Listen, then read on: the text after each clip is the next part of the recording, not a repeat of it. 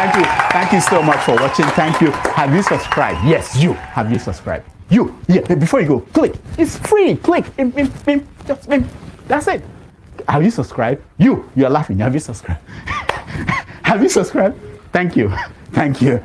Thank you. Hey, madam, thank you so much. I can see you. I can see you. We have to get to 100,000 subscribers. By the end of the year, how are we going to do that if you don't subscribe? Yes, you. Yes, you're about to click off. Why? Have you subscribed? It's free. If you don't, ask your son, ask your daughter. How to, just one click. Thank you. Thank you. I see you. Aha. Thank you very much. Thank you very much. I'll see you tomorrow. Thank you. Thank you so much for watching. Thank you. Have you subscribed? Yes, you. Have you subscribed? You. Yeah, before you go, click. It's free. Click. Just that's it. Have you subscribed? You are laughing. Have you subscribed? Have you subscribed? Thank you. Thank you. Thank you. Hey, madam, thank you so much. I can see you. I can see you. We have to get to 100,000 subscribers. By the end of the year, how are we going to do that if you don't subscribe? Yes, you. Yes, you're about to click off. Why? Have you subscribed? It's free. Hello, my people.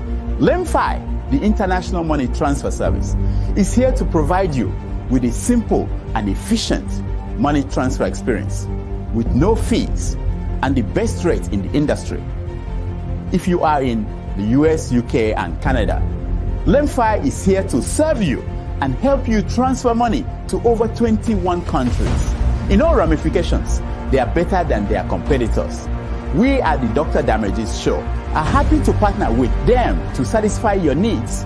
To that end, anyone who signs up with them using the referral code DOCTOR will get $30 cash back the first time you send $100 or more. From now until July 10th, 2024, LEMFI will enter your name into a raffle draw where you can win an iPhone, Apple Watch, MacBook, gift cards, and others. For an icing on the cake, the first 20 people to use Dr. Damages code DOCTOR will get a signed copy of one of his books, This American Life Safe or Chimamanda, The Adventures of Little Mermaid's African Cousin. Hello, my people. Never, ever accept because you are a woman as a reason for doing or not doing anything. All over the world, girls are raised to make themselves likable, to twist themselves into shapes that suit other people. Please do not twist yourself into shapes to please. Don't do it.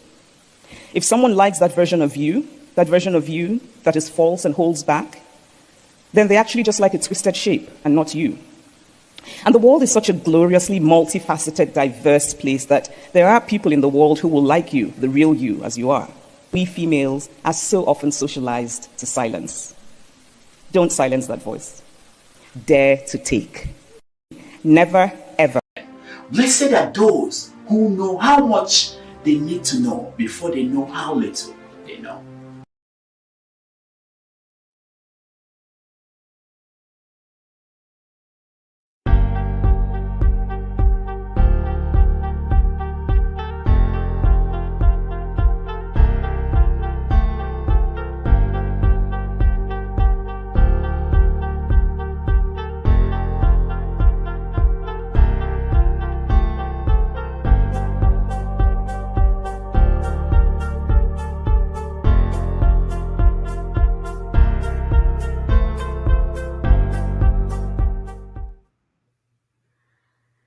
It's a beautiful evening here in Texas, everyone.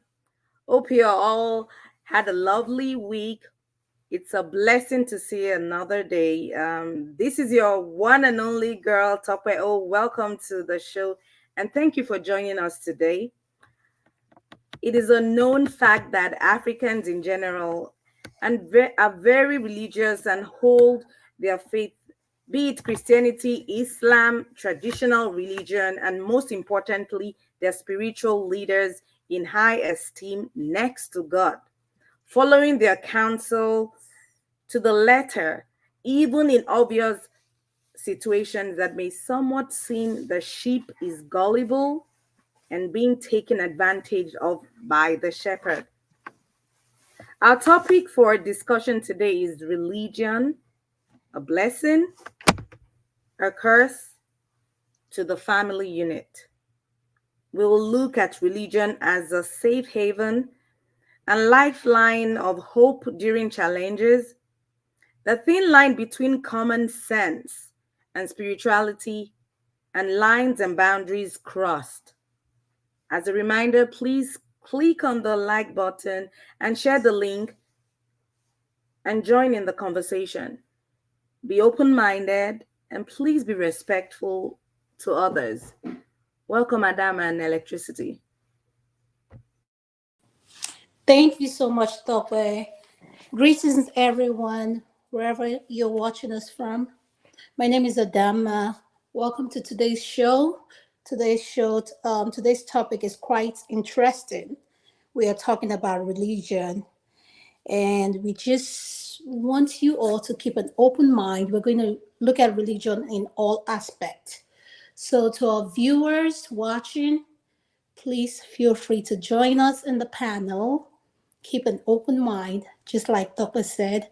Let's all be respectful. You don't have to like each other's opinion, but you can respect it. Thank you. Electricity. Thank you very much. Good morning, good afternoon, good evening, depending on your geographical location.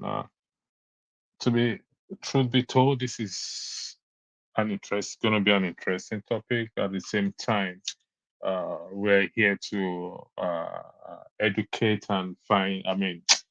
Uh, uh, just not to bash each other, but to highlight the hills in the society with the hope that we're gonna help one another to know the truth, and because it's important that we talk about this thing, uh, religion, a blessing or cause to the family unit. How we go about it uh, determines whether it becomes a blessing and a cause to the family unit and the society at large. Like the Topan and Dama said, we should keep an open mind. If you read the description, there are questions there for that we are going to explore and help each other to get to that place that we want to get to. So I yield the floor back to you, ladies. Thank you. Thank you, Electricity, for using the floor back. We're going to start with, do you want to start with that video? Is there anything you have to play to kick this off so that people can have an idea of what we are talking about? We all saw that video. I don't know if you saw that video this week of Prophet Jeremiah selling holy water, selling all kinds of things. Yes. Yeah. Selling all kinds Yeah. of things that I can't mention. Apostle Suleiman came and made his speech about people being against Christianity or whatever now. So my question is today, I am keeping an open mind, and for the record, I'm a Christian. I believe in God, and I believe in science as well. So my question is, what religion is doing to us? I am baffled to see how far people will go for what they believe in. But I'm nobody to judge, because if you believe whatever, that's your, I respect whatever you believe. But how far people have gone, and I feel a lot of our people have been taken advantage of, quote unquote, in the name of religion and Christianity. I'm not saying this is not happening with any other religion, the Islamic religion, other religion. We have Buddhism, we have Scientology, we have what do you call it? Jewish religion, things like that. I know each religion has its challenges or whatever they deal with. So, but my thing is the Christian religion in particular. Christian, yeah, I feel like things are getting out of hand. Electricity, what do you think? And back to whatever the question I asked you, do you have something to play in terms of what we're discussing? Thank you. Yes, please. I'll just play this video. Where?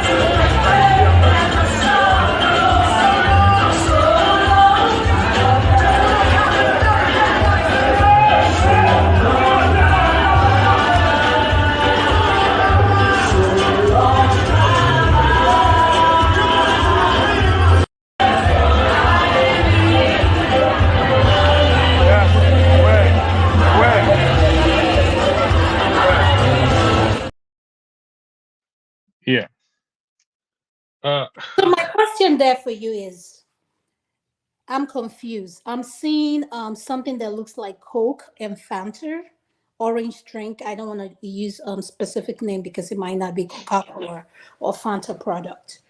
But my confusion is, what is this? Is this cleansing? well, that is what they call it, cleansing. But is it really cleansing? What I observed there is I didn't see any male in that line. Females all the way. So that is why it becomes confusing to me.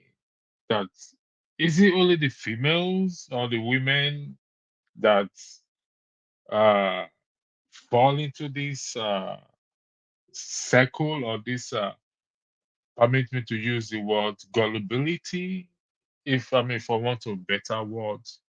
And how does that cleanse? What does it cleanse? Because let's say that is Coke and Fanta, the chemical composition. Uh, what does it clean physically or spiritually? These are the questions uh, that we need to ask and answer, and with the hope that we will help our people to get a better understanding of this. I don't know what it claims, and hopefully we will get viewers to come in who will join, panelists who will come and join in and help us to understand this. But from my own understanding of this cleansing of a thing, we only have one thing that has cleansed us in the context of Christianity, which is what? Which is the blood of Jesus Christ. And that is also by faith. It's not something you and I always see physically. So I don't know. I'll yield the floor back to you. Doctor, are you there? Doctor. Okay, I think she stepped out for a minute. My confusion is this is complete nonsense. This is, you know, that thing they say common sense is not so common. This is complete nonsense. And like you said, why is the line filled with a bunch of women? That is one thing that was so visible. Like, don't these women have kids? Don't they have businesses? Don't they have family? Like, don't they have a life? Like, why are we wasting our time on this nonsense? Nonsense. I don't realize what. And then the other question is, when people say is the level of poverty or the level of the hardship, what role does hardship or poverty plays in the way people think and look at religion and what they believe in? Because I feel like that kind of plays a role as well. Because you know how, I don't know why we are so quick to I don't say that miracle doesn't exist, but I noticed that we African, we are like, there's something about miracle that does this to our psyche, that people are so drawn to it, even when they are being manipulated. They are quick to believe these things, and they go there for how do I say it? Cleansing. They go there for results. They go there for all kinds of things. Childbirth. There was a segment he did with the guy that was blind. Remember that guy that said he had glaucoma? I forgot what he said he had. And he said Yeah, his I think pastor told it's him. glaucoma. Yeah, Yeah, you're he right. said his pastor told him something instead of him going for medical checkup, believing on what the pastor told him. That is why he is blind today. And that broke my heart. So, can you imagine how many homes that have been destroyed by this so called men of God? Over to you. Yeah, the question or the intriguing thing is, are we whose fault is it? Is it the shepherds or the men of God, or the individuals who fail to read the instruction book? Just like okay, if you go to, if we men, we don't read instruction. We buy a computer, all we want to do is just plug it and just start to work. That is meant for you. But this is a matter of life, something that dictates one's life. I believe if we people take time to read that instruction book from reading the Bible, which I've often argued here that it should be treated like every other literature book, is where God says his people perish for what? For lack of knowledge. Knowledge of what? Knowledge of God and his ways. So the question is, this thing, this cleansing we are seeing, are they actually the ways of God? That is what the issue is. So I yield the floor back to you.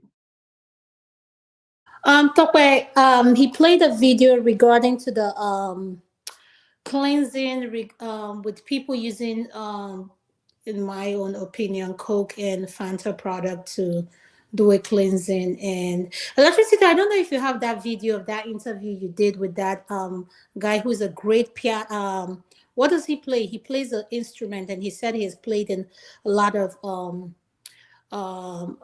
concerts. I don't know if you have that video, so our viewers can get to understand what we're talking about in regards to the miracle. But if you don't have it, in regards to listening to the pastor, but if you don't have it, that's fine.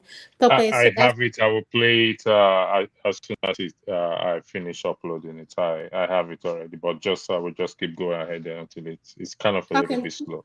Thank you. All right, no problem. Thank you, Tope. Over to you.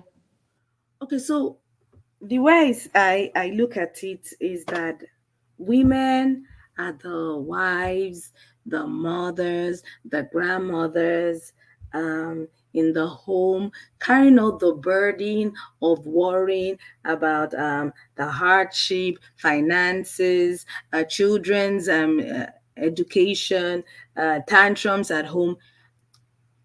And they have a lot of burden and, need a listening ear to fall back on. And that's how they end up falling victims of relying on either their pastors or alfas or babalawos, traditional um, pastors, if you will call them, and end up falling victims of, being gullible, being advised to do things that wouldn't make sense to the normal human eyes, such as that clip that was played with a pastor pouring in, Coke and Fanta and using that to anoint or cleansing, believing that that will solve any situations or hardship people are experiencing. People have been found to resort to their spiritual mentors in cases where they should go straight to the hospital for medical um, situations. People have had challenges in their marriages where they needed help to actually seek help from a therapist or some sort, and Medical result. practitioner or Yes, stuff like that. Yeah, yes, and they end up with going to. pastors. Yes, and people do crazy stuff.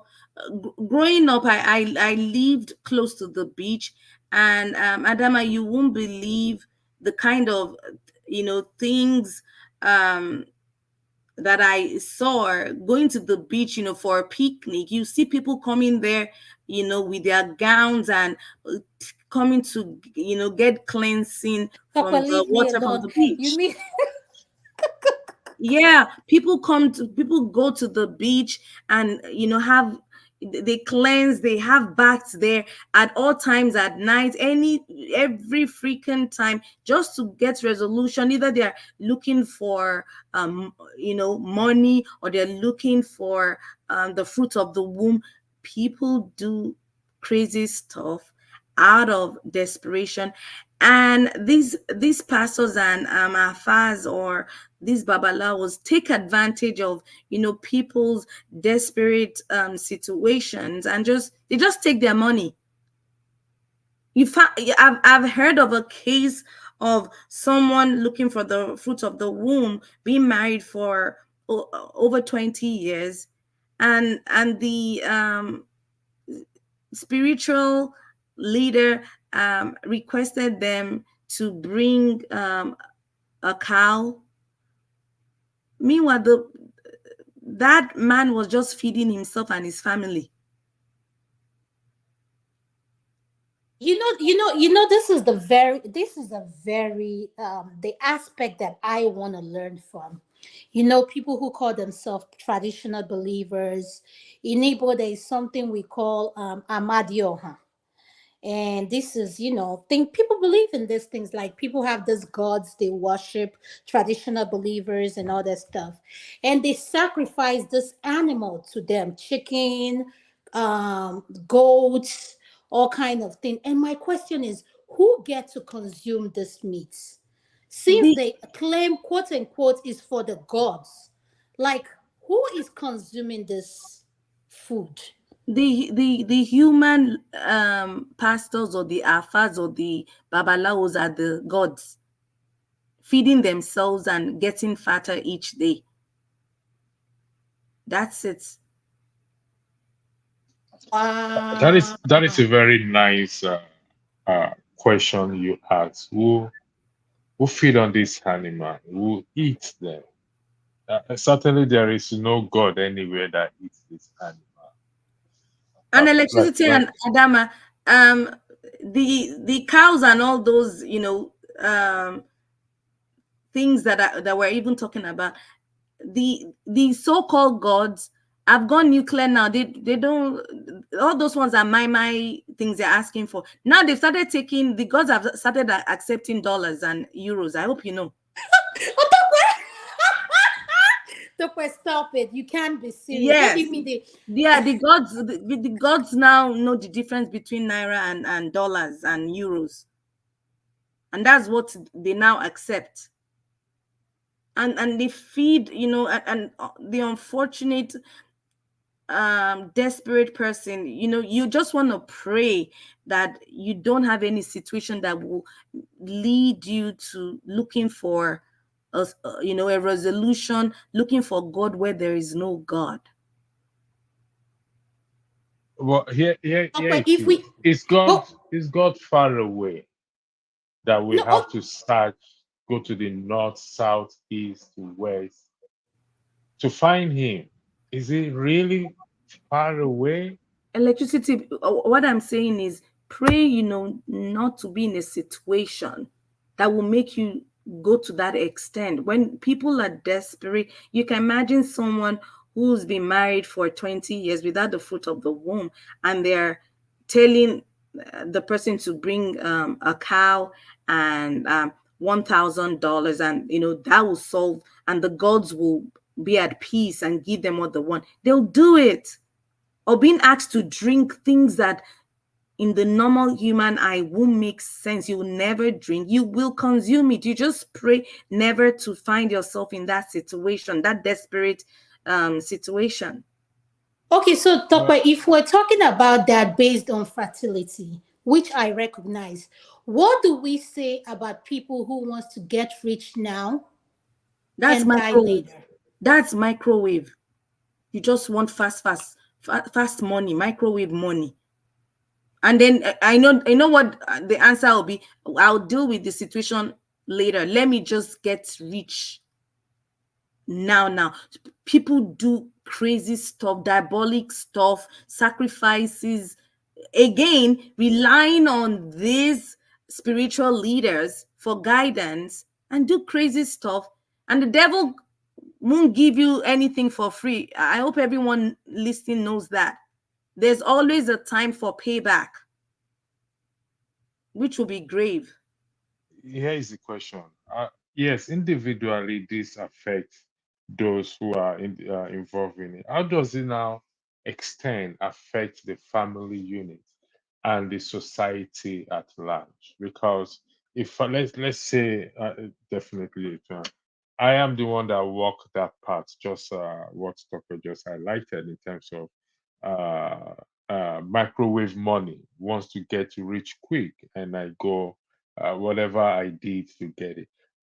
How does it affect the family, a family unit, and the society at large? I don't know. So if I did something to get rich quickly,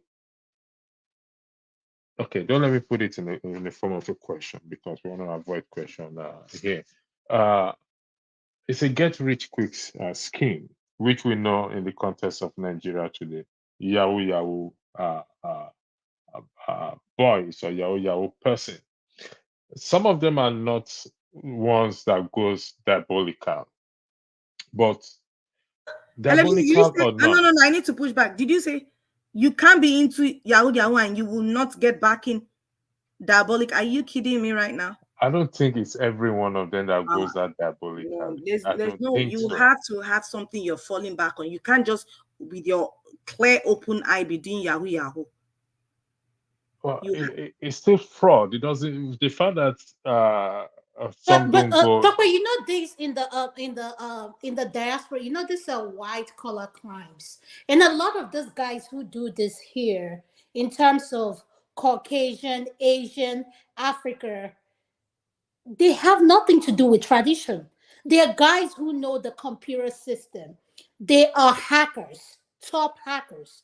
These guys know when it comes to, I mean, they speak so smoothly. They are so trustworthy. So many things about them they will get, you know. But in the African setting, what we see is when you're talking, we're talking where I think you're coming from is people back home tend to back their up with a spiritual godfather. Takwa, is that what if I'm right, that's what you're saying, right?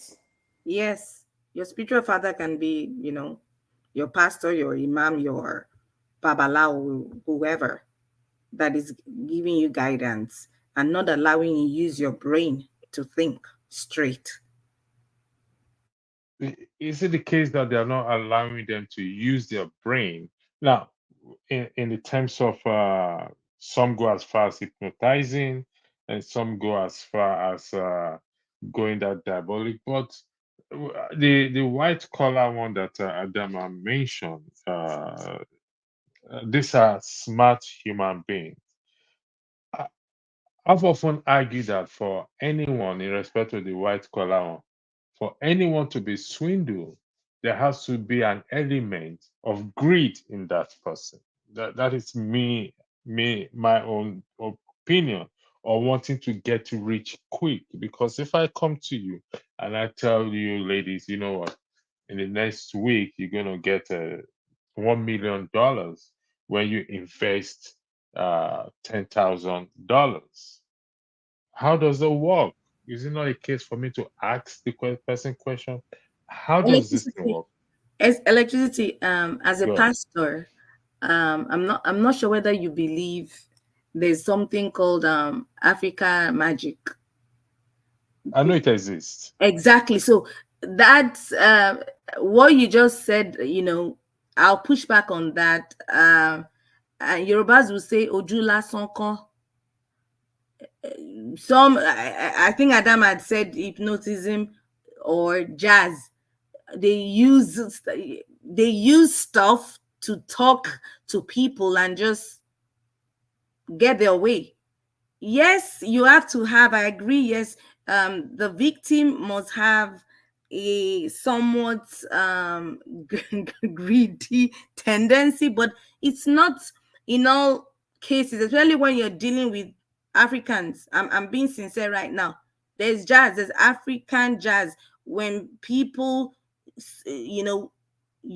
speak, and they've used some mumbo jumbo jazz, they can get you to do what you wouldn't on normal circumstances do. Things you wouldn't do, you will do that, and that's how people get swindled and do crazy stuff. So how would you explain a situation where someone is going to her spiritual leader looking for a child, and the spiritual leader is stating the way out will be him having sex with the woman? That's the solution. Okay. Okay. Let me weigh in into that. Okay. As a woman, is spiritually that telling her that I need to have sex with you? She's married. I need to have sex with you before you can get pregnant. That should ring an alarm bell to her that no, how is that? You have to have sex with me before I get pregnant. Common sense dictates that you are not my husband in the first place. We're in the context of that she's married. And if you have sex with me and I get pregnant, certainly it is not my husband's child. It's going to be your child. These are the things that uh, ring in a normal person's head. But like we stated earlier, this is a matter of trust and betrayal of trust that I trust this individual to give me a good counsel and a good guidance, but he gave me a wrong counsel. So, is there any hypnotizing involved in that? Is there any diabolic means involved in that? I'm going to read something out after you ladies speak. There's something I want to say. Topper says something that is so true. Until you are in a desperate position, the way your mind thinks, the way your mind works is different. It's just like when there's an emergency, there's a strength that comes from you that you never expected that will come from you. If you ever had an emergency, let's say something happens to your child, your loved one, you're quick to act. So let's play this scenario of women who are desperate to have the fruit of the womb. They've done everything.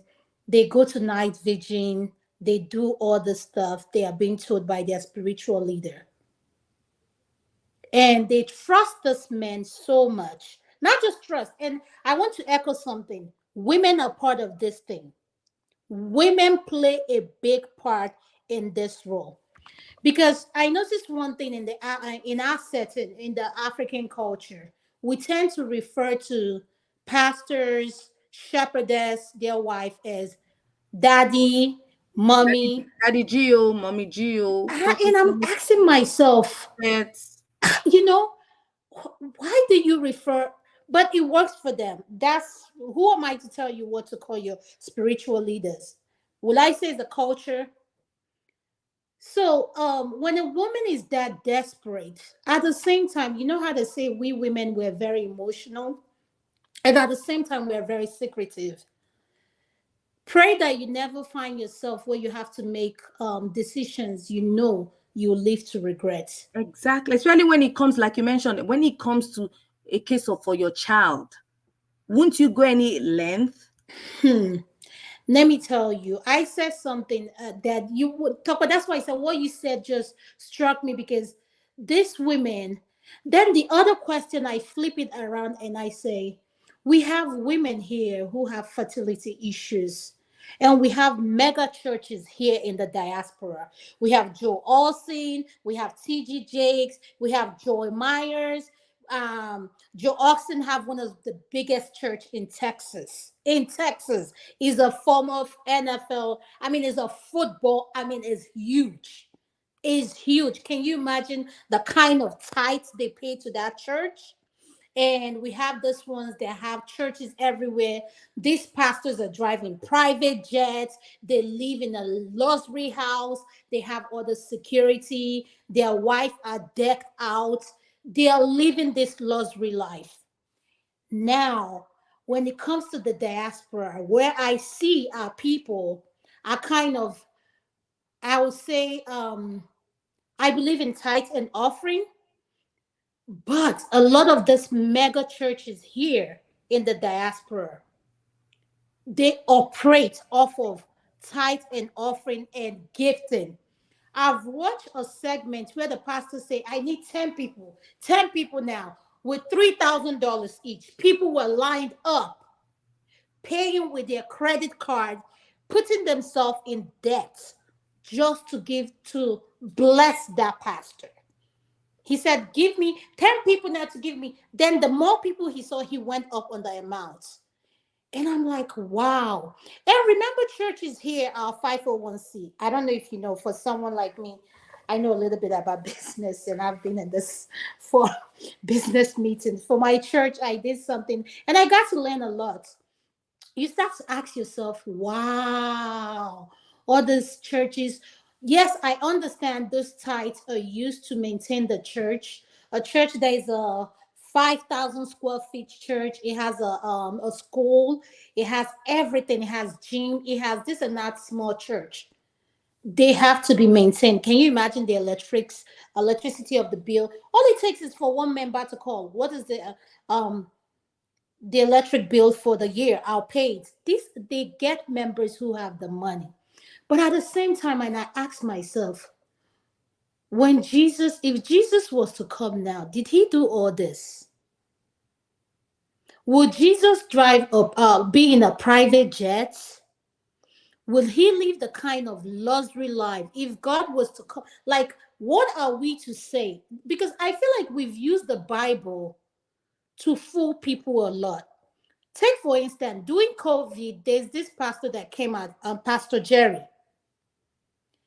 And That's I my don't know if you pastor, guys have met. Adam. That's my Huh? pastor. That's my pastor. You see, What Jesus every cannot time do, this cannot man has a explain. prayer night, you have close to 10,000 people on YouTube. He's one of the top YouTubers in Nigeria.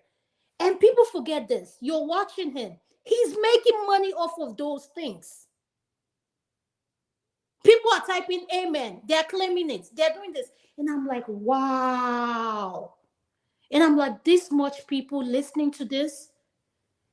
And here we are begging people to watch our segment, like click the likes, click. As soon as anything prayer, miracle come up, speaking in tongues, all this stuff. I'm like, wow, I'm so amazed at how people are so involved in it. And he will, I've heard him say things that happen to people. He will call out something. He said, there's someone he's seeing right now. But do you know one thing I noticed? When these people are living their private life, as much as they believe in these miracles, they see all these things.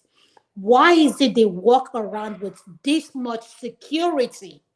They have people guiding them, protecting them. They drive bulletproof cars.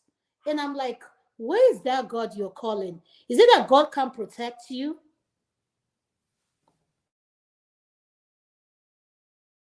Yeah, Adama, you asked a very valid question. Did Jesus do all this? I hope I'm correct in that question. Yeah, that I'm putting it right. Did Jesus do all this? Because we're in the context of Christianity. The answer to that question is no,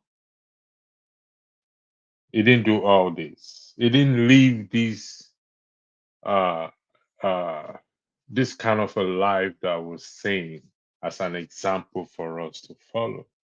He even warned the rich not to be high-minded.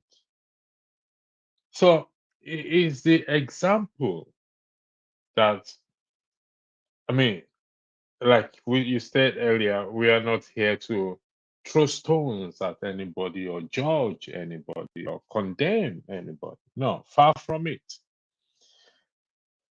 He didn't do all these things. Uh, uh, if I have to work with bodyguards, then the question is, who protects my members? If I preach to my members to trust in God,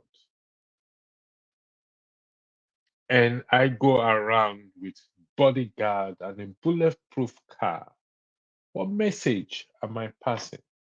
Who pays for these bodyguards? Let's be realistic here. Who pays for these bodyguards? The tithe How do I and make? the tithe and offering. Let me see. Okay. The Titan offering, is that what the Titan offering is meant for? That is another thing we have to delve into. Is that okay? what is the essence of faith? How many, like I said, the scripture, the Bible must be seen as a literature book in the sense that it must be treated with the same language, the same senses when we're reading it. How many of the prophets or pastors in the past walked with bodyguards? That's another question we should ask ourselves. How many of them? I mean, I'll give an But example. John the electricity, you right, have the right. answer to the question in terms of that's what I'm saying. People who go to this church, I'm talking about these all these churches we're talking about, mega churches. Okay. Topper, remember that video that happened where this particular pastor, this lady came to give a testimony about how long it took her to get a degree. And the pastor was shaming her. She made a mistake in her degree. The How she, police, the police. yes, yes. And next thing you know, she became famous for it. Even as much as the pastor talked down on her and asked her question, "Are you sure?" And when I watched that video as a man of God, maybe it's just me, my own personal preference. If you want to correct someone, please, there's something called doing it privately, not doing it in a public space. That is just my own personal preference. But the way this lady was shamed and the way she took it, because this is her daddy G.O. talking to her. And I'm like, what? This is a mom of how many kids? She was so proud. She worked hard to get that degree. And the message was lost, sharing her testimony of how long it took her to get there. And this man came out and said, I'm going to buy her a phone. I'm going to do all this. And I said, wow, I'm sorry. This, like, the apology to me was not an apology. It was like, oh, I made a correction. She knew she was, that's what I understood from whatever statement he made. But the truth is, why is it our people so drawn to anything miracle, prayer, fasting, worshiping? They leave their time. You see someone looking for a job, instead of you to go put in a job application. Yes, the economy is bad everywhere. Even here in America, we are still in a recession. People are trying to recover. But you see people, they spend so much time in church, then they spend so much time trying to improve their skills or life. And I ask myself, yes, I believe in the Bible, but the Bible also say heaven help those who help themselves. The Bible did not say just pray and miracles will happen. In order for those things to manifest, you need to do your work first as a human being. But what I don't understand with our people is they get so drawn to this thing, they get so drawn to it that I'm so amazed. Like when Pastor TB Joshua died.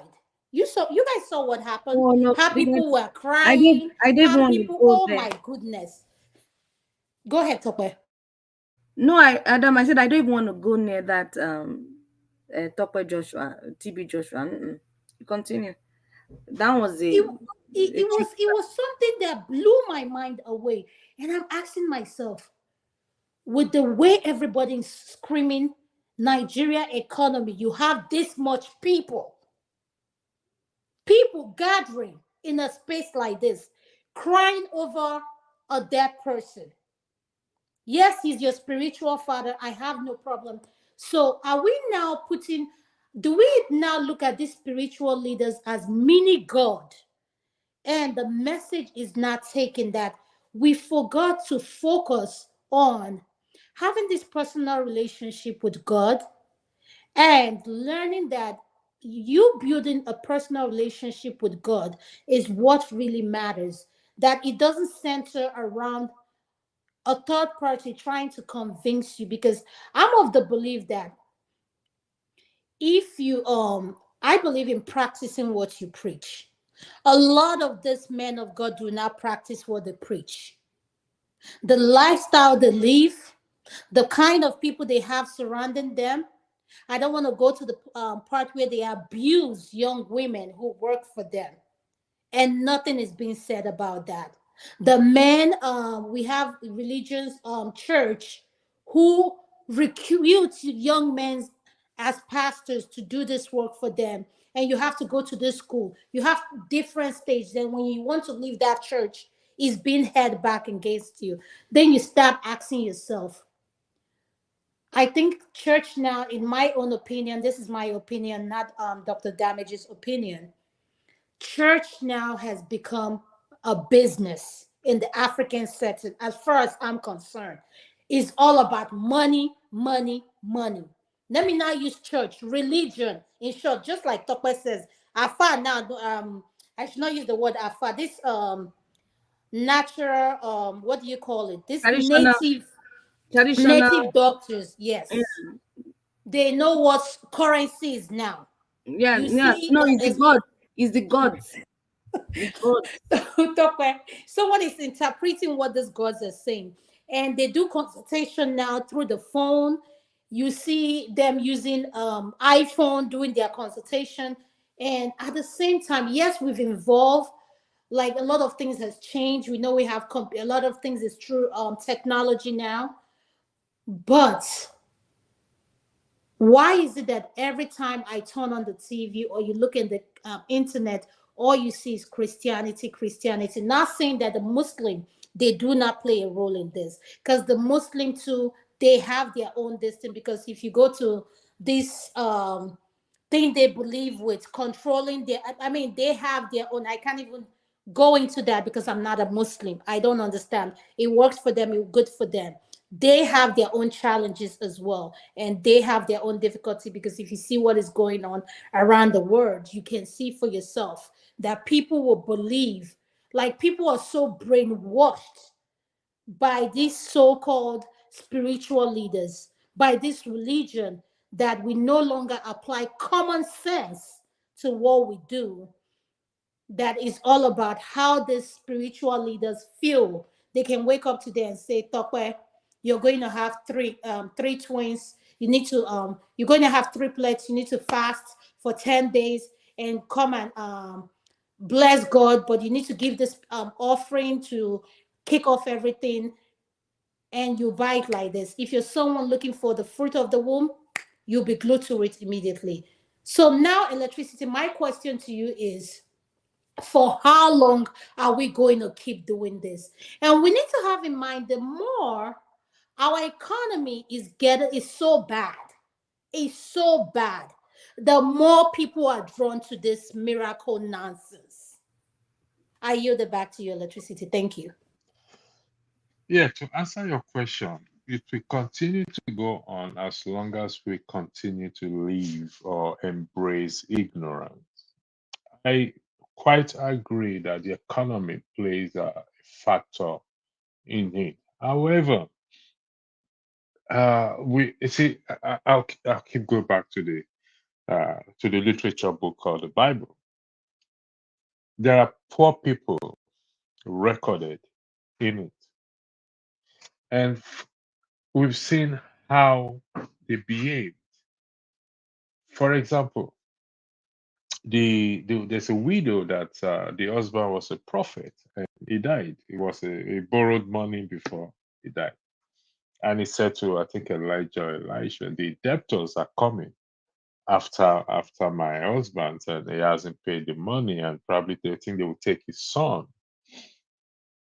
And Elijah asked him, what do you have in the house? And he said, I only have so cruise of oil. It's okay. Go borrow cruise of oil. Go borrow some vessels and start to put. The key thing is faith in God, trust in God. If that is missing, there's nothing anybody can do about it. If we can have that faith in God, and this is why I said this podcast is very necessary. And I understand in terms of desperate situation can drive people, particularly in the context of just looking for the fruit of the womb. If you ask them to eat anything, they will eat it. If you ask them to eat human being, they're going to eat human being. Unfortunately, that is the way it is. Or even those And looking for riches, sorry, electricity. They will do sacrificial, funny stuff that just for money. yeah. Uh, the richest one, in my own view, in my own this thing, I believe they can. That is uh, comes out of greed. But the one of the fruit of the womb, every woman, I mean, the woman, every woman that desire a child wants to have a child, and when they don't have it, it becomes an issue. And if only, like I often said, if only we can take our time and read this Bible, then we will understand that everything that requires there is just simple faith and trust in God. Are there women in the Bible who have never had kids before? The answer is yes. Do they go searching do they go from pillar to post? The answer is no. An example has been set for us to follow. And if we choose not to follow that example, then we will fall prey to this man. Because, like we often say in politics, the citizens have responsibility as much as the leaders. Also, members have responsibility to check. There's what we call checks and balance in the scriptures. Are you telling me the truth? I gave an example the other day. Sorry, I'm taking time you this but I gave an example the other day. My daughter listening to a podcast when the man was talking about the Antichrist, and he said the Antichrist does not reflect in the Bible. It's not written. You won't see it written. I was busy doing something else that has nothing to do. I think I was setting up the podcast or whatever it is. So when I heard it and I said that is not correct, and she said, "Dad, what do you mean?" I said, "No, that is not correct. Its intention is not to mislead, but I said that is not correct." I said, because the word Antichrist reflects in the Bible that only once. And she said, show me. And I'm going to pick it. And I look for it and say, look at it here. It reflects once in the Bible. So if you know these things, it gives you that edge. It puts you on that edge not to be deceived. As Jesus said in Matthew chapter 24, verse 4, take heed that no man deceive you. See, take heed. I have a responsibility to take heed. I yield the floor back to you. Thank you. The floor is to you, ladies. Yes, I can hear what you say. Could you please play the second video if you don't mind? Thank you. Uh, let's see if this thing has upload. The one about the young man, the guy that was Yeah, playing there was a his video you father. highlighted about the water being sold. Can we talk about that? And after Okay. that, we're going to switch. Let me highlight the because G2. Yeah, I don't know if you are seeing this clearly. Yeah, I'm after not that, we're sure. going to switch the topic a little bit so as to we've been on this religion thing for an hour now, so let's try to switch it up. Can you see this video? Yes, This I can see it. So Yes, I this can is see it. from Thank you. Jeremiah 5:1 is selling. This is the pool of Bethesda water. Okay, no, let me go to it so that the viewers will understand. Go back to here. We'll start from the beginning. Sorry about giving me time. So this is miracle and healing water for $6. This man is in Nigeria for crying out loud. My question is, why are you using US dollar? Why not the Naira currency? Why not Nigeria currency? This man lives about 6 or maybe about, no, let me go back, 10 kilometers from me. I know where his church is. So that is one example we're talking about. Triple impartation miracle water. What is these are the questions people should be asking themselves. What is triple impartation miracle? What does triple impartation mean? What are you imparting? 10 US dollars. This is another one. This is the pull up Bethesda, 4 US dollars. And this is what's it called? He said, just bring it, 14 US dollars. Bring what? You see, these are the things that people should be asking. We should be asking This money questions. making machine, electricity for the pastor. It is money making machine. However, are people asking the relevant question? That is the crossroad we are right now. Because listen, if we're gonna follow Jesus Christ, then we have to do like what Jesus Christ. A lot of people ask him questions. Only once Jesus Christ did not answer the questions. He said, if you can give me an answer to my question, I will also give you an answer to your question. That was in reference to the baptism of John the Baptist. But he did not give an answer to his question. And he said, you know what? On this occasion, I'm not going to answer your question either. But for every question they ask him, he answers. So here is my problem with people. Why can you not ask your uh, shepherd or your pastors? Why can you not ask them questions that you feel does not sit well with you in the scripture? So these are the things we will talk about with the hope that we'll be able to bring, like I said, it's not to bash anybody, condemn anybody, or judge anybody, but it is to help to bring just in politics as well too. I'm not bringing politics in the same way we've not read the constitution and we keep bashing the constitution, even though the constitution is not a problem, is because some of us have failed to read it. And we just go with what electricity said, even though electricity itself have not read, hypothetically have not read the constitution. The constitution is our problem. It's bad. Religion is our problem. The Bible is our. No, it is not.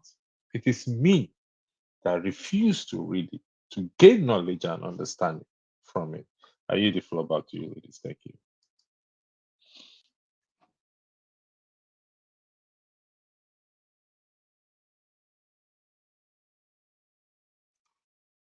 Ladies, the floor is to you. We'll be sharing the link. Please join in the conversation and join us. Electricity and Adama, can you please share the link? Okay.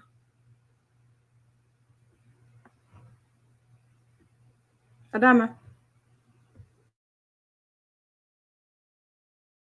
I'm sorry, I didn't even know I was muted. I kept talking. So, in terms of the products he displays, my question is, who are the people buying this thing? Who are the people for real? Who are the people buying all this water and everything? People desperate for answers, And Adama. why are they paying in dollars? If the church, like, why are they paying Because they dollars? believe when they buy the holy water, anointing oil, their answers will be, or their problems will be resolved according to the man of God. That's the situation. So, So, according to so if they buy it in naira, what will happen? No, What if they buy? they'll probably buy it in naira. They'll just do the conversion, but it's more appealing to have the the gods understand Dollar dollars better right than now. naira. Yes, because I told you they will accept the naira, but the gods accept dollar first Alaba. because it's stronger. I apologize. This is not a laughing matter. What I said is not a laughing matter. Yeah, like I'm going to repeat for emphasis purposes for the audience and those who will watch it later on. the purpose of this segment is not to throw stones at anyone or to judge or condemn anyone. It is for us to learn. So I would like to emphasize on that. I yield the floor back to you, ladies.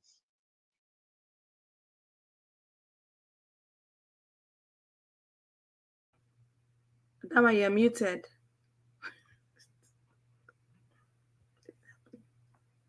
Okay, I Muting think thing. she's muted. Yeah, Huh. I'm sorry. Tope. So the shirts. You know, another thing. Things have been added to this.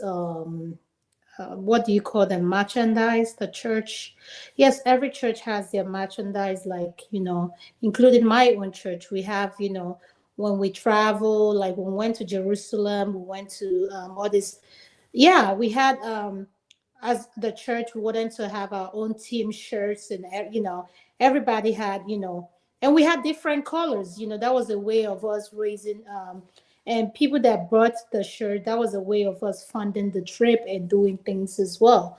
So, but church personalizing things, this holy water, and I don't know. I'm just lost. Maybe my thing is it that if you're having a hard time, you're having a headache, you apply that holy water to your body, like, and we keep talking about the Christian religion. Now, can we shift it a little bit to tradition? And we have other religion called Scientology, people who believe in science. Yeah, but You I think know, that one isn't common from our own part of the world. You find mostly Christians, Muslim or traditionalists. Scientologists, you find that more in Western world. Are you sure that Scientology does not exist in Nigeria? I'm not saying it doesn't. I'm just saying more, Yeah, more. but I think we should. It's part of everything. We must not push anything aside because it grows by the day. For example, this Yahoo thing starts very little and it grows. It will continue to grow. It's part of a religion that we have to talk about. I don't know much about Scientology, so Adam, I believe you know more about it. If you can, no, no, no, no. I uh, don't know much about them. I read a book about them. It's amazing what they believe in and what's their protocols, what they do. And is I have read some like I it's like the Quran. I have read some of it, but the English version, I don't know Islamic. I'm someone who reads a lot. Like when I'm curious about things, I get to do my own research. But at the same time, like I said, and I asked this question when this segment started, the traditional belief when they give others animals, like Tokwe said, the people who end up consuming these things are the Gods, people who in God. They say it's for the the gods. human gods. The human, and what baffles me, they say they're using these things for cleansing. So my definition of what cleansing is, and let me not look at its medical terms or like cleanse. I'm like, how can you consume or you're casting away evil spirits, whatever? How this? Maybe Topper is me. I'm not. I'm thinking too much into this. I'm lost. Can we talk more about the traditional aspect, because that's another thing that is so big too in our community. Tradition, like in the Igbo community, they call it. I'm using Amadioha, which is the common word, the common words. And if you and I said Babalawo. in Yoruba they call it babalawo. Like I think different dialects have what they call it. So no, no, babalawo is the person that interprets what the god says. Right? Stop. Am I wrong? I believe so. No, Babalawo can be now. Amadioha is like a god. Like they worship, I know of this thing. I saw a video I saw of the internet. They said this guy he did a true crime. Daniel was another place I watch. He's on YouTube, and he says there was a segment he did about this crime where people go to this shrine if someone is owing you, and this particular shrine is in Igbo land, and you will come, you present your case, and you give that person like 2 weeks to come and clear their name. And Tokwe, people who have gone to that shrine claim, quote unquote, that it works. And I'm like, wow. Dama, run it by me again, please. I was trying to figure out what you're saying. Please. I should Hello? what? Yeah, say that Can you again. run it? Can you run it again, please? Can you run it by around that? I'm trying to get what you're saying. It's a shrine that people go to that are being owed money. Like if you like, this shrine is where they go to settle cases between, let's say, okay, let me give for an example now. Let's say me and Tokwe had something going that had to do with money, and I had this agreement with Tokwe, and Tokwe did not show up on her part. And I've been trying to work out things with Tokwe, but Tokwe has refused to see things. Then I take it to this place for them to settle it. Yeah, they have it in Yoruba land too. I forgot. That's yes. You're familiar with Yoruba. Electricity. I think that's what they call Ailaila or something. Is it Ailaila or something like that? Have you heard of that? I've heard of it, but I really don't know Yes. what Most it people really always, does. yeah, most people always say politicians in Nigeria should be swearing to that before they take their oath of office, that they will serve the community well and justly without corruption. And yes, Adama, people believe in it. People have testified that that thing actually works. They call it Ailala in Yoruba. I think I don't know what you said. They call it in Igbo. Is that the amount they are? No. Okay. This one is a shrine. Yes, it's Ailala. Yeah, I don't know the night. The shrine has a name. When I watched this segment, and he posted everything, the guy that contacted him wanted him to cover and gave him everything. And I was like, wow. And the person showed up. The person, they called that person's name, the first name, their last name, and they will summon that person. The Mazi And Prince says it's called Alusi. oh, I Alusi will see. in Igbo. You see, and I'm like, what? And yes, as Africans, we have traditions. So my thing is, does this tradition do they work here in the diaspora? I'm just, asking. When you say do they work in diaspora, I need a context in terms of the same way it works in Nigeria. If they perform it in diaspora, does it also work? Is that what your question you're asking? Yes, if I'm able to, if these people, like these people who call themselves the eyes of the gods, I'm using this term. When they come here to the diaspora, be it Europe, America, wherever in the world, do they still see those things They have, that I they hope you know. see? Yes, Adam, I hope you know there's Babalawo in Chicago. They have it even in the UK, just so you know. They have Babalawos there. Wow, okay, Yes. interesting. Mm-hmm. I see. Yeah, it is to me personally. Where does it take us to? Where has it taken us to in the African context? Where has it taken us to? I will come back to you. Just need to attend to one or two things. Thank you. Um, Adam, I want us to talk about it in regards to the family unit, especially when it comes to children. Do you know how many kids have been victims of this form of ignorance that parents have,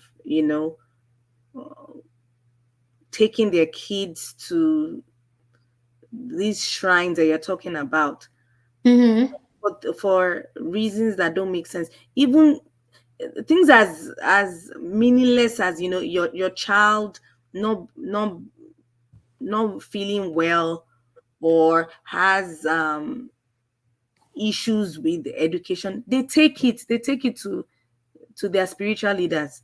Okay, so okay, Tokwe, if we do all this, why is it that when we have our presidents, senators, people who are in politics, since we are people who believe in our culture, let's say, for example, now, let's say when what's his name, Jonathan was in power, they go to Jonathan village, they look for the strongest house, the strongest. When I say strongest, I mean the strongest.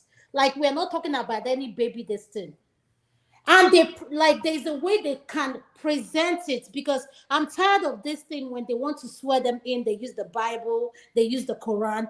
Let's use our tradition in swearing this our presidential, like, government, ministers. Let's bring it in. Like, how can we incorporate that into our politics? But Because I feel that's what I mentioned earlier on, that people have advocated for it, that they need to be going to all these Alusi and all this Ailala and be swearing before they take their oath of office, and all this corruption that they deal with now. Fear go they catch them. yes, because I feel like if we incorporate this in our culture, because everywhere you go in the African say, oh, that's not our culture, that's not our culture, that's not, but everything Western, we copy it. Nobody likes the new iPhone more than Africa. The new Samsung is making a killing when it comes, like, everything we copy it. But when it comes to things, they will say, oh, this is not our culture. So I think the government, this is my own personal opinion, and if I have that strength, like, I can change.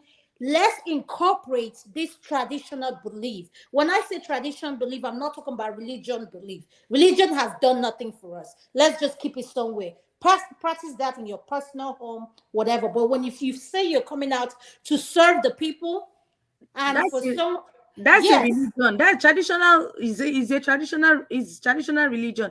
And those are the gods that have started collecting dollars. Adama. No. Toko, when I say the gods, you have to find those gods. Those ones you can invoke. You know how you watch all these Nollywood movies where Movies. you now, hypothetical, where you invoke something and everywhere will go dark. Those are the things when you're swaying these people in. There's a special costume you have to put on to them and let them realize that what they are taking an oath over. If you say you get there, you're not going to perform, this thing will strike you immediately. That is just my personal belief, because religion has done nothing for us. And live, yes, we are very educated, we are very enlightened, we are very, like, when it comes to anything education, Nigerians are there, we are there.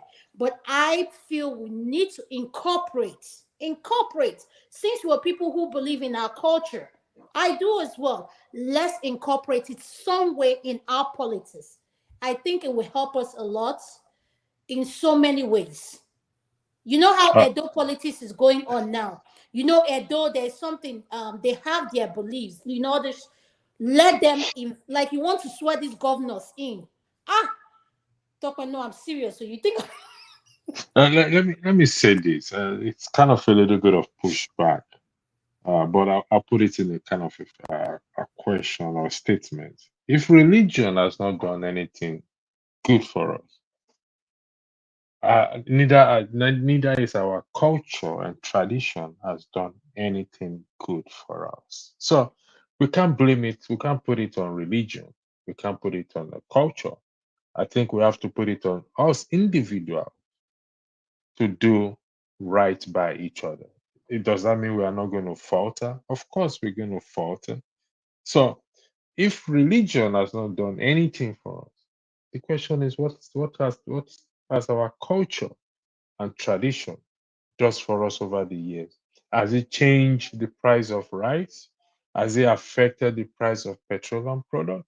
Has it make school fees cheaper or whatever it is? So where do we draw the balance? Now we will come to this back again, time permitting. Before we discuss, I want to throw a spanner into the way. Before we discuss interfaith marriage, I want us to discuss the issue of the lady in Canada. Again, copyright infringement. I can't play some video. It would have been nice to play that video. I thought KJ was going to play it this afternoon, but I think due to copyright infringement, he couldn't Why do we play keep it. saying copyright infringement and we have other people playing it on their, like, I don't get it.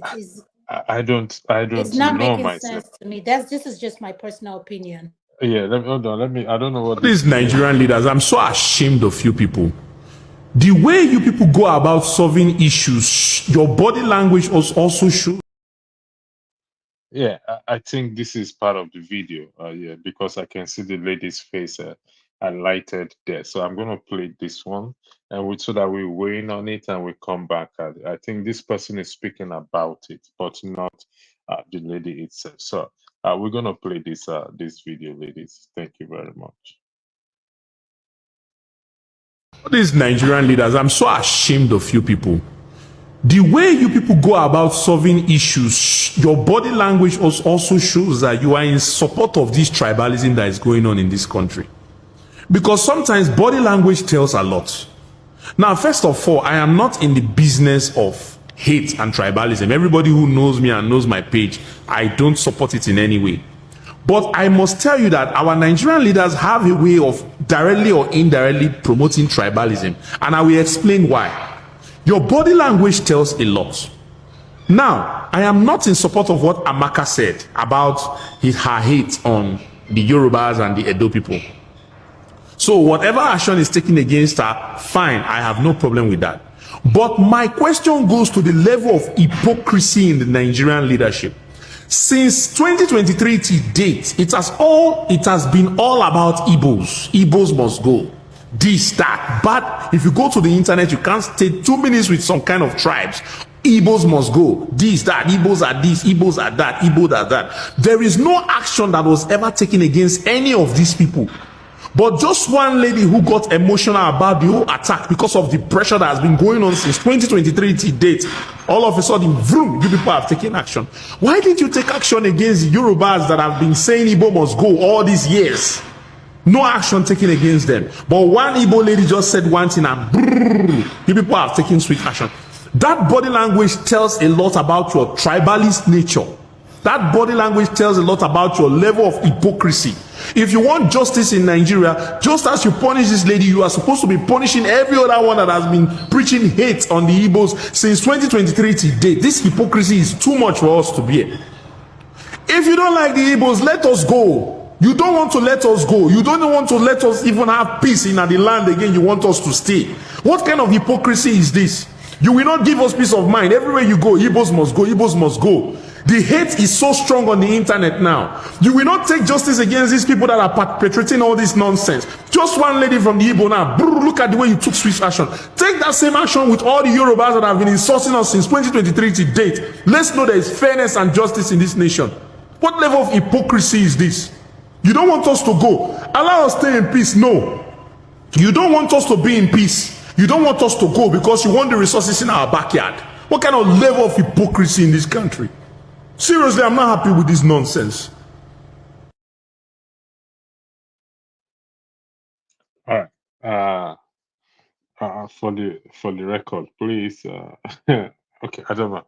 I'll yield the floor to you first, please. Go ahead. No, go ahead. You can speak. Then I'll wait. Go ahead. You can speak. I believe most of us have watched the video.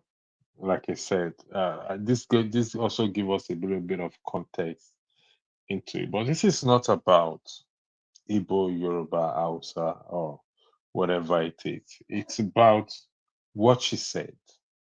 Now, a lot of people have been making excuses or have been hearing excuses about that.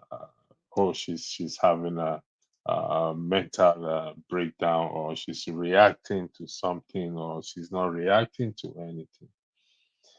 But if we pick the words one after each other and compare and contrast to previous comments or statements that have been made in the terms of bigotry and all those things, all bigotries are condemnable.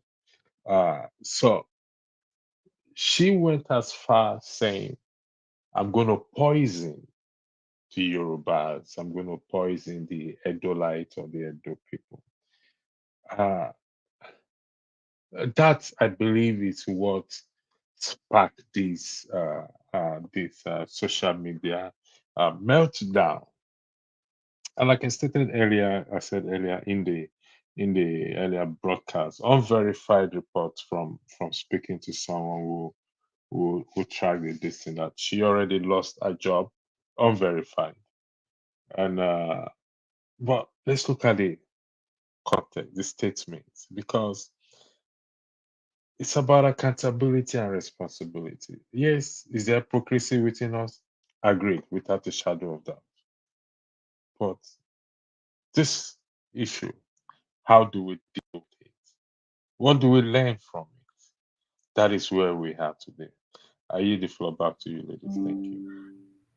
Briefly before, welcome Kene and Jonaba. Before Thank I you. pass it over to both of you, in regards to that lady, to be candid, um, I personally feel she wasn't treated well. We've had bigots in Lagos. We've had the Oba of Lagos wanting to chase Igbos years ago out of Lagos. We've had MC Oluomo during election criticizing Mama Chukwudi if they don't vote for a particular party, and nothing happened. They're still walking the streets of Lagos. So I'm not, and just to be clear, I'm not supporting because I actually listened to the clip and heard everything the woman said, electricity, before the show. Yes, it was wrong, but all those other people have done so many things in the past against Igbos, and nothing happened. Igbos lost their shops, burnt their shops in Lagos. So many horrible things have happened to other ethnic groups in Lagos. The Yorubas did, and nothing happened. So why are they now trying to chastise this woman? Yes, what she did is wrong, but what are the other people walking free? Kene, welcome. Yes, Have you yes, have you no, have you thank you. finished up where Yes. Yeah, before I can speak? Are you done? Yes. In regards to what electricity just played, electricity Tokped, welcome Uncle Jonaba, welcome Kenneth to the show. This is my own personal opinion. First, I disagree with what she did, and I've heard people make excuses in terms of her mental health. Like I said, this someone who believes in science, if you need help, please seek help. Psych, whichever help, whatever you're going through, please seek help. We cannot keep making excuses for people's foolish behavior. Now, I'm going to use an example here in the diaspora. Black men have been locked up here in the diasporas for crimes they do not know anything about, or something that they couldn't prove they were not part of those things. And until Black Lives Matter came up, even with Black Lives Matter coming up, a lot of things they did came into question. So, in other words, what I'm trying to say is it takes one person it takes something for that change to start. Am I going to go back and say the Igbo people were not discriminated against during the election? Yes, as an Igbo woman, I can say that. We are past the election right now. We need to focus on healing and bringing our people together. You cannot come together if you keep going backwards. That is my personal opinion. We need to focus on things that are happening now. What she did, what she said, I, as a woman, I completely condemn what she did. She had no business putting her face or saying that That is a threat to life, whether you mean it or not. Whether you were high, whether you were doing anything, we should not excuse bigotry. We should not excuse hate. We should not tolerate it. We should not excuse it. At the end of the day, what is right is right. What is wrong is wrong. We will be held accountable for our action. It does just only affect her. It's going to affect her spouse. It's going to affect her child. It's going to affect her family member. Can you imagine the amount of stress this woman has brought upon people who are tied to her? So we need to look beyond that. When we come on this platform, we say things, we need to think about people who are watching. Call it what it is. It is a hate speech. It is wrong. I'm not going to sit here and start blaming this ethnicity over this ethnicity. I'm tired of this tribe thing. It drives me nuts because at the end of the day, I'm speaking from a when you come to the hospital, you don't care who I am. You want treatment. You want to make sure you're in the best hand. We all here, all of us in the panel, we bleed red. So we need to stop this hate. It has to stop. Quit excusing something that has no, we cannot be making the reason, oh, Igbo people did this, yes, Igbo people has been through a lot. But at the same time, stand up for what is right. We have to heal. If we keep making excuses and going back to what happened, we are not going to move forward. Yes, what happened may have caused trauma. Get therapy for it. Stay off the internet. You don't need to be on the internet if you know what you're watching is going to affect you more. That's my suggestion. You don't need to come online. So let us learn to promote love and not hate. Thank you very much. Thank you, Adama. Welcome, AY. Hey, can I add to what Adama said? No. I was next, please.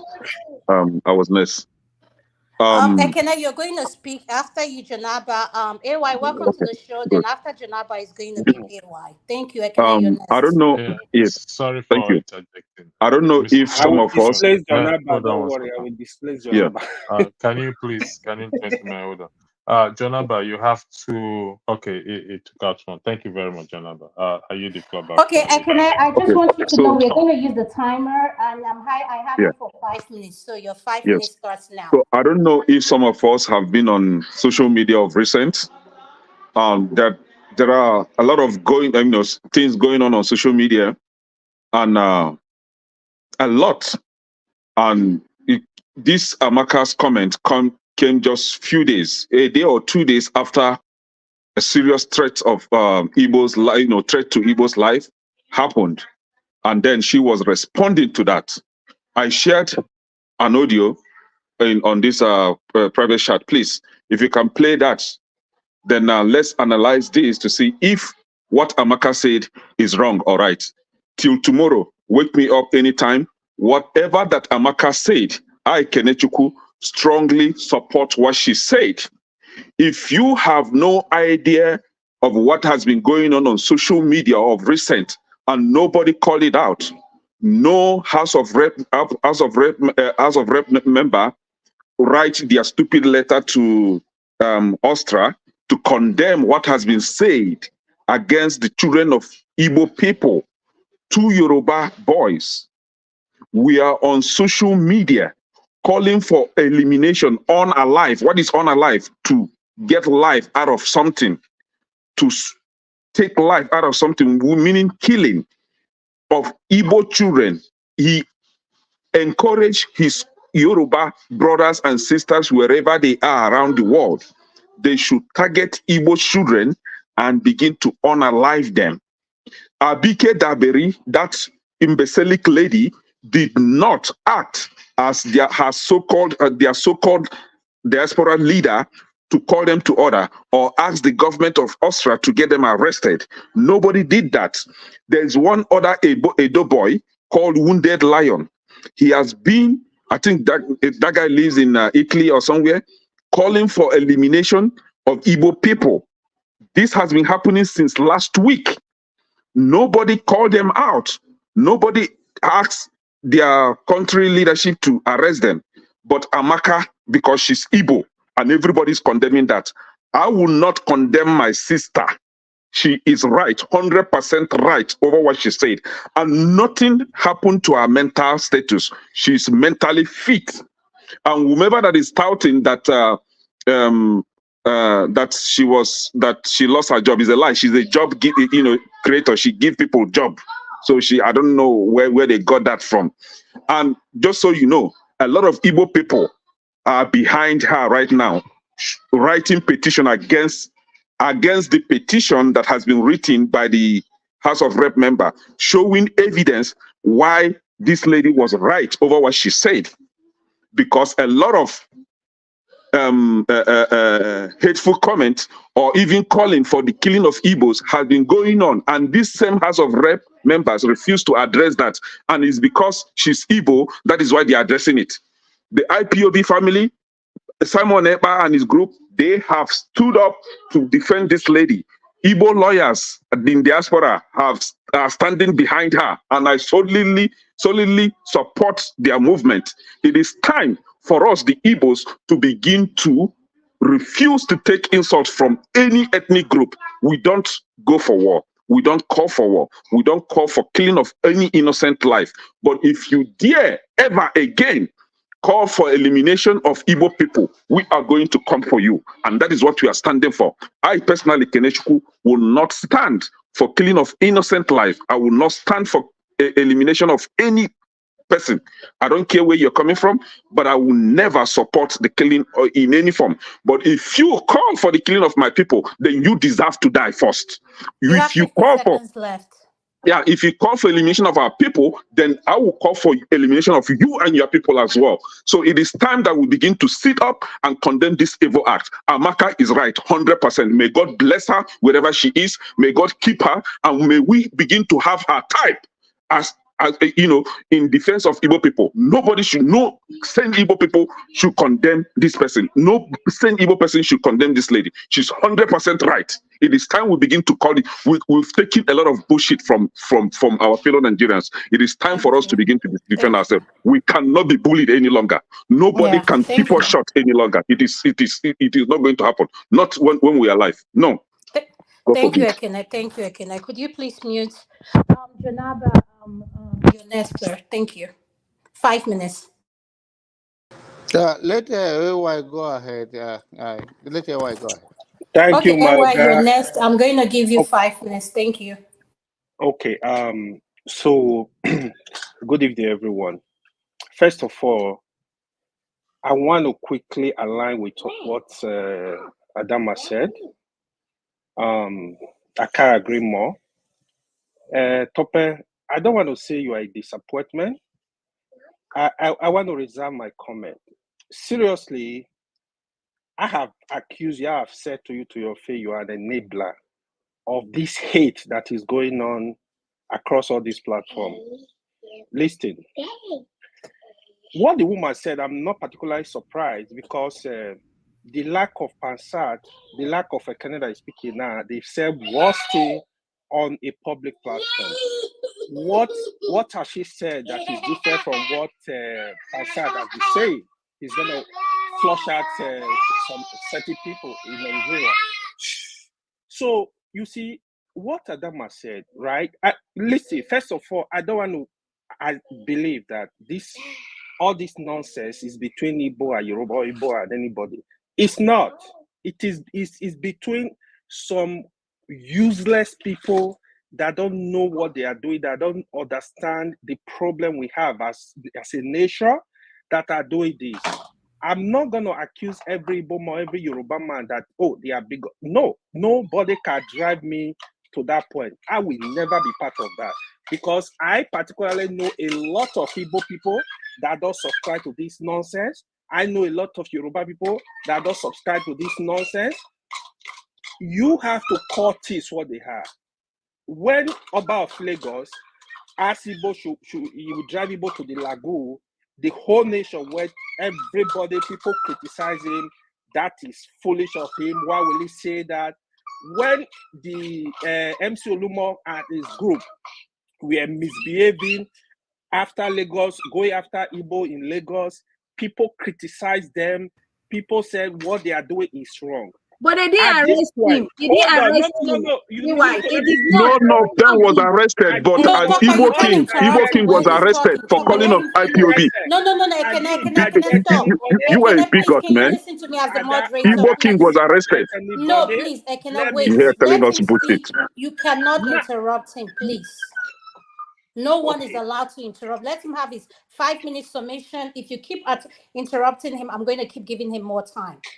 So now, if the way we are going as a nation, in a system where one person will come spreading hate, spreading bigotry among the Nigerian people, one day, if you drive this country into war, if you drive into this country into where people will resort to killing themselves, know that if you ever participated in this, the blood is in your hand.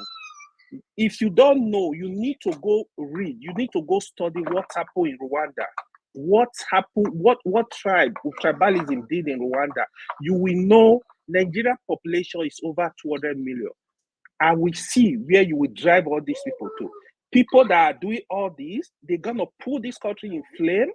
The blood that will come out from there is in your head. If you ever participated, if you ever supported in any way, it's in your head.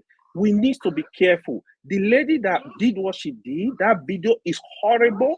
You want to poison people, you calling people, subsidizing people to poison people. That is unacceptable. But it's acceptable to throw people in the lagoon. Ekene, you cannot keep interrupting him, You, Ekene, please. I know you want to speak, we have please. to criticize, instruct them, denounce what that lady did. There is no two ways. If anybody, no matter who you are, if you are from the north, you are from the south, you are from no matter who you are, we are going to criticize the same person. There is no way. If the person can be punished, let them get punished. If it is my mother should be punished for doing that. We should stop supporting nonsense. I listened to KJ this morning. That's why I didn't want to come on. Some of these people were saying, like, what are you saying? What are you saying? Again, for me, I will never believe it's about all Igbo, it's about all Yoruba. No, I know a lot of good people, a lot of people that they don't subscribe to this tribalism nonsense. I know a lot. If I don't know them, I know people personally one-on-one that I know they don't. If I don't, I will say all Nigeria are. But those people that are doing this, they need to stop before this get out of hand. Thank you, Adama. Thank you so much, AY. Uncle Janaba, we are going to go to you next. And after that, if Tope has a question, we can go to Tope, then which I think she has a pushback. So, Uncle Janaba, can you please unmute your 5 minutes start now, sir? Thank you. Thank you, Dama, Electricity, Tokwe, Kene, and AY for being on the show. It's always a pleasure to be here. Wherever hate statement, comment comes from, whether from Hausa, Yoruba, Igbo, Idoma, Igala, wherever within Nigerian space and beyond, hate should not be tolerated anywhere in the world.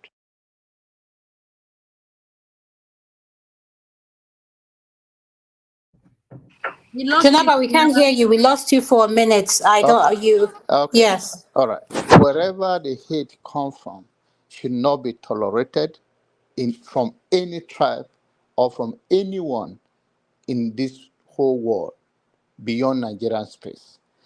Whether we believe it or not, what happened during the election, the good citizens of Nigeria that are not going to be allowed to be used as a pawn for politicians condemn it. Whether it's from Tinubu campaign, Tinubu boys, or not Tinubu boys, or even from any tribes that represent hate against humanity, should be condemned by any reasonable human being, regardless, even if it is your father, your mother, your children. Now, having said that, they said it during the election and they get away with it, is in a different context. I do not hear anyone call for poisoning, and call for killing. I have heard about calls for, oh, they should leave or should this and that. And even if they do, it should be condemned. And if this woman said the same thing, it should be condemned. There are many ways to get things done without inciting this violence that only people that benefit from it are the same politicians who are eating in the same table when they get there. So the ordinary Nigerians that are buying into this, that is okay, that and who is going to be affected by it, if anything, go beyond the control or our control that is into violence and war or anything. Who among those people, the elite, that their children or themselves will be affected? It's the same divide and control strategy that I've used over the years, either tribal or religion, that have worked for them over the years, that are using to the down of the people. So I personally, whether they comment from that woman of recent, and there should be no excuse. The only thing that we expect from any reasonable human being is that, yes, it happened in the past, it was not addressed. If you're going to address this, please let's start from those that started. But to say this woman should have a pass or is what she said is okay. It's okay to be on the other side and say it. If you are a victim as well, you will not say the same thing. Or if you affect one close to you, I believe you will not say the same thing. Law is changed when the elite and those that claim themselves to be martyrs are involved. When it's ordinary citizen, nobody will call for anything. And it's also go to Nigerian politicians that whatever has been happening that they could not address, and now they have the law to address this, they should go back there. Meanwhile, I and everything in my being condemn the statement of this woman, and anyone that agree with her is condemnable. That's all I can say for now on this matter. Please, I come to this platform because of this beautiful lady and this platform, that one day one person will run with the vision of uniting us instead of dividing us, and see humanity instead of seeing tribal and religion. You are not born into that before. If you are convincing yourself that you are born to be any tribe before, you don't know how the human being exists. So Thank you so please, much, Uncle Janaba. I really appreciate you. Topa, I'll have you ask your AY your question. Then after that, I'll go to Ekene. Then after that, we'll go to Alaba. Topa, go ahead on mute and ask your question to Okay, AY. it's actually not a question to you. It was just kind of a response. On no account do I support violence. My take on that woman's case was that what is good for the goose is good for the gander.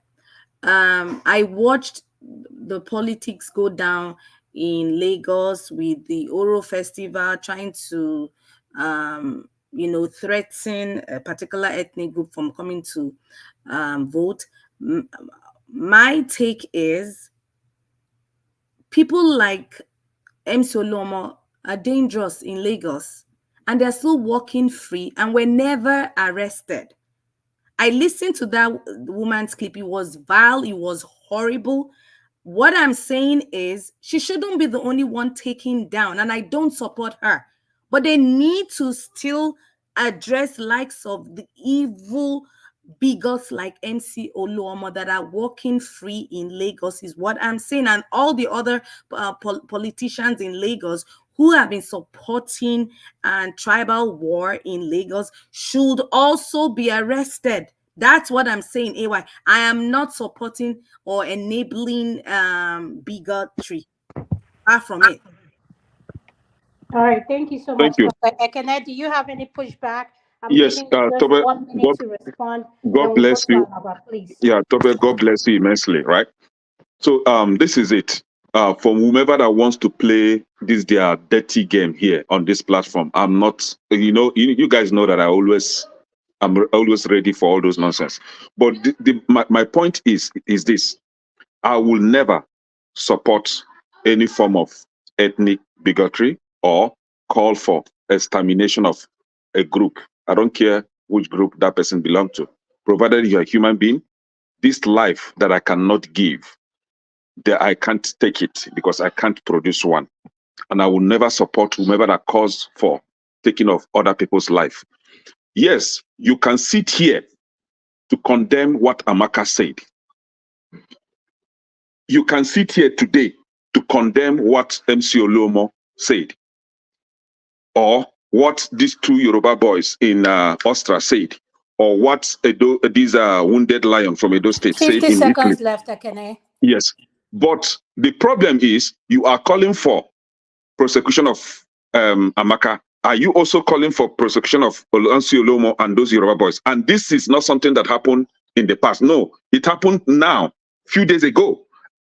Amaka is just responding to those videos, those audios. I shared it in a private chat and I shared it on the platform here. Play it so that people will hear what they are saying against the Indigo. If you want to prosecute Amaka, prosecute these people too. Thank you. If you refuse to prosecute them, then you can't prosecute Amaka. Yeah, thank you. I really understand what you're saying. We're going to go another round. Alaba, welcome to the show. Could you please unmute? You have 5 minutes, sir. Thank you, sir. Yes, I just came in to respond to Kenneth, AY, and John Abba. And while I'm doing that, the mud splash might hit some other people that are on the panel. I am, let me start with myself. A proud Yoruba man. I am married. And because I'm married, I am not loyal to my wife. Yeah, let that statement be a shock to all of you. But I am loyal to our values. And that's what it should be for all human beings. Don't be loyal to a person, a tribe, a nation, an army, or a people, or a party, or a people. But be loyal to their values, to their values, to their virtues. That is what loyalty is. And that is what love is. A lot of us on this panel, like I said, I'm here to target Kenneth, AY, and John Abba. The splash mod will hit some others too. When all of you on this panel now, go grab a mirror. Take a look at yourself in the mirror, and the answer will come straight to each one of us. You understand? This bigotry issue, for those who have a sense of history and do not want to repeat history, they have seen its impact on what it did to the Jews. When it happened to the Jews, in fact, it started by burning of books. They didn't start arresting people. From burning of books, it led to the gas chamber. Then of recently, within our own lifetime here, we saw the impact in Rwanda between the Tutsis and the Hutus. That one also, it always starts softly. It always starts softly. Yes, we are all very proud tribal people in Nigeria. But the bigotry attached to our tribalism here is not coming from the people. And every one of you here on this panel know that. It's coming from our politicians, particularly this demonic party called the Agbero People's Congress, the APC. They are funding people all around the internet. They are pushing their agenda. The spokesman of your president, Ononuga, has not made a single recollection of the bigotry hate speech he gave, and he still has a job. It's an official policy of the APC that is being backed by money. Some of us who can see afar, we've seen it. And some of us were so ardent on it, we even warned Rudolph about allowing his channel, medium to be used for this bigotry agenda. So it's no surprise that the heat is coming on now. Now, all of you want to come out here and blame that girl, whatever, the Canadian girl. But have you looked at yourself in the mirror? What contributions have you made yourself to this bigotry on the soft level. Yeah, I know you will come back with a result that, yeah, but I have not called for people to be killed. And as I've heard one of you said, we are very, tribalism is with us. We can't get rid of it.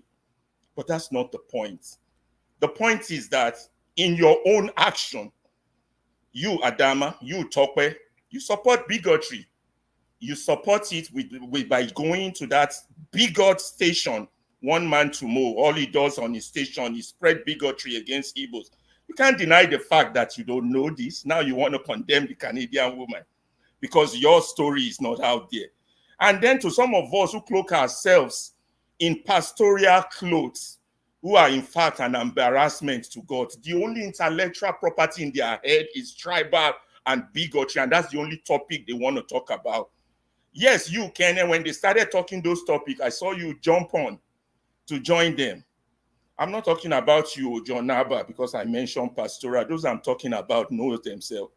All of you go and look at yourselves in the mirror. You are contributing your action. The people you mingle with, I cannot be alive, and I know a rapist or a pedophile, and I know they are holding a pedophile meeting somewhere, and I say, well, since they are not raping my child, I go join them. Or I know somebody who belongs to the Nazi party, who preaches bigotry, hatred, and I go join them in the meeting. And now when it has become popular, so someone is being blamed in Canada, you want to jump on the microphone and attack those people. Well, that is all I have to say. My people, go and look at yourselves in the mirror. I will wait for 2 minutes if anybody wants to give me a feedback. Thank you so much, Mr. Alaba. We appreciate your inputs. Can I reply to Alaba? Okay, go ahead, AY. I'm going to give you, we're going to go another 5 minutes. So go ahead. Hey, Mr. Alaba. Yeah, you made some very valid points, right? One, I really want to push out there that I've been pushing. My preaching has been, I want people to understand the struggle of Nigeria is just two sets of people. Either you like it or you don't like it. I have given you an example. We have 109 senators. How many times have you heard them? Oh, this one is Igbo, this one is Yoruba, this one is Hausa. I say I have said it. The only time you will hear them making noise is when money is involved, when power is involved. As of rep, the same thing. My support for the common man in Nigeria, from the north to the south to the east to the west, they are passing through the same struggle. This is what we need to know. Unfortunately, the elite, we call them, when one governor daughter is doing marriage today, all of them, Igbo, Hausa, Yoruba, Kanuri, everywhere, everybody is present, irrespective. In fact, let the governor of Borno State with the insecurity, if the son or the daughter is doing marriage today, you will see all the elite, they are in Borno. Why are they not scared? They are not fighting. This one that we are fighting ourselves, like the common man that does not have, his struggle is to get food to chop. Now, all you want to do, you want to create fights between us. I understand the point where Alaba is coming from, but I still subscribe. When anything happens, call it what it is. A few weeks ago, I seriously condemned Ononuga, his behavior. In fact, this government, the way they are going in terms of the appointment, I'm totally not in line with it whatsoever, because it's just paddy government. Is it another round of 5 minutes? Everybody knows that. We know the struggle. The last year, I'm gonna say, Alaba, with due respect, I think people have rights to associate with whoever they want to see with. The truth is, if you see me with somebody you don't like, it doesn't even necessarily mean I'm aligning with what they are saying. For example, if you see me on one man I'm not gonna. I don't have anything against one man, but I'm not gonna agree with whatever he's saying. If it's not in line with what I believe, I'm gonna like, Mr. Man, I'm not accepting that. I don't think there is anything wrong people associate with whoever they want to associate with. What is wrong is what they are going there to do, or the position they are holding. I will not hold Tope or Adama for going to one man to express their views. No, I will not. So they are full-grown adults. I feel they have right to do whatever they want, to associate with whoever they want to associate with.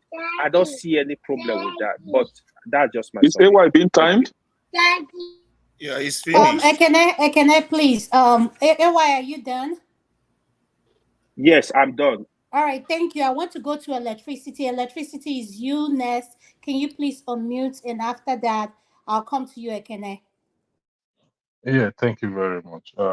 First and foremost, just one pushback, please. Then uh, I had saying that this route of channel is used to, I stand to be corrected if you think I heard you wrongly. This route of channel is used to perpetrate or push bigotries or preach bigotries.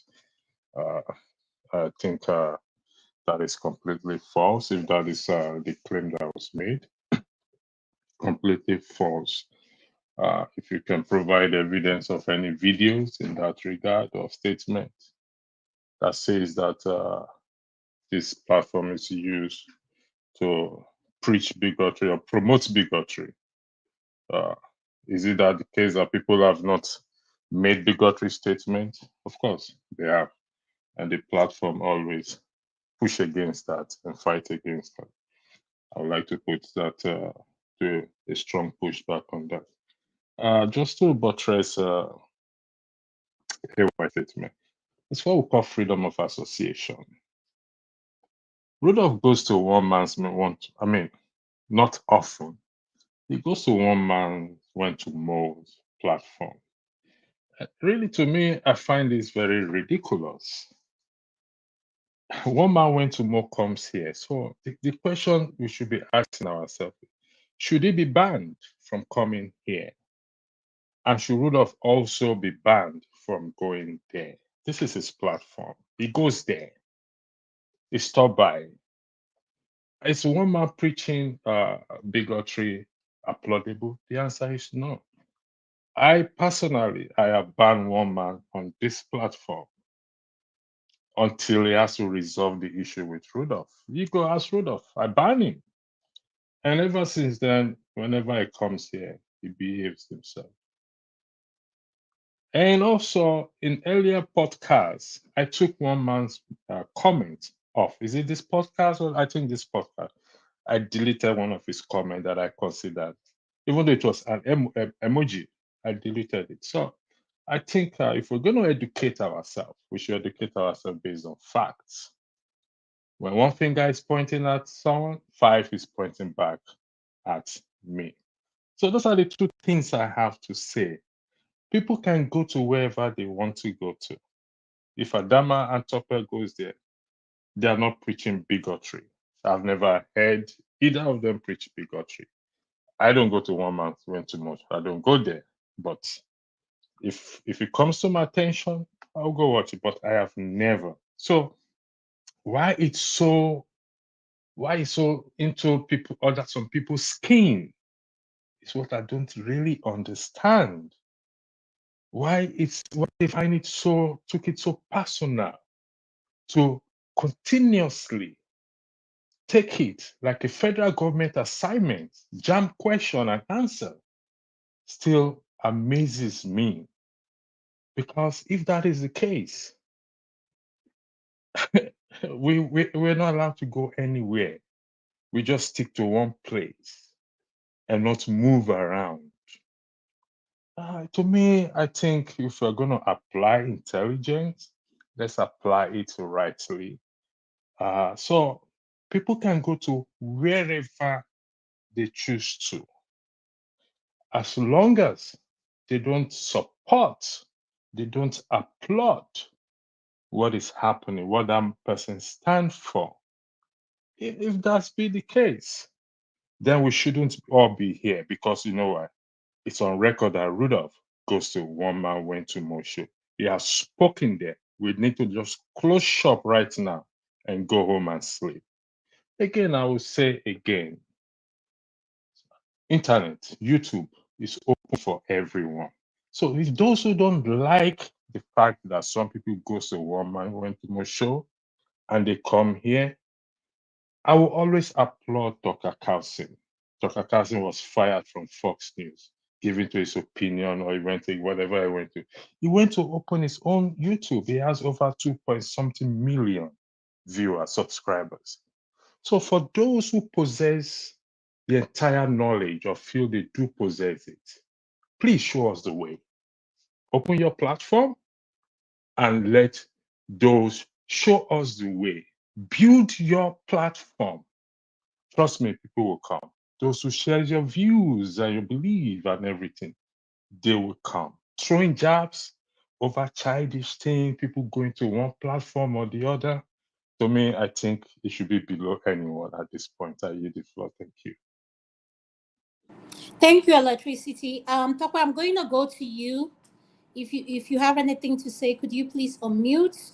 Then after that, I'll go to Ekene and Jonah. Before you go to Ekme, can I respond? So because okay, Topo, could you wait 1 second? Let Alaba. No, that's why I said wait 1 second. Let him respond. Alaba, I'm giving you 2 minutes to respond. Okay, 2 minutes is enough.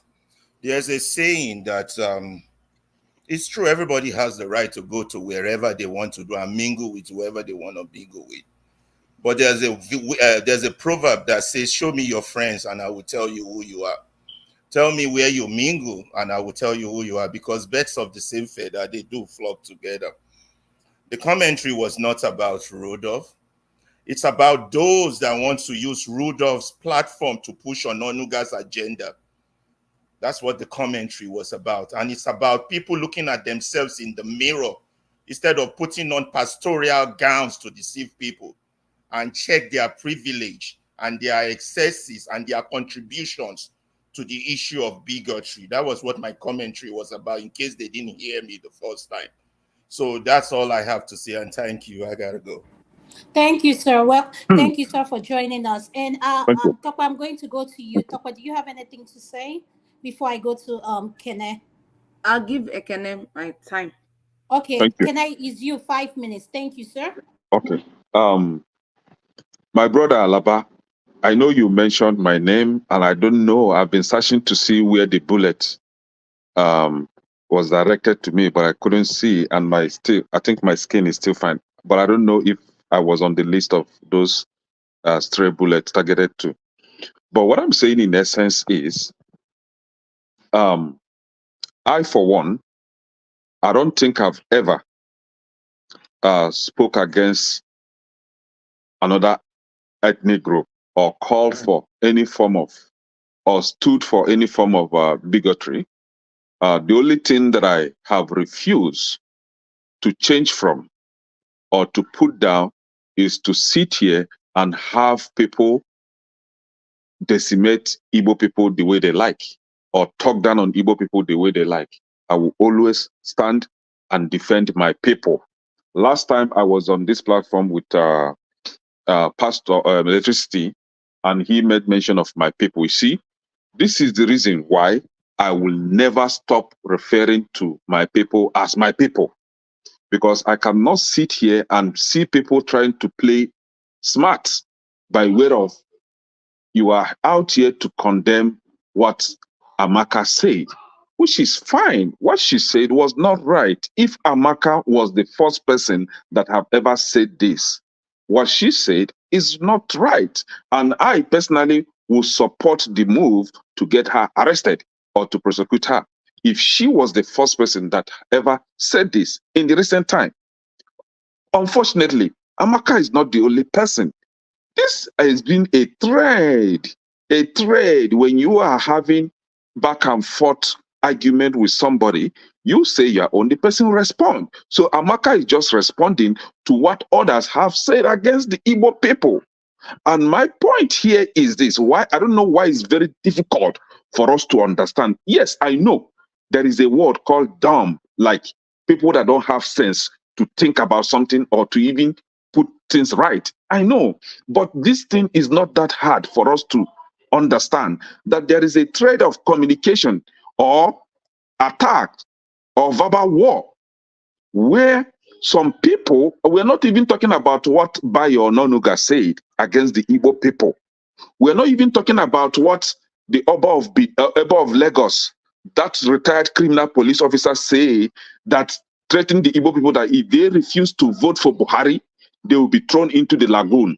And of course, a lot of Igbo people were thrown into the lagoon after that election, and nothing was done about that.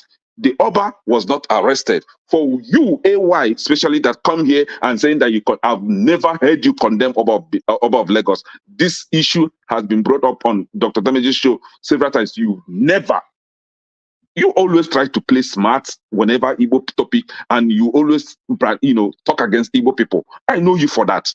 And that is why I don't even disturb myself when it comes to your case, because I've already known where you stand for. Now, this Oba was not arrested. Bayo Onodika said his own. The wife of the president, their so-called useless president, said against the Igbo people, she was not arrested. These two Yoruba boys in Austria, this is not the first time. It's not even the first time they've been saying this. It has been an ongoing social media war against Igbo people. It's a constant attack on the life of Igbo people. And these guys, actually, I shared that audio. I don't know why electricity don't want to play it. Actually threatening the life of Igbo children. Let me explain to you why we can't play it. Yes, let me continue. I know, I think I know why. I paused your time. I'll give you time to continue. You've mentioned this video a couple of times, and I want to show you. There are rules to playing video in YouTube. Even if the video comes from YouTube, there are infringement rights. There are things you have to go through. Right now, that video cannot be played. Yes, I understand that. I'm glad I understand that. I'm glad you have it backstage. For those that are in the panel, if you want to go watch the video, yes, you can listen to it. So for speaking, I gave you 1 minute more to your time, so you can go ahead. So I understand that. So what I'm saying in essence is, if these children, the life of Igbo's children are being threatened, Amaka has children.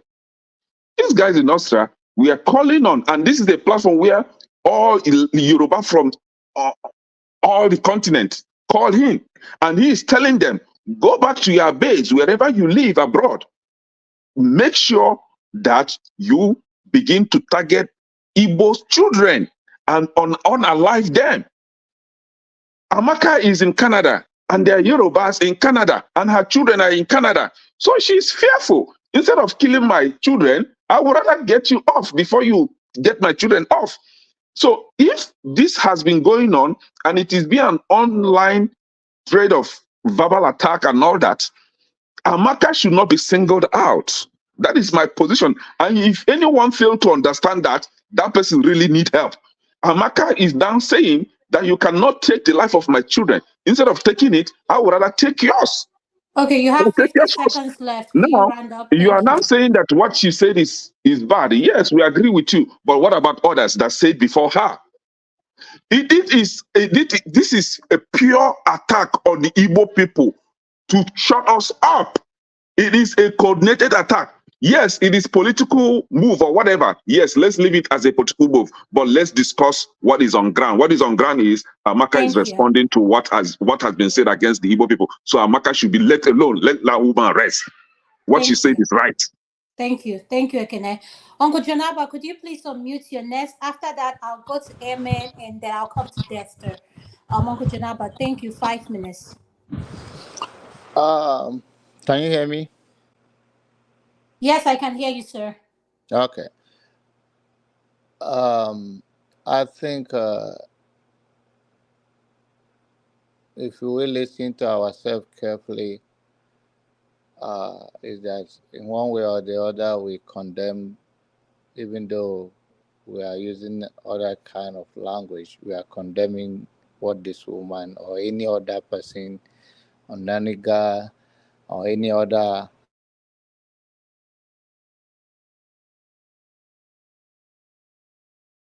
Uncle Janaba, we can't hear you. We can't hear you. Yeah, we lost against you. our fellow citizen, Thank you. whether it's Yoruba, Igbo, or Hausa. And those that have few with what she said, I do, and those that say, okay, if you're going to jump on it so quick, I believe the House of Rep in Nigeria should be ashamed of themselves. They are murderers of Nigerian citizens by their way of life, their policies, what they represent have killed more Nigerians than the threat of that woman. But nevertheless, whatever that woman or any other person have said before her, to me, I said it again, it's unacceptable. We are human beings first. When you come to this world, you do not decide who will be your mother, who will be where you will come from.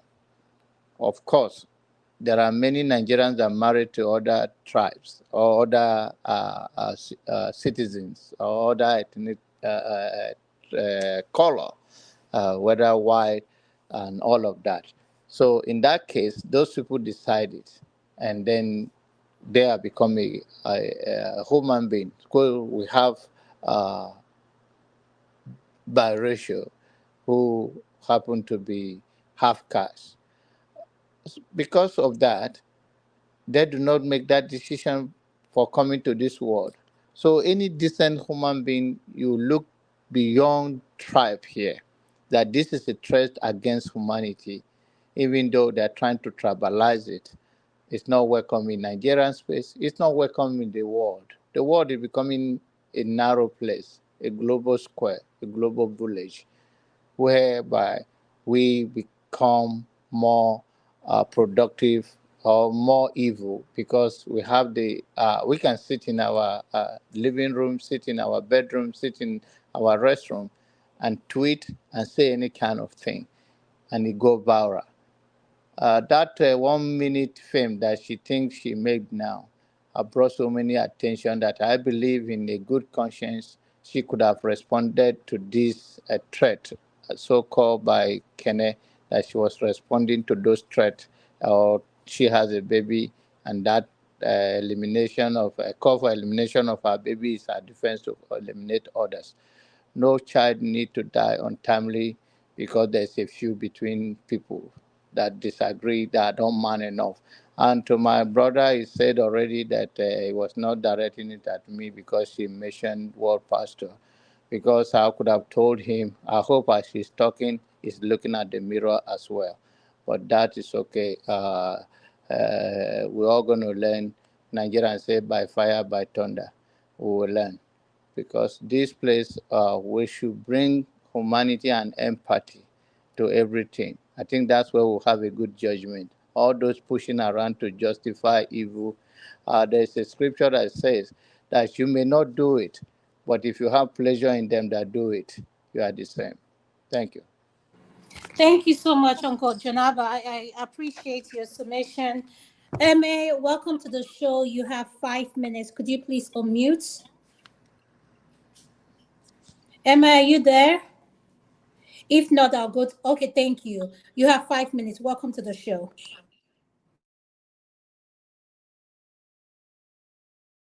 Emma, we can't hear you. Can you hear me? Emma, we can't hear you. Can you hear me now? Yes. Yeah, Yes. we can hear you now. Thank you, sir. Okay. Yeah. I want to appreciate the host for the job well done. At least it is not even with, there's a lot of disagreement, but I think we are still civil, and I appreciate that. On this discourse, I've just been trying to think and to see what's the best solution. Um, we all have we all have we all have a hand in this, every one of us. And the thing is that we just don't respect ourselves. That is just it. You see, we are in this delusion that we are one in Nigeria. And I think that is making everybody to act, you want to act in consonance to that. Like, okay, yes, we are one, we have to act like that. But there's a deceit in that. We are not truly one if we don't know the parameters of oneness and act in those parameters. What do I mean? In our own unique ways as ethnic groups, we have our own ideologies, we have our cultures, we have our values. And funny thing is that my value will definitely be different from yours. A Yoruba value is different from an Igbo value. An Igbo value is different from an Hausa value. Is different from an Ichekiri value. A Tifi man's value. We all have these divergent values. And until we respect those values, we continue to have this kind of problem.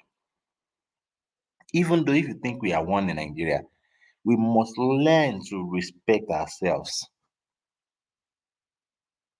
And that is how we can at least manage it. Because when you respect your next person, you understand that, oh, I shouldn't trespass in this regard.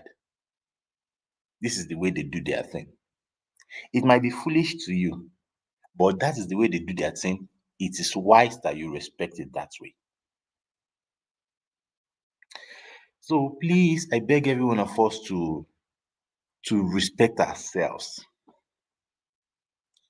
Let the Igbos respect the Yorubas. Let the Yorubas respect the Igbos. Let the Yorubas respect the Edos. Let the Edos respect the North. Let everybody respect ourselves. And it's one of the reasons why, personally, I want to appreciate that we should go our ways, or at least manage our regions the way we want to. This is one of the main reasons that made me advocate for that. Because it's like we've not even respected ourselves and we want to be one. No, it's not going to work. What do I mean?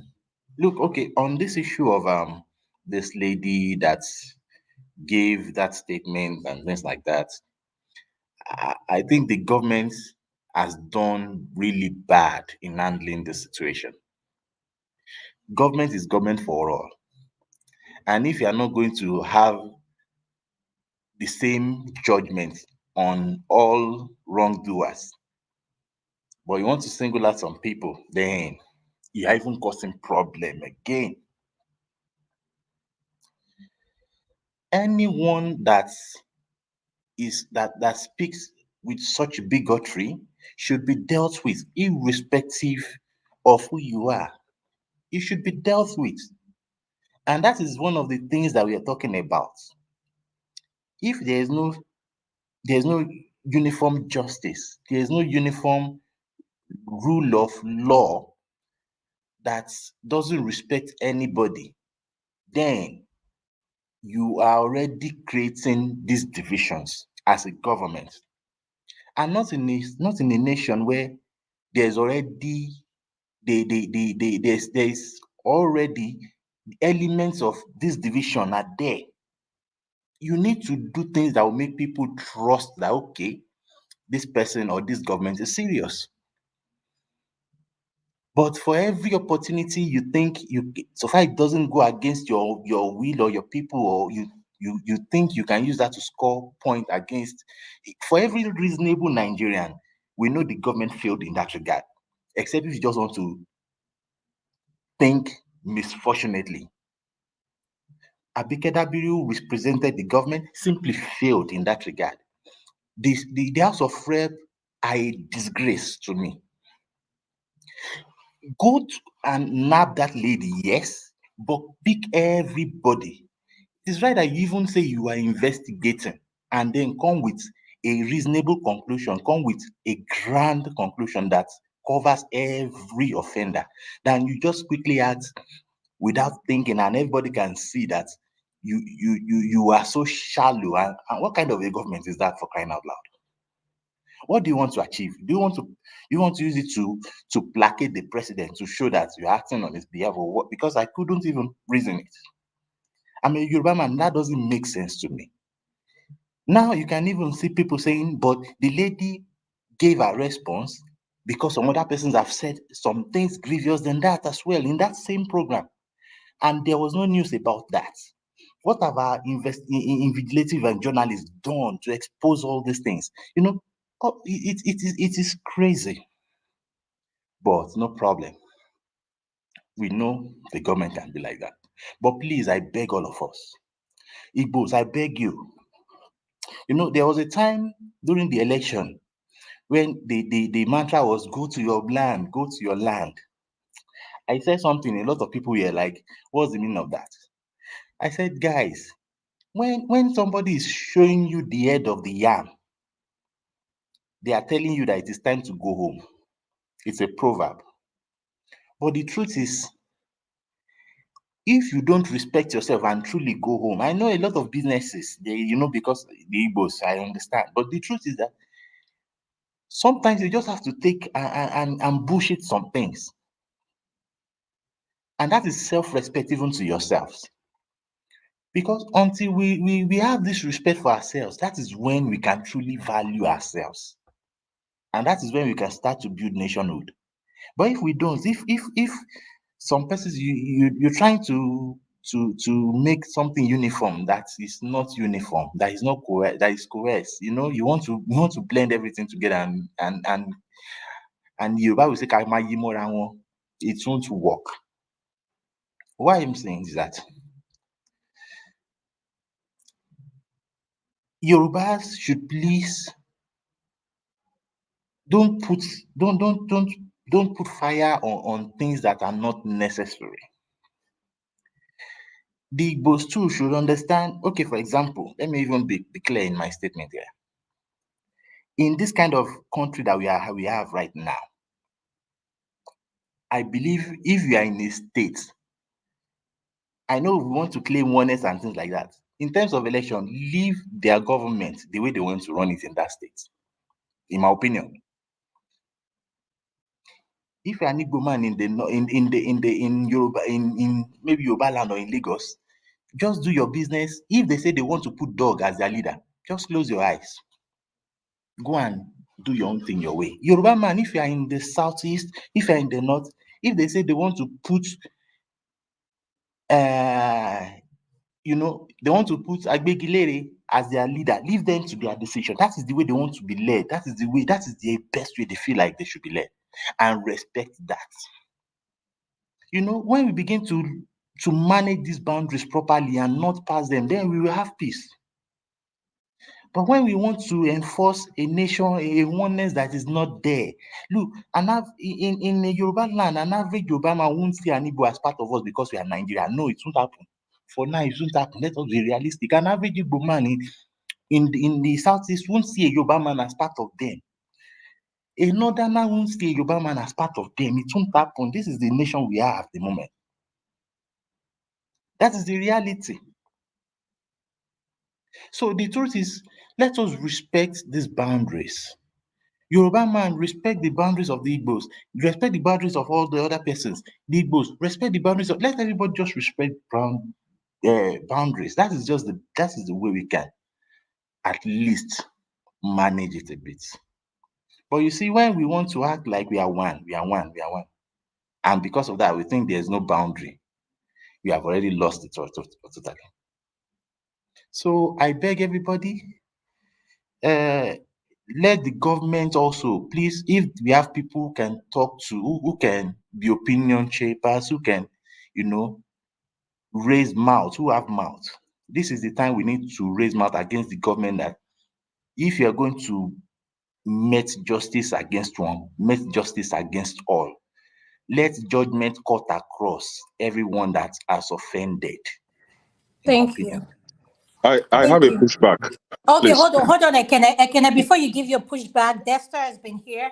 You're going to get time to ask him a pushback. Thank But you. let me welcome Dexter. Dexter, welcome to the show. Could you please unmute your nest? Thank you, sir. Hello, can you hear me? Yes, I can hear you. Okay, brilliant. Thank you. Well done to everybody. I think, uh, well, I just think that I think we're having. I mean, you can't try to. I think we're trying to solve the issue from the middle. I just think that everybody has different perspectives to these things. However, we can't deny injustice. I think one of the biggest reasons why we're having these things in Nigeria presently as a country is that Nigeria has been built, the foundations of the nation, what you call Nigeria, is injustice, is lies. And somehow, as a people, we don't even find it comfortable going back to talk about our history, because the truth about it is that our history is laden with crazy, evil things that everybody has done. And the truth about it, everybody wants to cover their head, So we don't really want to talk about our history, And since Nigeria has been built on injustice, it will only grow, it will only fester. The politics of Nigeria is all these things we are discussing is because of some greedy people who want to be in power. That's the truth. It's all about politics and people who want to grab power. And then the moment you want to grab power, you have to recoil back to your, in quotes, your tribal enclave, and then you have to banter towards them, and then they will come out and support you. And I think it's high time that, it's not compulsory that Nigeria must remain as a nation, to one nation. That's one thing we should realize. And that's the thing we should realize. And until we start realizing that everybody in Nigeria, every nationality in Nigeria must not remain, then we'll start respecting, because there's this ideology of, it seems like, oh, Nigeria must remain together. But then if you can't respect, if everybody can't live equally, then it begs the question of why are you trying to force the people? I still ask the question to people today. I'm like, can anybody tell me really? I hope to have an interview with someone like Gowon. I'll ask you, why did you fight the civil? Why was there a civil war in Nigeria, really? Because the more I look at it, I can't understand it. America had a civil war. They became bigger. They've become the world power. There was a justification for why they had that civil war. And it did not, in fact, after the civil war in America, that was even the beginning of blacks gaining their freedom. Blacks in the northern part, the blacks in northern part were gaining freedom, and then the ones in the south, they were not ready to give them freedom yet. But that was the beginning of something good. Nigeria's situation is completely different. You had a civil war, then it did not create any respect. It has only become degenerate. That's the truth. Nigeria is far much more worse off now than in 1963. And that means that, and so I don't think the discussions we are having are not actually going to solve those problems. What we're trying to do is that we're not, they say when you want to fight the fire, you have to fight the root of the fire, where the source of the fire is coming from. That's where you fight the fire at. What we are doing is that we're just flashing flames at the surface, and it's going to go nowhere. There's no, look, any country, any serious country, this kind of thing has happened. It won't be about that Amaka girl. It will be a complete holistic approach to stop it, to ensure that citizens see themselves as one. Unfortunately, this administration is not doing that. Unfortunately, the politicians are not doing that. They're not trying to unite the citizens. What they try to do is keep the citizens divided for their own selfish gain. I always say this, the Niger Delta, the riverine area has contributed for the past 50 years, has contributed 90% of the revenue of Nigeria. What is the state of Bayelsa? What is the state of Calabari? What is the state of Ibuno? It doesn't show anything. So doesn't that send something to our head? That this nationhood they are talking about, it's more like a farce, because it's more like it's just for some people to enrich their pockets. And if you look at the way things are going present, and it's clear. That's what you see. This Igbo thing is a symptom. What people don't realize about injustice is this, and I always tell everybody, you see, when injustice starts, it doesn't start with you. It starts with somebody who you think, okay, it's not me, it is the person. Fine. The truth about it is that by the time they finish with the people that they are doing it to now, and those people, they cannot make injustice on them again, they move closer. It starts moving. Look, it will start moving closer gradually, gradually, gradually. And even in quote, the people that they are complaining about today will find out that the injustice is now even in their own system. So if we build a culture of injustice, you think that okay, it's the outsider. The day you cannot make out the injustice to the outsider, you will do it to somebody in your own house. And another problem is that as citizens sometimes we don't have the boldness to come out and talk about these things, and just say, look, and nail it. We want to always, try to protect our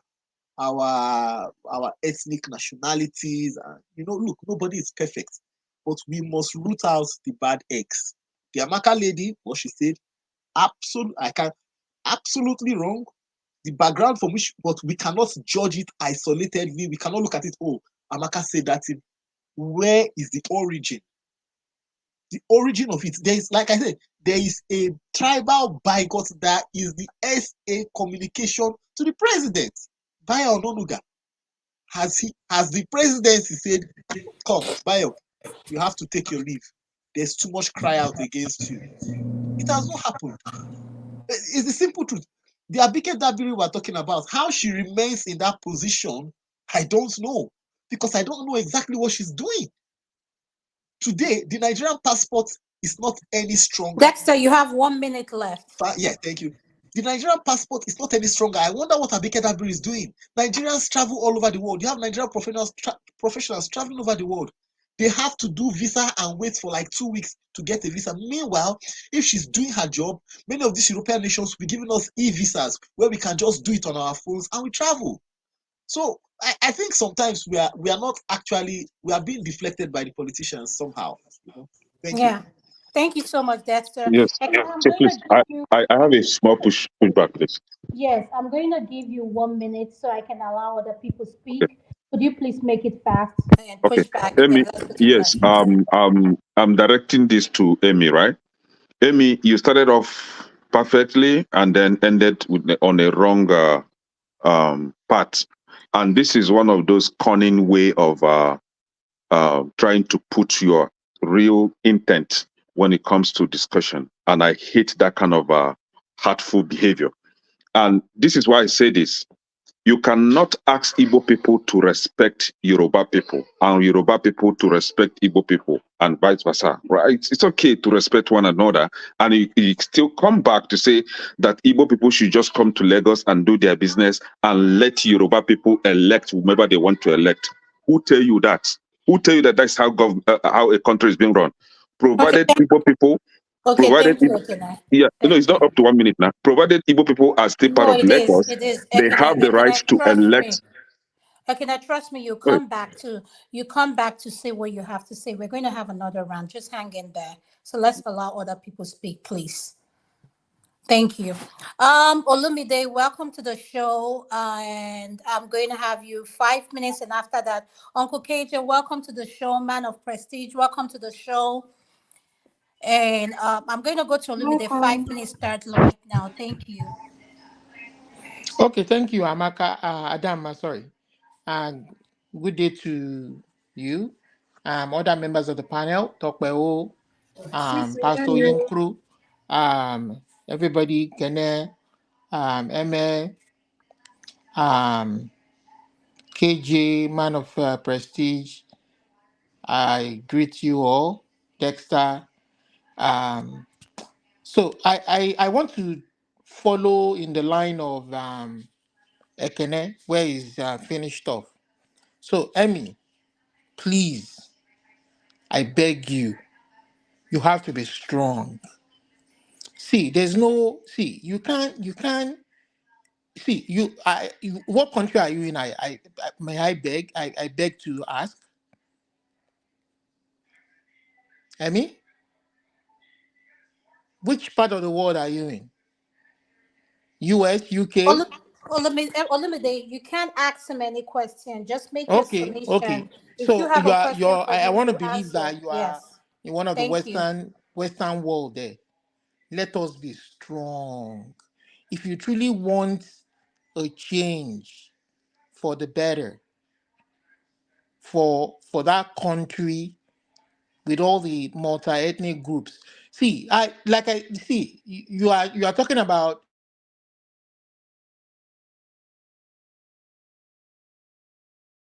Olumide, we lost you. Are you there? Yeah, I'm here. Okay. So I've been on Dr. Damage's platform for a while now, and I know where you used to stand before, especially before the election, when I used to shout Yoruba nation, Yoruba nation, Yoruba sovereign country, and I knew where you stood. But now you are beginning to advocate that everybody go their way. You've kind of evolved, which is okay. I understand your frustration. The country is not working. I mean, people are beginning to see where we are coming from. But you should, no matter what happens, even as much as I want my own country, I still see that even some of our Yoruba people, there's this yearning desire that the country can still work. Some other ethnic groups that I talk to, Igbos that I interact with, from different parts of the country, still believe that the country can work. And I think personally to myself, how in heaven's sake will this thing work? The way we all behave and treat each other. But we should learn to speak the truth where that truth lies. You understand? If we want the country to work like we all live in the different parts of the world, you understand? We want to bring those good examples and we want to bring it to our own part of the world and make it work. Minding our culture, our different languages, our different orientations, our religious affiliation and the rest of it. We should learn to be honest. People talk about Yoruba is the one that was talking about if despite the fact that Nigeria is supposed to be a democracy, this same Jonaba was saying that, don't they operate electoral college system in the US? And I said, but we don't have it in our constitution. We don't have the electoral college. Then how then will a few set of people manipulate the whole country of 200 million to go to an election, and then in your own closet you decide who you want to be the leader and rig the election and not make the election work? I mean, how do you want a country to move ahead on that? Could you please hold on 1 second? I see Mazzy Prince trying to come in. Mazzy Prince, I see you trying to come in. Could you please just have your camera turned off, please? Thank you, sir. Go ahead, Olumide. I'll add 1 minute for interrupting you. Go ahead. Thank you. So you understand, but we don't even need that electoral college system. That electoral college system, despite the fact that US is supposed to be an homogeneous society, it is only in recent times that it is becoming multicultural. You are having different ethnic groups, people from different parts of the world coming in and making up the United States. But it was supposed to be an homogeneous society of English speaking. And they had this electoral college to create their own balance. But we have our own system that God has given us naturally.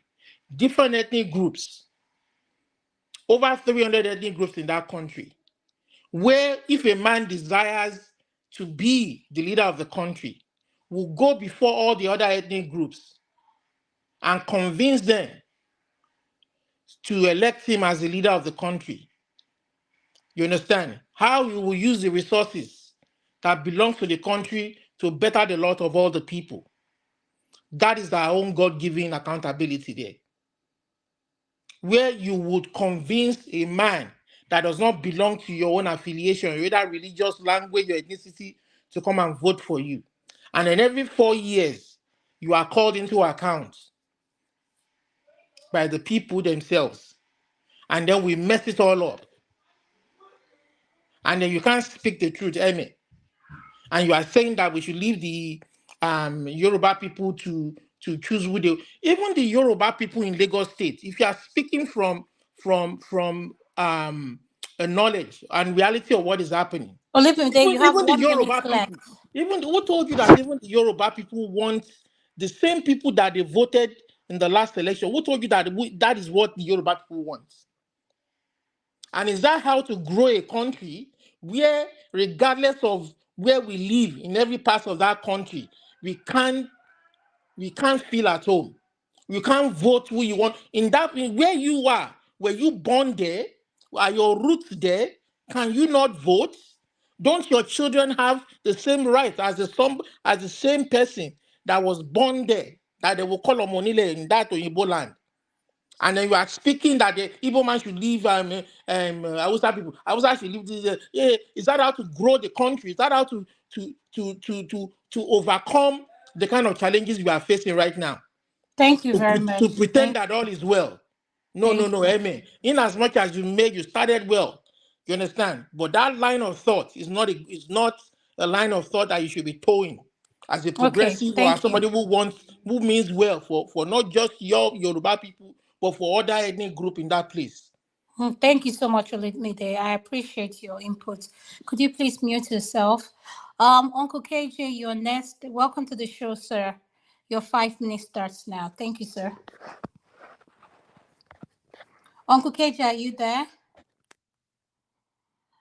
I think he's not there. I'm going to go to Man of Prestige. Man of Prestige, welcome to the show. Could you please unmute?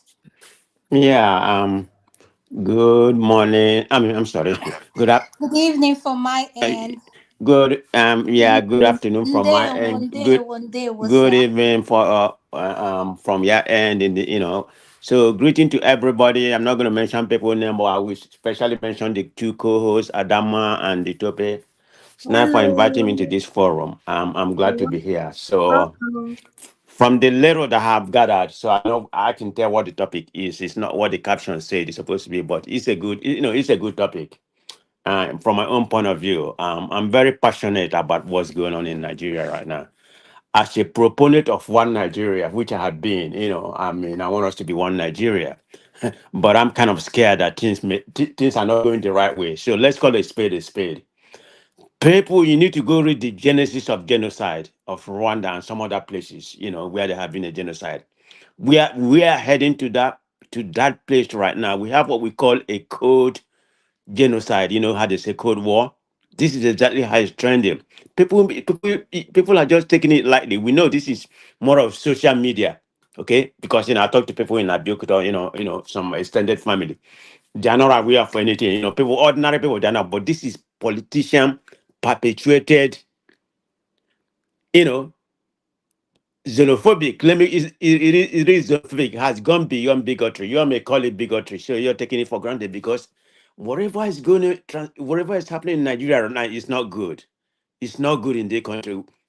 I'm not going to come here to passion the blame, but all I know is all political. It's not what the politicians, they are using it to manipulate it. We know what happened during the election. So anybody know, I don't have to go back and rephrase what happened. So this Amaka something, yeah, I'm definitely glad that she has been fixed out. Let her face the consequence, whether she's from Igbo or somebody says she's not from Igbo, she's from it doesn't really matter where she is. So let her face the consequences. I don't know what's the consequence in Canada and how the law work over there to the highest level. But the issue I have is the selective justice. That is the issue that I have in what has been transpiring, since after the election. We know what happened, so I'm not going to go back about the MC Oluoma, Bayo Nonuga, something like that. Bayo Nonuga is still, in this is the APC spokesman. So are you going to tell me that whatever Bayo Nonuga, spoon during that time, the evil is essential threat? I'm not making it on one side, but I'm just giving an example about how the political, the politicians use us, you know, and this is exactly what transpired, in Rwanda. Go and read, the genesis of that Rwanda. This is exactly how it started. People thinking that, people denying that nothing is happening, nothing is going to happen. That's probably the last stage of genocidal, and I'm very much afraid. So my point is that before we get that to that level, Let everybody just go their separate way. That's even better than going through that genocidal. It's not a good thing. I'm not for Biafra or Igbo separating, but I think it'd be better that way for people to go their own way. As far as that's not what I want. But the life of my people, the life of that other tribe is more important than whatever. I hope. I'm just praying. I hope it doesn't go to that level. But it's really going to that level, and we need to talk about it. It can't be same because when you keep on denying something, it's not going to happen. Nothing, take it for granted. Believe me, I'm scared of that. That's where we are heading to, and I'm very much concerned about the way the government is handling the whole thing. Look at what happened during the Lagos, recently. This logopedian, I think the last name is Bolaji. That's the guy. People has fished him out, and the government has not called him. At least invite him. Say, why did you make this comment that Igbo must go? Yeah, the Uronian. You have some other ones. I think that there's another platform in Igbo in Canada. Some Yoruba, their own platform doing the same thing. You're in a foreign land, another man land. You are going against each other. They even went to South Africa. I think it was like about 3 weeks ago. You don't need to hear the tape. I don't need those people in Canada, in South Africa, or in Canada. You know, you know, causing trouble between Igbo and Hausa. They say they need to go back. I think that particular tape that I had is from two guys. I think two Yoruba guys or something like that. They say they need to send Igbo away from South Africa. The Igbos are the one causing trouble in South Africa. But these South Africans know about Nigeria more than those people speaking to them. And this is what they responded to them. They say, you can't Master come here Prince, and you telling have, us what I to do. mean, We know about your man people. of You are from prestige, you have Yoruba. 50 seconds. Okay. Sir. So I guess I'm trying to make a statement, that they have taken it to an international level. It's not a good thing that is happening. And I'm so much disappointed about this Abike. To my understanding, she was a good journalist. But what she just did was a selective justice, because there's another guy, that said his name. I have his platform here. He's based in Canada. His name is Adebiyi Olatunje. This is exactly what he said. I'm going to read you verbatim what he said. We are expecting our worst of all Igbos in Abuja, Lagos, Kaduna, Ibadan. We will kill them all before we progress to their homeland. My Thank wife you. is from Imo. I will kill her. So one of fish out the same thing the way you fish out Amaka. That is my problem I have. This Thank just you. happened, I know it Thank you, happened sir. before this Amaka something, and nothing Yeah. happened to nothing happened to me. And just there have been so many, numerous of this kind of incidents on both sides. So Yeah, I'm very thank you, much sir. I concerned where we're heading. appreciate Okay, you. I don't know what's gonna happen. I But I'll appreciate leave your it like that. input. Yeah, thank you so much, sir. Uncle KJ, you're next. Could you please unmute if you're still there? Yes, I'm still here. Thank you so Oh, much. Uncle KJ, welcome to the show. So you have 5 Welcome. minutes. Thank you. Thank you. I'm happy to be So here. I just want to request for the panelists that are not speaking, could you please have your mic muted, please? Thank you. Go ahead, Uncle KJ. You have Okay. 5 minutes, sir. Thank you. Thank you. And yeah, everyone has made so much sense, and I'm not going to try and recount what they've already said. But all I will say is if you go back history, you'll find out that even this thing started getting intensified since 2015,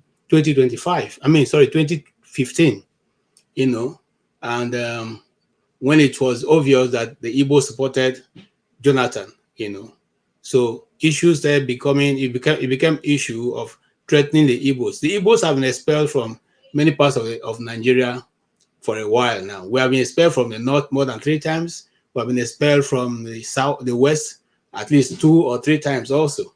And we are the only tribe that seem to be always being sent back to the east. In fact, sometimes even in the south where we belong, the south have even said Igbo should go back to the southeast. So to the point that even those who speak the language now claim not to be Igbos. Rather, they would rather claim to be from Edo or somewhere else. That's fair enough. The Igbos are not lacking people who want to be a part of Igbos. But we are simply saying, if you're not going to let us live in the Nigeria you want to force us in, why don't you allow us also to go somewhere and find our own livelihood? You cannot reject a person and at the same time refuse the person to move forward. We are simply saying, and we stand by that, and everybody who knows me know my stand. I don't think Nigeria, we have gone beyond the point where Nigeria can be redeemed.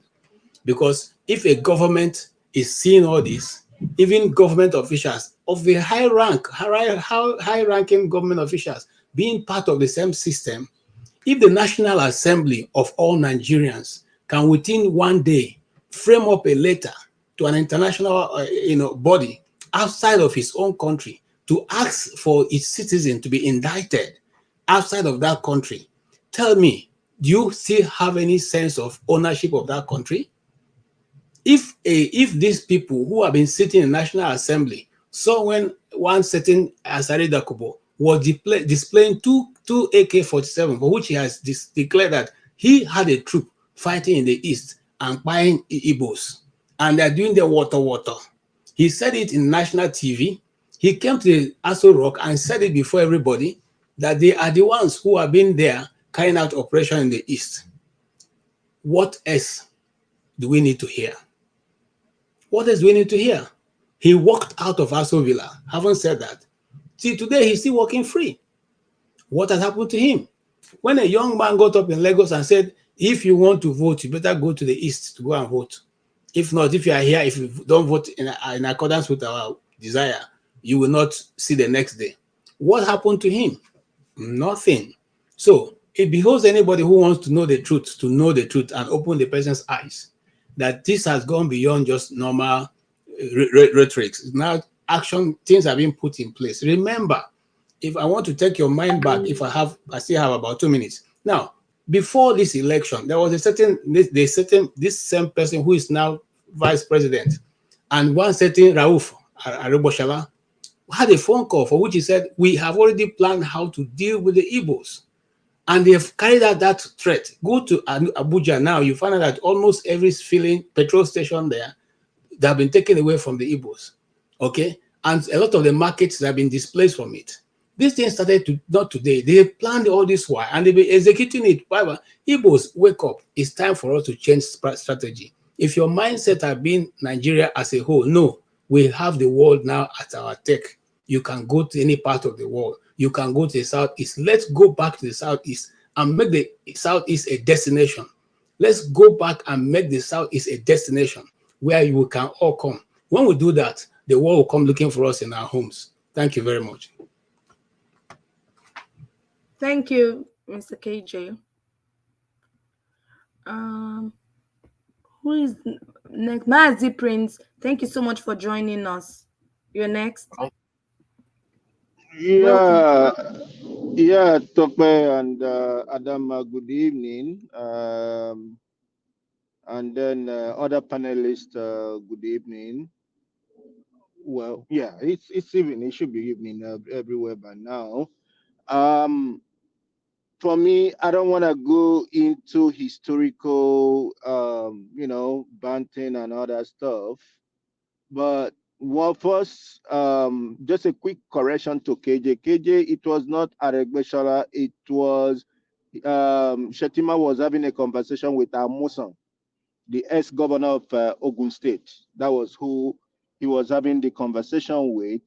And also, when we talk about the attack on the Igbos, it was 2011 when Buhari lost to Jonathan.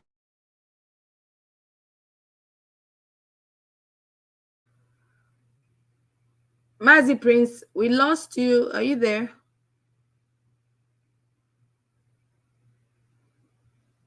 Kene, are you there?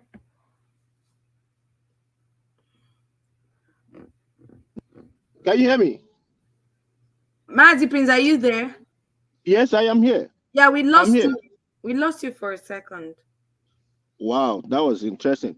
Okay, so like I was saying, 2011, I lost a classmate of mine because of the Buhari's whatever it is. You know, Elliot, he's from the I think Urobo side of it, but they took him for Igbo. He was, doing his youth service or whatever it is over there. The last speaker, the army of a guy, I am so disappointed in his last statement. How dare you? How dare you? I wish I know the country you reside in. I would try to get in contact with some of the, people there, and so that you don't vote. If you can tell people where they live and they pay their taxes not to vote. Because of what? Because of what? Election is, voting is an obligation. I live overseas and I vote. I've never seen any white man coming to tell me who did I vote for or who did I not vote for. It is my own say. It is my own contribution. If the other person wins, fine. If the other person loses, fine. But you don't dare tell people not to vote where they live. I'm so ashamed of you, Ahmed. I had you at a high esteem, but today has shown me that you are one of them. Stop pretending. It's a shame. I was just listening to everything. I was like, people were saying, I kind of align myself with what every other person has said until it came to Ame. Or you could say, when they say, go to your state and vote. Then when you want to collect taxes, why don't you collect taxes to only those people from that particular place and leave those people who are not from that state? I'm disappointed. Going forward, I totally support what Kenneth said. In as much as I'm not in support of any tribal bigotry or whatever it is. For me, if they are going to get the woman or whatever it is, Bayo Ononuga, the Oba of Lagos, MC Oluomo, Remi Tinubu, they should all be brought to book. As a matter of fact, they don't even need to try it in Nigeria. They should take it to ICC. Let's go and see. Let's go and see what's going to happen. Because definitely there's no justice that's going to come out of Nigeria. There is no justice whatsoever that will come out of Nigeria. Mazi, sorry to bust you to come in. They can't even do anything. Canada here where we stay, it is a rule of, it is a place where Olumide, you cannot interrupt any panelist while they are speaking. When it comes to your own time, those explanations you can make it. Thank you. To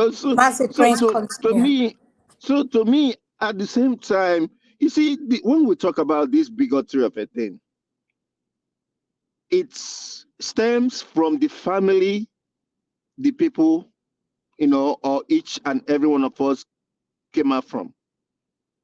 Thank God, I am so proud of my parents. And they've always told us, go wherever love takes you to. Love thy neighbor as thyself. That's why when I tell people I am colorless, I don't see color. Some people get mad. How can you be a black man and say you don't see color? Or when you see some people speaking against white people and all that kind of a thing, and they say, oh, you're a black man, and I said, I don't see none of those. I'm not saying it doesn't happen. It happens, but it has never happened to me. And I condemn it when it happens to other people. I condemn it too.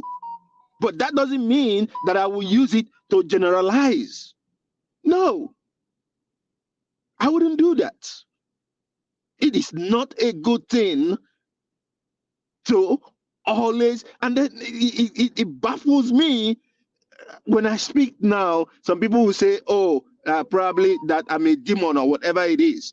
I don't know who told them that they are more Christian than I am. I've asked a question here one time. I said, is Jesus a Christian? And nobody could speak. Nobody could answer. Today, things are happening all over the world, even in Israel and Palestine and whatever it is. Take your side. Evil is evil. And the greatest commandment in the Bible, which Jesus said, is love thy neighbor as thyself. They didn't say go and sleep with your neighbor's wife and say you are loving them. That's not what they said. But if you love yourself, you will love your fellow human being. Those people in Austria, I wish they'll be able to get them. And the other one that said he's gonna buy the wife or whatever it is, just for you to see. That means he never even loved himself. Talk less of loving another person. That will make such a despicable statement. Probably the mother of your own children, that you buy her because of where she's from. What a shame. But it is the world we live in. It is the world we live in. People don't have shame anymore. People don't have shame anymore. And shame to Nigerian government. The way they handle all these things is just so irritating that I didn't, as some, I sat down, I was talking with my wife and we were reasoning. It doesn't make no sense. Abike Dabiri, son, was killed some years ago. I think it was in UAE by the clique he got into. And that was after that she got into politics. And now look at what she has turned herself into. A very negative person. I'm so ashamed of her. She doesn't represent me. I don't even know all these things that they talk about, diaspora, whatever it is. She does not represent me. I've said it times without number. I don't know her. And thank God there is no case I will have that I will even invite her in. She should keep to herself. I know those she's represented, not me, for sure. We talk about all these things. And let me say this, okay? All of us here, let me tell you, when they say Omo Igbo doesn't mean only Southeasterners. So it means everybody. Everybody. If you are from Delta State, if you are from Cross River, if you are from River State, everybody, it will affect them. So we should be consigned. We should be consigned. I rest my case for now. Thank you. Thank you, Mazi Prince. Thank you so much for your submission. We want to welcome Madam Gladys. Thank you so much for joining us today. Your submission, ma'am. Madam Gladys, are you there? Madam Gladys, are you there? Okay, we'll go to Olumide now. Olumide, you had something to say earlier on?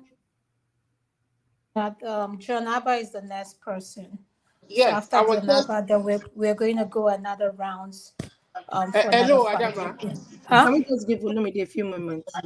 So I was just going to say that regarding the statement that maybe, especially about when the House of Rep member or two of them wrote a letter to Canadian government to prosecute her or whatever, that's not gonna happen. It's not gonna happen in our society. We don't quell free speech in our society, and we don't. Whatever she made, I listened to what she made on that online panel. It was a discussion among panelists, okay. and we don't listen to I do online rant and act that way. No, Canadian security agencies are busy with more serious stuff. Okay, we are not like the Shido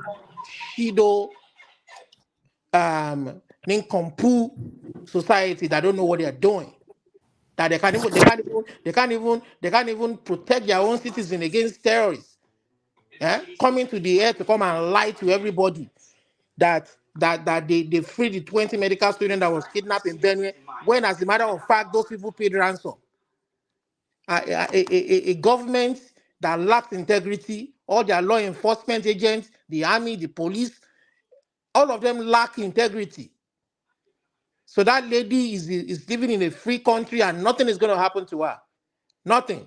We don't entertain idiotic. Yeah. Thank you, Olumide. I appreciate what you have to say.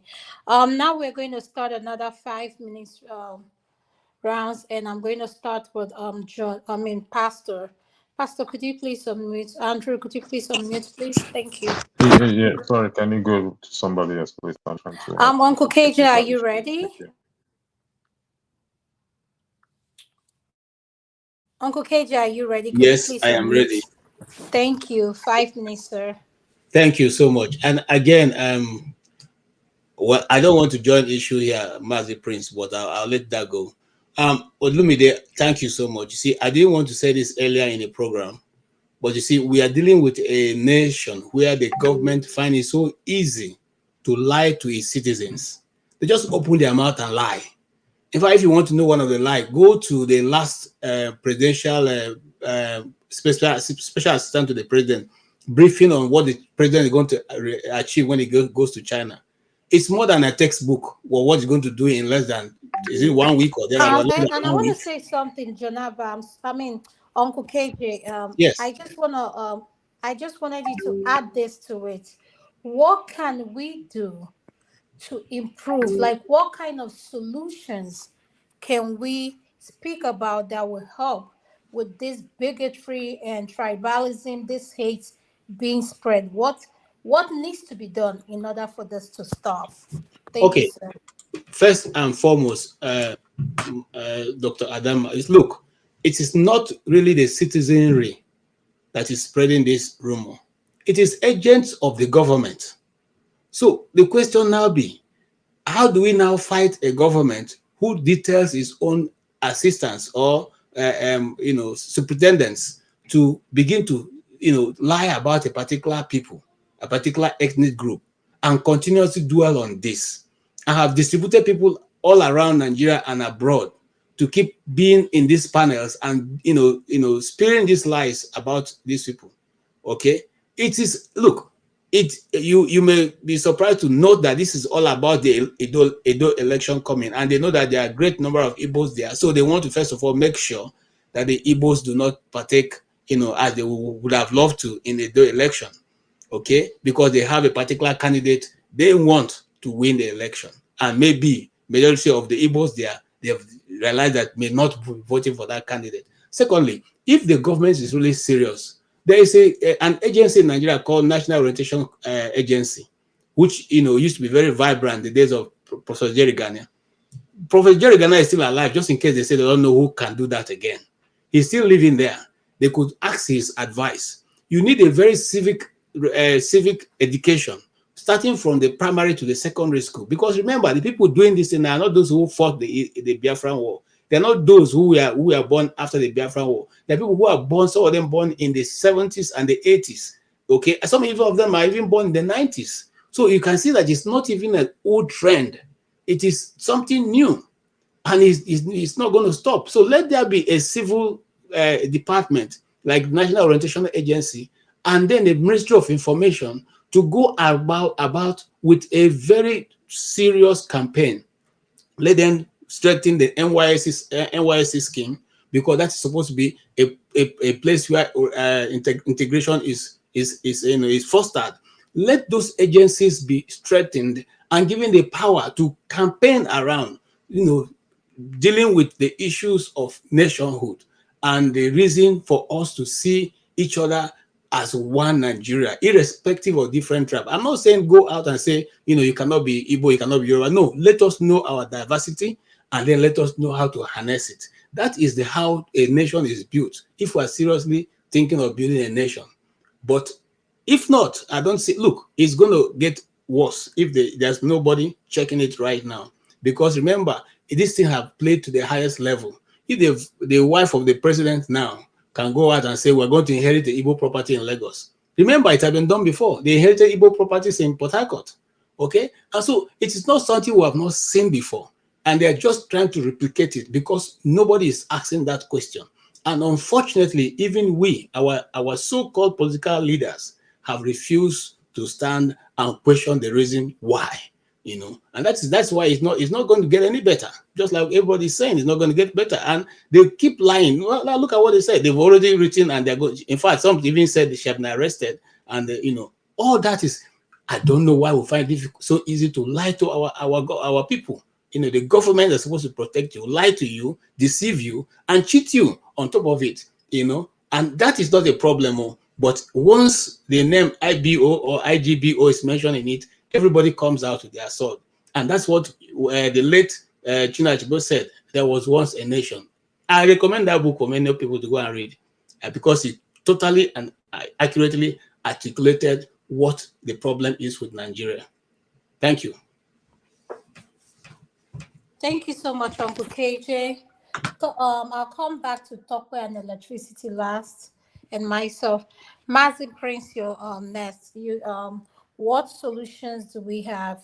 Can you suggest, or what needs to be done to change this tribalism, this bigotry being spilled out everywhere from every angle? How can we heal and move forward? Thank you again, Adam. It all boils down to first self-discovery and self-awareness. What do I mean by those terms? If Uncle Alexander Gomez. Mazi Prince, we've lost you.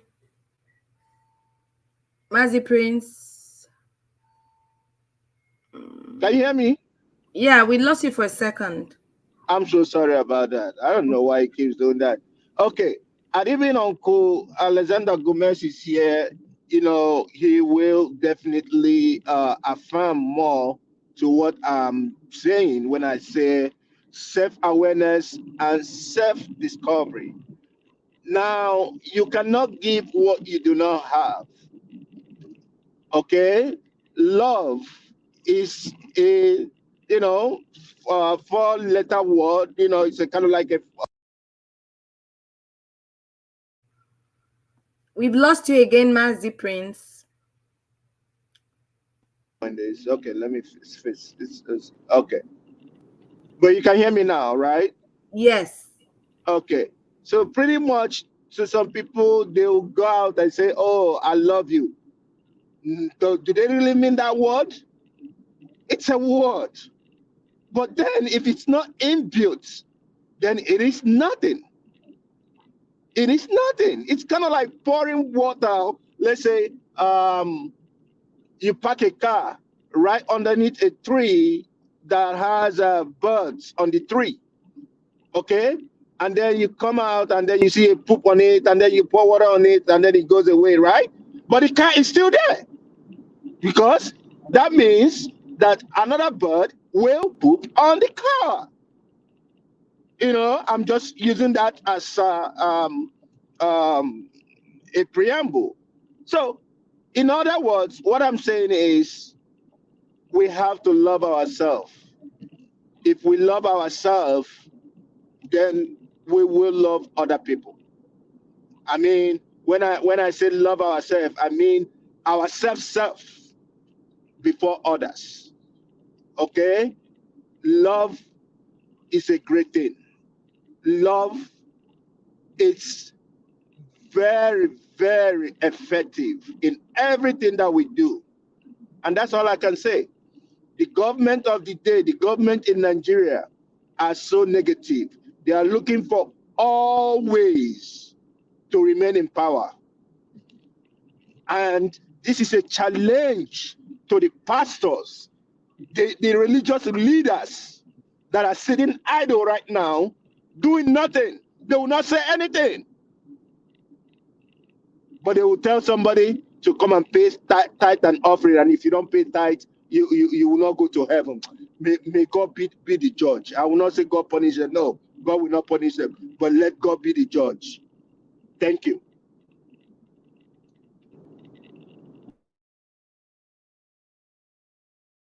Thank you, Mazi Prince, for your submission. Man of prestige. Yeah, I'm here. Yeah, thank you very much. How many minutes do you have? I'll give you 5 minutes. Okay, 5 minutes, thank I'm you. timing you. Thank Before you you. start, man, for Prestige, this solution aspect, are you going to allow me contribute? Because I haven't contributed to the solution Yes, aspect. no, Alaba, you're going to contribute. It's No, going. it's I'm calling Olumide. everybody according to the way it is going. So you're next after Man of Prestige. Thank Oh, you. okay, thank you very much. Adam, I don't like this your ethnic bigotry you just exhibited now. You called me Alaba, so me and Alaba we are the same. I'm sorry, Olumide. I Wow. am so sorry. It wasn't intentional. I'm so No, sorry. I just Look, joking. that guy just missed your name. That's it. I'm just joking. Thank you. All right, let's go on. So, like I said, I'm very passionate about what's going on. When I mean passionate, I'm very concerned. And you say, what can we do? You see, this is where leadership come in, because this is not something that emancipated from the regular masses. This is something being generated by the politicians. And what is the function of the government? Is it not the number one protection of the people? That's number one before other economical factor. you know and for this to happen, government has to take initiative. There has to be a conversation in that country. The president has to invite in all region, chieftaincy or whatever you call it, regular people, come to a round table and have a conversation. It has to be, they have to talk about it. It's not just denial. Like I said, denial is not going to help that country. It might lead to, a very unpalatable situation. So a conversation it has to be had. Tinubu has to initiate it. People in the government say, let's have a conversation. Let's have a healing moment. For each different ethnic group. We are very tribalistic people. Let's just call it what it is. You know. So you have to bring people together in order for the country to function, because it doesn't matter what kind of economic policy he tried to implement or whatever. If the country is not united, nothing is going to happen. And I'm saying it here, mark my word, what I'm saying was today, that is the trajectory we're having. It doesn't matter where he's going. Okay, right now he's going to China. Okay, can somebody tell me, what Tinubu is going to China to do? So you're going to China, right? For the people that confiscated our plane, and put it on eBay for the highest bidder. So what does that tell you? It's a business between a contractor and the debtor, and the notorious shackle lender. So tell me what's going to profit from there. We are missing our priority. You should have stay at home right now and talk about what's going on in that country that need urgent. I'm not trying to be emotional, but I have read about some other countries, where genocide was started. I know this is going on online, but you have a lot of gullible people in Nigeria, the regular masses, because of the poverty, you know, it might pivot toward that area, and the outcome may not be good for that country. So what I'm trying to say, there has to be a national dialogue. Whatever you call them, the pastor, of course, I don't trust the pastor, okay? I don't mean to say that, but, just because of their antecedent. I mean, the pastor, the chieftaincy, the politician, we have to gather each region and talk about it and ask each region, the Dudu Nation, the Biafra, what is the problem? Let's have a dialogue. How can you, I mean, if my children say something is going on or they are crying, I have to talk to them. We have to talk. We gather together and talk.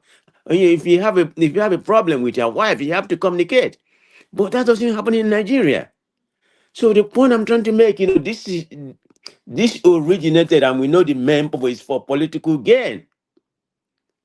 I don't know how that's going to happen. It has to be initiated by government. It can't be initiated by you and I. Believe me, it's not going nowhere, because ordinary people in Nigeria, they are getting a long way. It's the politician that is perpetuating this nonsense going on in Nigeria.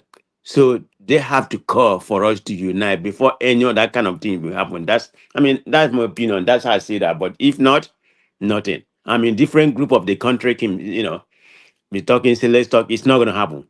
It has to be need. So that's why we need a humane leadership in that country. But for now, I don't see it happen. But I pray, something come out of it. So I leave it like that for now. I don't want to be. Thank you, man of prestige. Olumide, you're next. 5 minutes. Thank you, sir.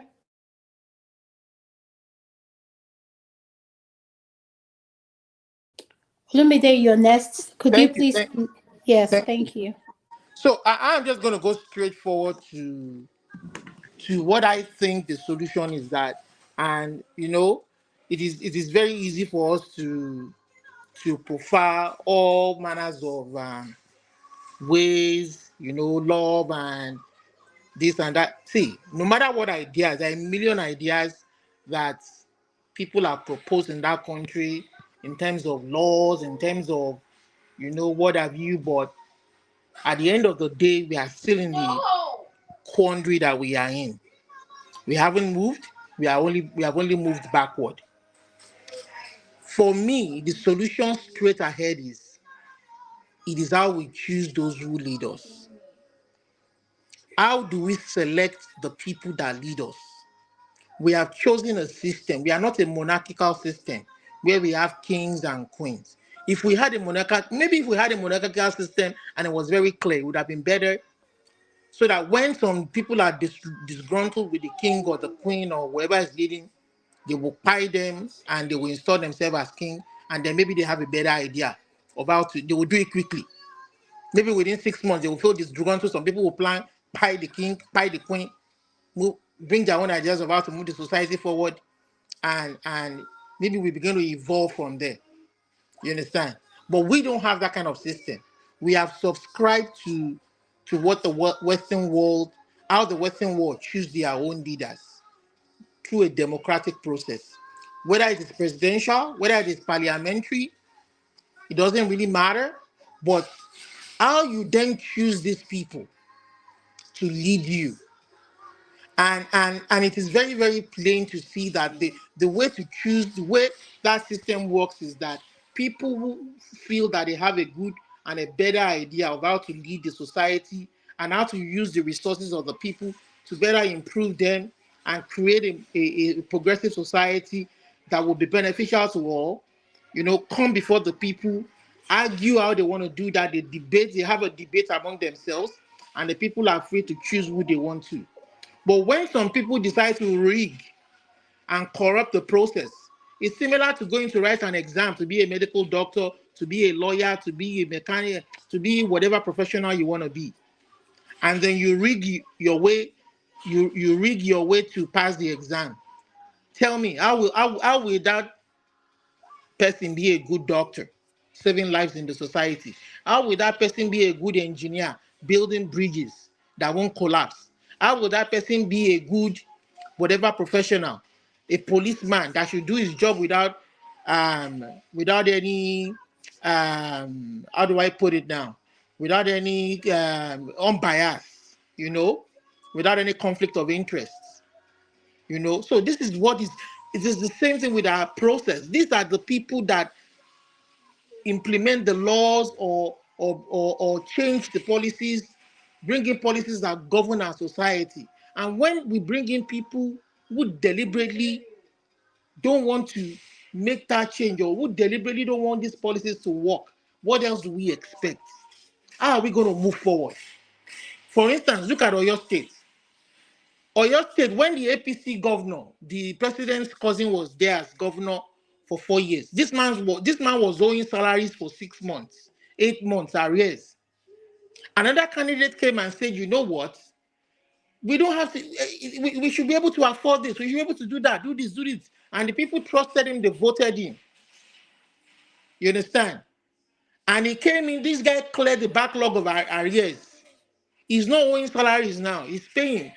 I'm not saying it's 100%, but the people, next 4 years, he comes before the people again. If he's found wanting in a certain area, the people will hold him accountable. And if they feel that another candidate has a better idea of how to move the state forward. You haven't done enough for us with the resources, despite the fact that we've seen so much, but you haven't done enough for us. You are not satisfied. We believe this guy has a better way for us. They vote in. That is the way the society runs. But when people rig elections, when people steal people's votes, when people don't make it free and fair election devoid of corruption, we are going to remain in that same quagmire. Every level of our governance is corrupt, from local government to state to House of Rep to Senate. Everything is corrupt. America today, it is true that they didn't get there in one day. It was a process, but at least that process was not corrupted. For hundreds and hundreds of years, it wasn't a corrupted process. They were getting it better with new leadership. They had a system of replacing their leadership through the people choosing who they want, and it wasn't corrupted. That is why they are the number one nation today that everybody is looking up to. Look at other Western countries that we don't talk about. There are other smaller Western countries we don't talk about, but they are thriving. Their democracy is thriving because their way of choosing their leader is devoid of corruption. Is it Sweden? Is it Denmark? Is it Norway? Is it all of them, especially in Europe? You understand? So this is where our problem is, and God has blessed our own country. America is inviting other ethnic groups to come and help build their nation, creating a diversified society. Canada is doing the same, creating a diversified society. UK, as conservative as they are creating a diversified society. It is not like this. It is not like in the Canada where I live. You don't have people who are racist. I mean, I've been living in Canada for 14 years. I've been called nigger at my work. I've been called nigger, but I know those people are minority. They are not in the majority. They are minority. They are not in government because nobody's going to vote them. They don't have a voice. They're always there in the society, but they don't have a voice. But when they rig the elections and they rig themselves into power, that is where they are giving those voices. They are giving those voices, and those voices are not really a true majority. They don't reflect the aspiration or the wishes of the people. But they would never hold a free and fair election. That is what has kept us where we are today. They knew what they were doing. In 1999, when the military already handed over to the civilians, we knew the constitution wasn't perfect. We knew the way the people was a scam, was a lie. But they pacified the people by saying that, you know what, your elected members of the house will change it over time. The wrong areas, the weak areas, they will change it. They will change it. They will amend it. Look at where we find ourselves today. We can't change it. We can't amend it. Even when they do, they pretend that they do. They don't allow it to work to effect. They rig the elections. They choose, appoint people who oversee the institutions. And no wonder these institutions are very weak. But despite the billions they allocate to resources, they will kidnap people. You claim you have all the modern paraphernalia to tackle law enforcement, to tackle insecurity. They kidnap people. Only God knows how many billions in ransom was paid under Buhari government alone before that guy left his 8 years. And now it's continuing under Tinubu. People are dying in the north. I'm not a northerner, I'm Yoruba, but the way people die every day, they're like flies, is sickening. I don't Thank know how you. people live with it Thank every you. day. Yeah. Thank you, Lumide, for your submission. I appreciate you. And Meg, can you please unmute your nest? Okay, thank you very much. Let me submit once again that I know my position on the issues tonight might have triggered some people, and I want you to know that is still where I stand. And I'm not saying what I didn't submit my. I didn't make my submissions because maybe I am biased or I have something to gain. In fact, I must say, because of my stand since 2023, I've been called bastard quite a lot, even from my own kinsmen. And I think that should inform where I stood. But I'm a free thinker, I am a fair thinker. So I believe that the best solution I think we can have right now would have been we should unanimously fight this. But that is in an ideal world. In a real world that we are in, we are not like the Westerners. We are Africans. And the uniqueness of Africans is that we have divisions, we have different groups, and the boundaries for which each of these groups exist is always respected. And that is still my point. And I believe KJ made a statement which I hope that people can listen to. He might have said it angrily, but he's still saying the same thing. That's come. Let's go and do our own side. I'm not saying your side is not developed. I'm not saying that you don't have the resources to do that. I am not saying you are not worthy to even be anything you want to be in a unified Nigeria. But the thing is that look at what we are running at. Look at the system. Look at funny thing is that it is still the same group that suffers the most whenever these minorities utilize the governmental power and every other powers to wreak havoc. I'm only saying what I'm saying because I simply respect everybody. So, for Mr. Mazi Prince, you are a prince, so I am. I am sorry that you might feel disappointed, but that is still my stand. And hopefully, some other time, you will get to understand where I'm coming from. The same thing with Olumide as well. I didn't say what I said because, look, if you like, say we are one, there's a constitution, there's no way you can even prove that in the reality. On paper, yes, but in reality, that is not the truth. The North are governed by a different constitution, especially when it comes to their local matters. And there is no government that will interfere in the way they want to do their thing. There is no government that will do that. So you can't tell me if those people have their own constitution, we are one. The Sharia constitution is not the Nigerian constitution, and they live by that on issues that they want to live by that.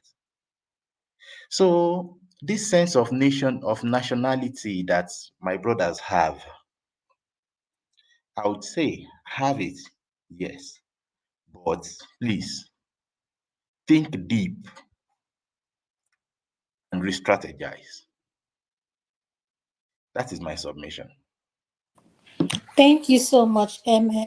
Emma, can we go to Jonaba next? Thank you. Uncle Jonaba, are you there? Yes, ma'am. I wanted to go IED, but now that you call me, I hold back because it's getting too much, keeping me for long, and but it's alright. I would like to know the name of the wine my brother Mazi please take this evening so he can send it to me. Um.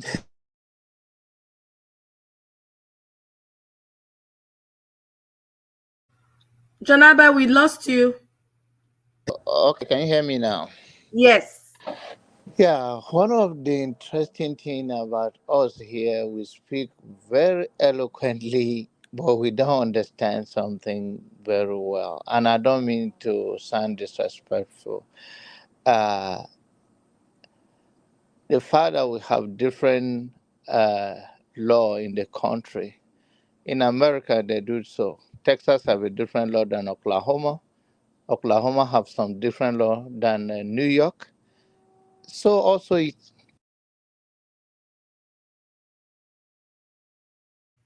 Jonaba, you're yeah, out. so also even as close as New Jersey to New York.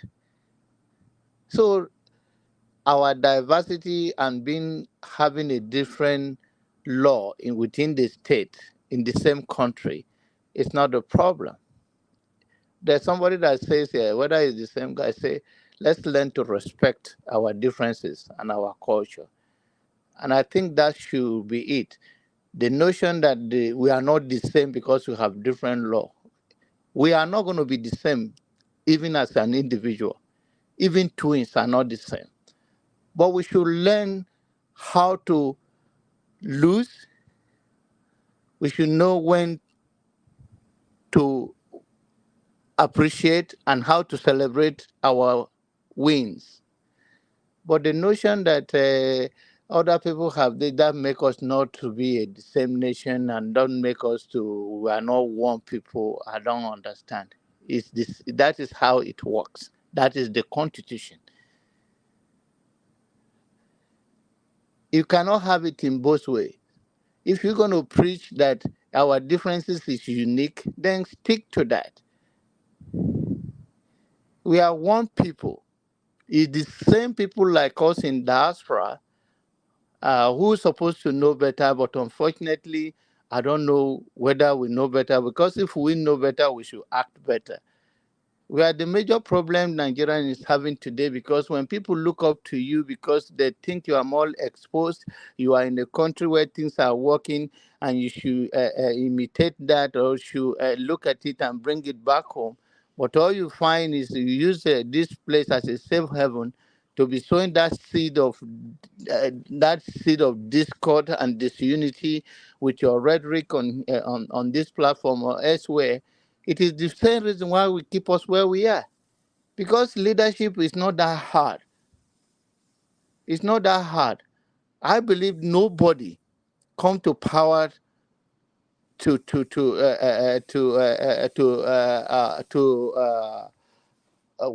to power to make sure that they do not succeed.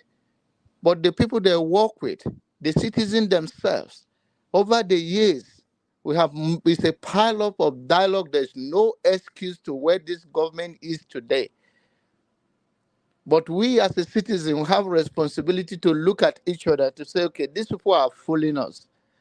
We have to make sure we unite. We have the same language in terms of when we say, I'm not talking about our dialect, that knowing that these people meant no good for us. And how do we change the equation? It's by them seeing us that we are getting along. As far as they are succeeding in dividing us, whether through our ethnicity or through our religious line, then they will keep celebrating and this long walk to freedom. Please, that is not the issue. The issue we are having is that we ourselves, the citizens, we don't even have that feelings for each other. Ordinary Nigerian can scam you and look the other way, even within your own family.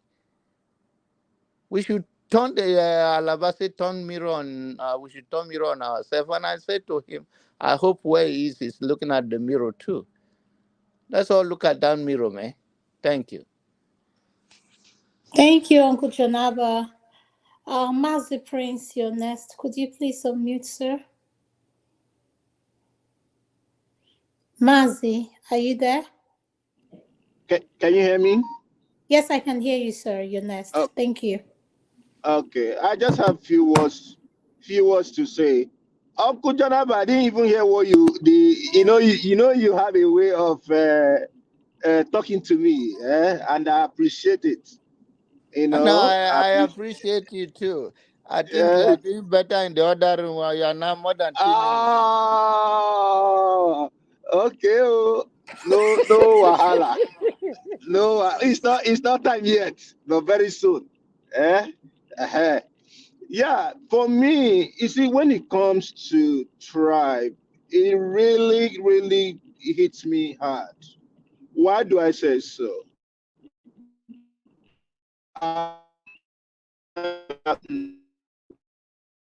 You're breaking up. Can you hear me now? You're cutting in and out. Can you hear me now? Hear you. Yeah, yes, we can hear you now. You can hear me now. Okay. So when it comes to tribe, it's something that is very, very personal to me. I could say that I am somebody who has traversed around Nigeria. The only one that I didn't test was Hausa. Eh, I did not test Hausa, but other tribes have really, really gone round, and they are very, very, peculiar in their in their different forms. When I finished from high school, I was waiting for my to write my jam. Then stick to that. I was waiting to. We are one people. It's the same people like us in that. Mazi Prince, you're sounding far away. No. I'm here. I'm close by. Can you hear me? Now we can hear you better now. Oh, okay. So, like Yes. what I was saying, pretty much when I finished, waiting for jam and all that kind of a thing, I fell in love with a Yoruba lady from Ogun State. The mistake I made was not, putting her in a motherhood way, because what came, between us was the fact that her people talked about the fact that I'm Igbo. Okay, I get it. I was born in Igbo land, grew up in Igbo land. Yes, I agree. And that went that way. But am I angry at her? No, I'm not angry at her. I was even thinking in my head, I was gonna have somebody go check up her old place, see if I can, surprise her with one thing or the other, which I'm gonna do soon, and all that stuff. So, in a nutshell, what I'm trying to say is, guys, bigotry is not a good thing. It shouldn't be seen in any way or form in our lives. It destroys a lot of things, and it might even take away good things that might come into people's lives. Let the politicians continue with their deceptive ways, but we as normal citizens, let's encourage ourselves, stand with ourselves, and shun any bigotry, ethnic, negative statements. That's all I can say for now. Thank you. Thank you, sir. I believe the next person. I, Electricity. Can I have the names? I'm not seeing anybody. The next person next to. Thank you. Man of prestige, you're next. Thank you, sir. Thank you. I'm going to reference start with where Mazi Prince stopped, and he stated that we should shun the government, the masses shun the government with this bigotry or dogmatic being promoted, which might lead to something unforeseen. But you can't really say that, Mazi Prince, you are like in California, or USA, is a functioning country. Nigeria is not a function. I don't mean not a functioning in that way or a first state. That's not what I mean. I mean things are not functioning. So that's not easy to be obtained in that country. Why am I saying this? Because the government pretty much control everything. I mean they can pretty much, you know, because of the money, they control the money, they control all apparatus, people are subsidiary to them. They look at the rest of the Nigerians as docile, which I don't think they actually is, but because of the poverty, they are parading in that narrative. So it's not easy for the masses to change their mindset. So that's why I mentioned the point of a leadership, a national unity, a national unity, conference to be gathered, for people to talk about it. This has to be initiated by the government, because we don't have the institution where you and I live right now, whereby the institution can take up a topic, can take up any kind of issue, and try to resolve it. That doesn't happen in Nigeria. The Nigerian institution is not, it doesn't function that way. There's no institution in that except the political institution. So that's why I'm calling the government to try to initiate this national dialogue. You can't easily shun them because what's this going to happen? It's going to spill over to the masses. Now it's happening online. And we know who, we know how it's been perpetrated. The genesis of this is for political gain. That's what it is. So it might spread to the, to individual, spill over to another, another angle. So that's just my opinion. I don't see that your suggestion being fruitful that is going to help whatever is going on in Nigeria. No, it's not. It's in my own opinion. It has to be. It has to be coming from the top to the bottom. Yeah. So I already made my submission earlier by the dialogue which I proposed. I mean that's the only thing I can propose in that country. So I'm not gonna come and bash the country. Hopefully things will work out. I'm just praying that we don't deteriorate to that level right now. That's how I see it for now. Thank you. Thank you, sir. Adam, Olumide, Adam, Olumide, you're next. okay, I was gonna say I was even gonna make a rebuttal to Emmy. I was gonna say I have a reply for what he told me about. So Emmy, you mentioned something that I also share the same view with you. What we talk about is very very broad, and sometimes we're not able to kind of highlight everything on our mind because of timing. So what you shared now, it is a Yoruba man there as president of Nigeria now, and you are Yoruba, I am Yoruba, even though I don't think Emma is here anymore, Abby. Emma. No, Emma is in yeah, but he's listening because he's in a comment Okay. section.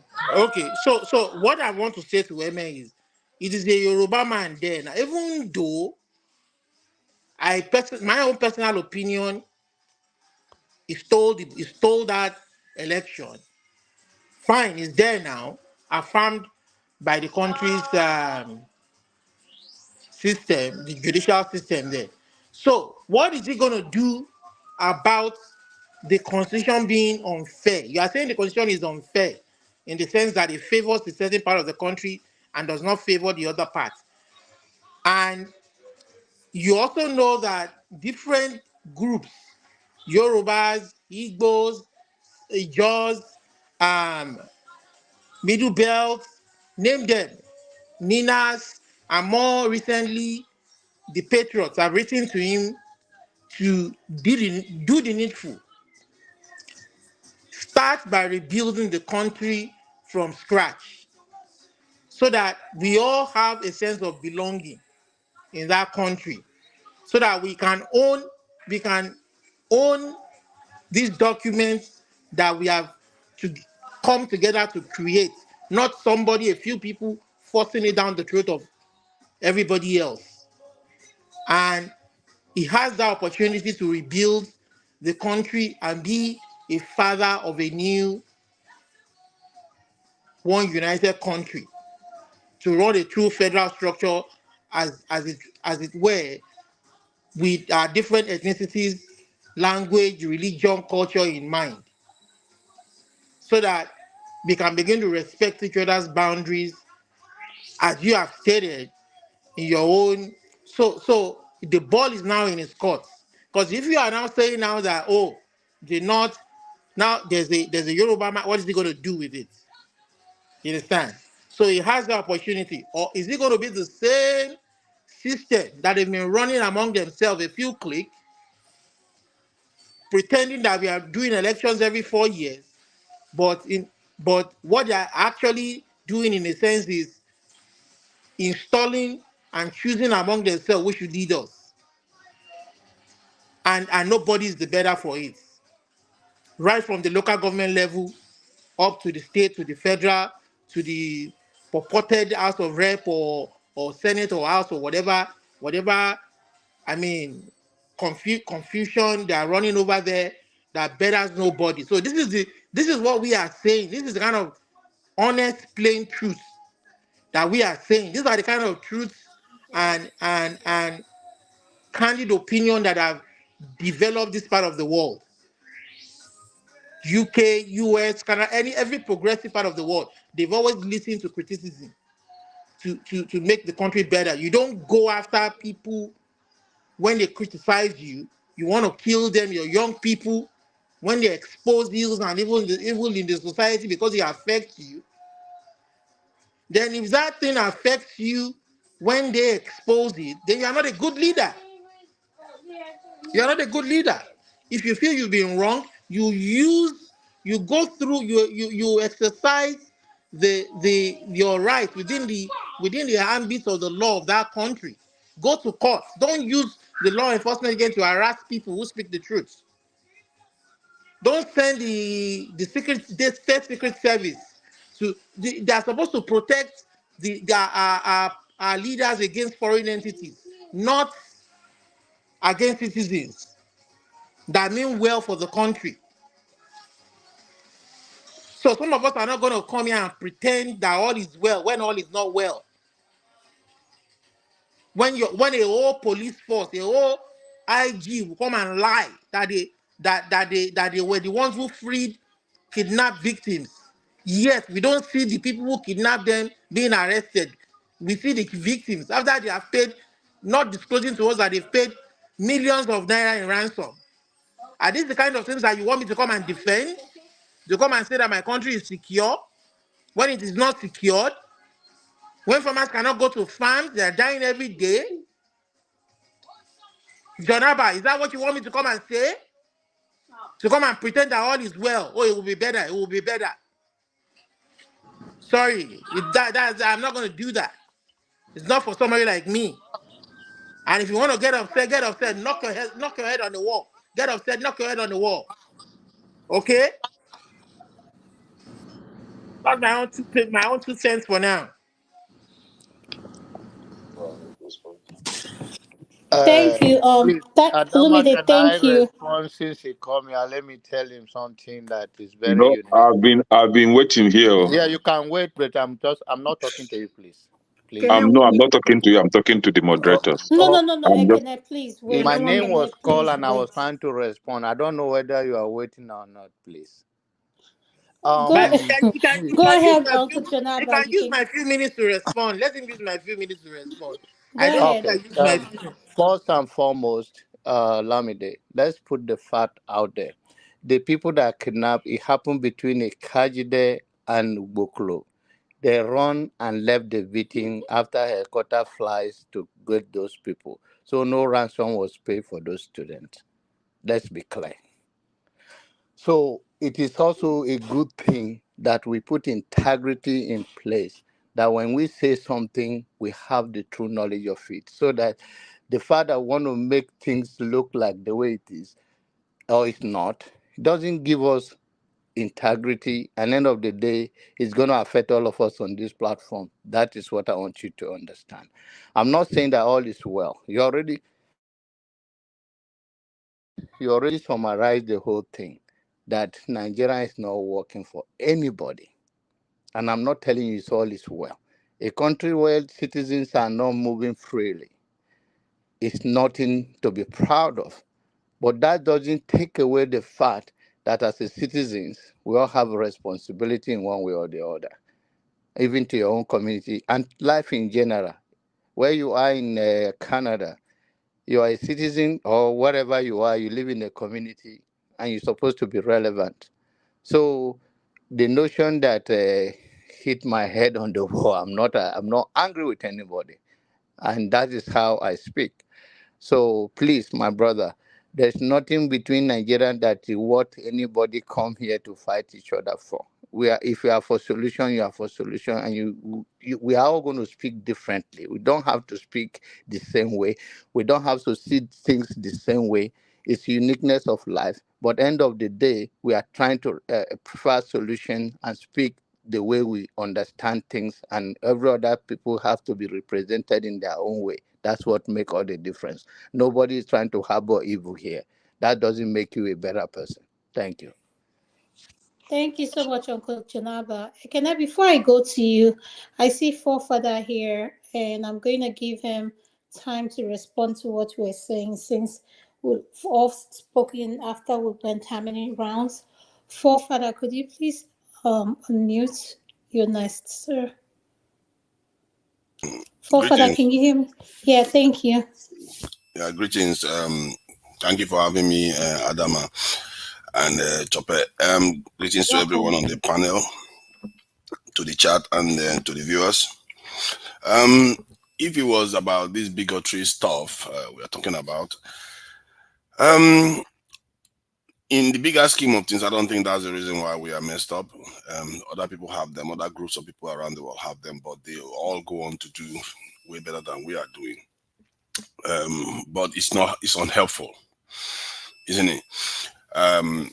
You have leaders and people a kind of instigating and a kind of inflaming these issues when there are pertinent issues to be dealing with. Some of these people, instead of them to spend their energy actually doing what benefits the people, they spend more time trying to foment division. The other day I saw a video of people in Mozambique or something, or Zambia, somewhere in Southern Africa. If I hadn't been told that it was in Southern Africa, I would have thought that was West Africa. Because even South Africans would like to pretend as if they don't know, but the 75% of their population is a Bantu population. The Bantu population technically originated from eastern Nigeria. That's the far edge of Nigeria and Cameroon. So we all have commonalities. If you want to predict outcomes of nations, you can better predict it based on race than even tribes or any other stuff. You can predict it based on race more. And that is what shows up around the world all the time. And so for some reason, people would choose to be playing this lower level game that we played 300 years ago that never got us anywhere. They talk about constitution, talk about all kinds of things. Okay, when you had your tribe and your kingdoms, they did not have their constitution. Where did it lead them? Because they didn't do the necessary things that they needed to do to survive and compete. And I really think that that noise that is coming along, distracting us from what needs to be done, is really, it depends on how you look at it. It's really damaging. At the same time, maybe it cannot be helped. Because we don't know. Most of our people just think this is the core of our problem. When the English were coming down here, they didn't care about any of that. They had divisions in their country. The Scottish hate the English. The Irish hate the English. They hate each other with a venom. And these people rule the world. How do you think they did that? They don't even have a constitution, the proper constitution till today. Because they focus on the important things that makes a difference to their people. They can quarrel and do all that stuff, but still got the right things done. The things that actually matter to people the most.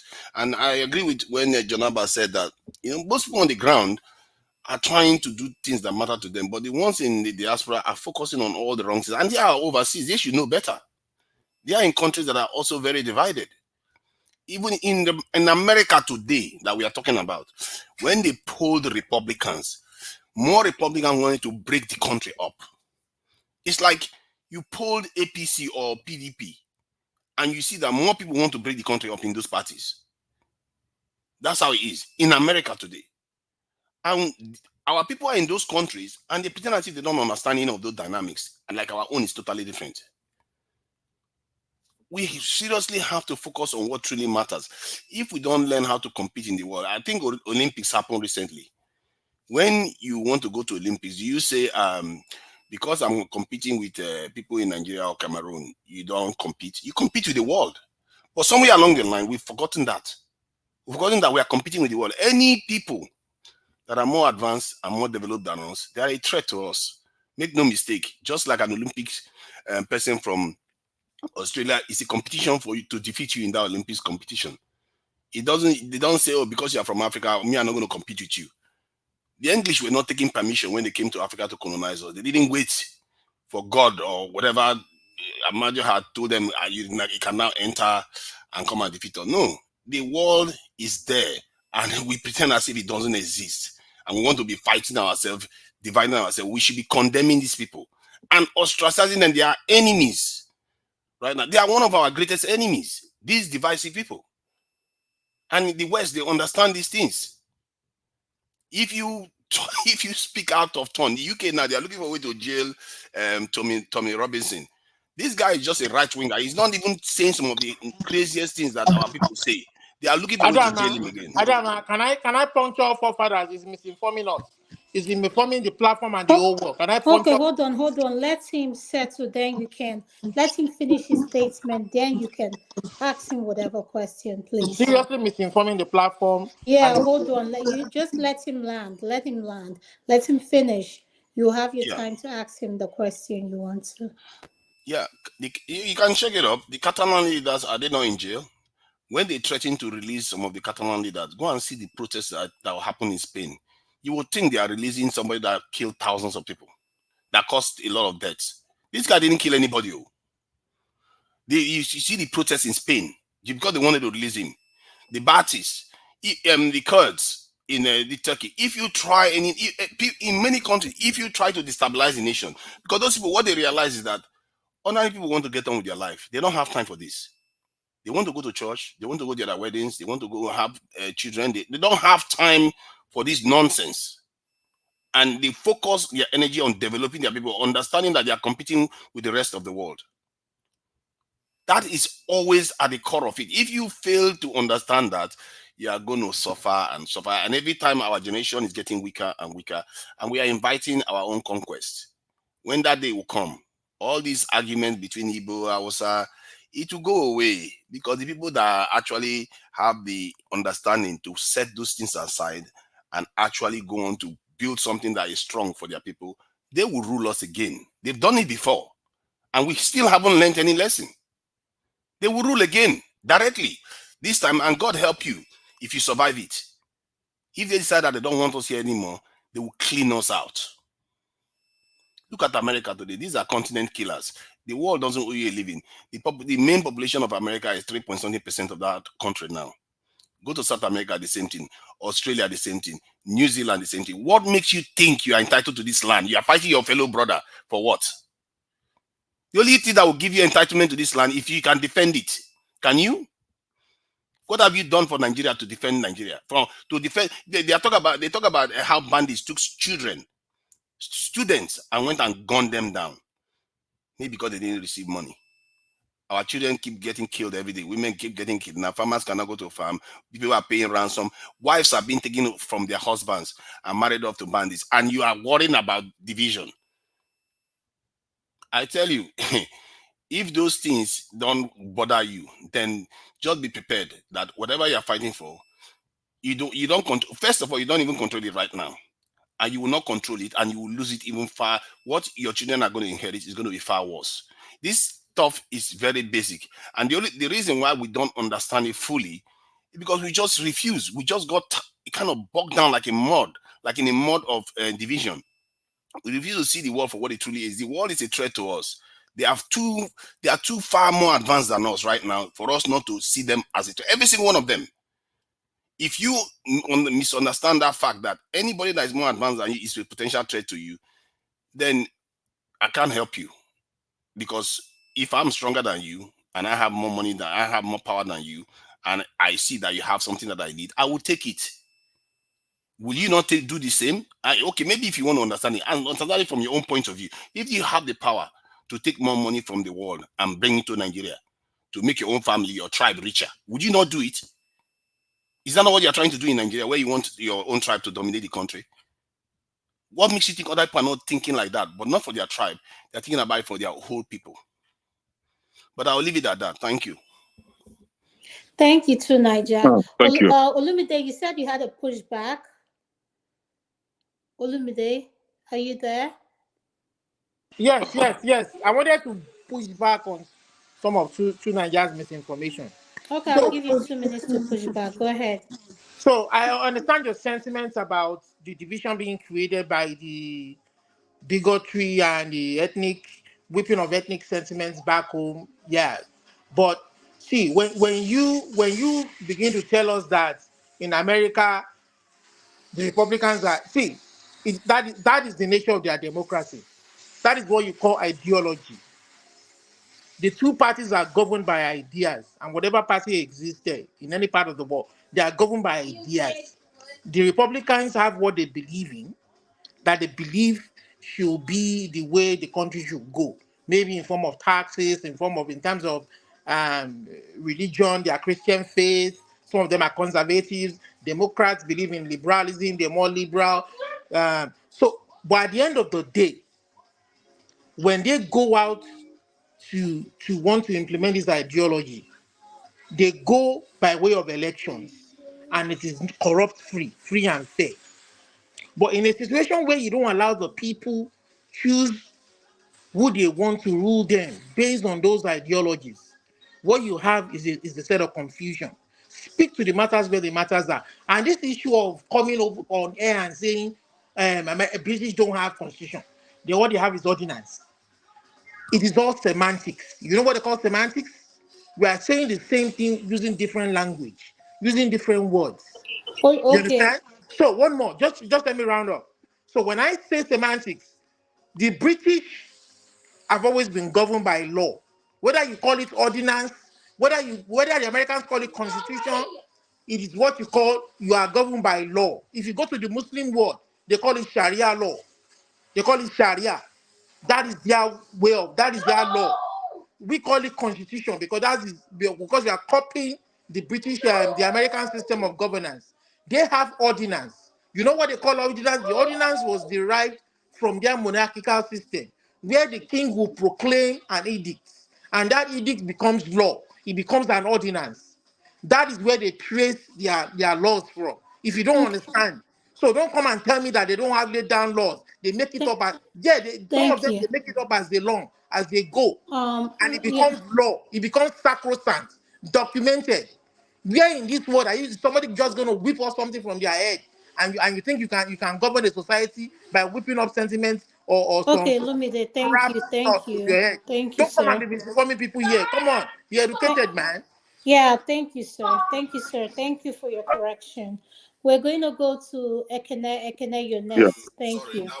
I've waited forever. Hold But on, anyway, Ekene. thank God I'm here Hold on, finally. Ekene. Tunaja, what did you say? Yeah, that wasn't a correction. That was just Huh? he's just making a statement that bears no resemblance to what I said.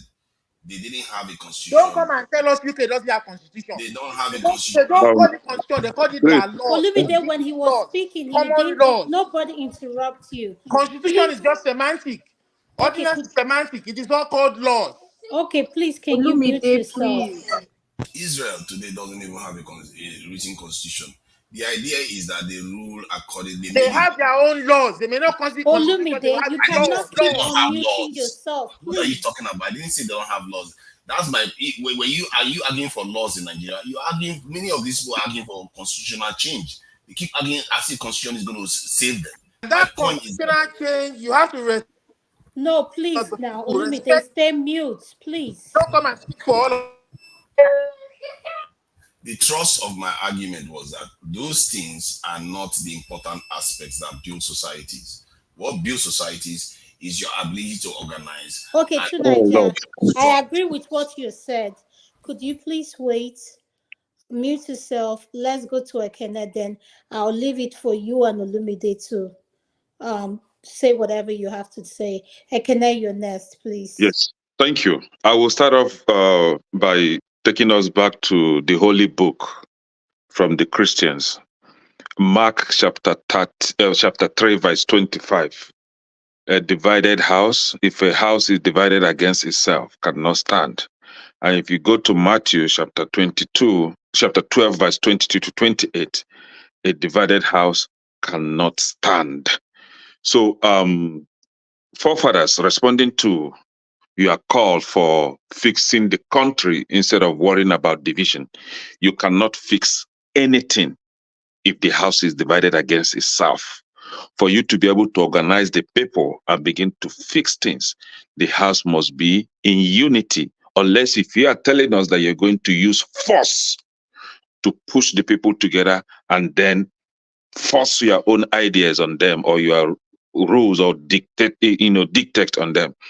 I don't know where you got that from, that a divided house can go ahead and fix their problem without fixing the house. So that is very, very wrong. And again, you said that that the detractors, whomever that is trying to divide the people, should be arrested and dealt with. Yes, I agree with you vehemently, like strongly. I agree with you. And if arrests should be made, yeah, I think Remi Tinubu, Bayo Nonoga, Emsu Olomo, the Oba of Lagos State, they should first be arrested and be dealt with. So that I agree with you on that. My brother Amy, or Amy, I don't know how to pronounce your name. We had a conversation behind, on the backstage, and we agreed. We come to a conclusion that he actually agreed that the constitution should be thrown out because, according to him, that the Igbos in Lagos should respect the Yorubas by not partaking in the electoral process in Lagos State. And I said, no, that is very wrong for you to say. They are citizens of that country, and according to the electoral law of that very state, that the indigents of Lagos State can contest as a governor, for example. They can actually be, partake in the vote and be voted for. And in Lagos State, we have Yorubas that are indigents of Lagos State, and we have Hausas that are indigents of Lagos State. We have Igbos that are indigents of Lagos State, according to the Constitution. According to the Constitution. And I also made an example with myself that I'm Igbo, indigent of Igbo, and at the same time, indigent of Plateau State, according to the Constitution.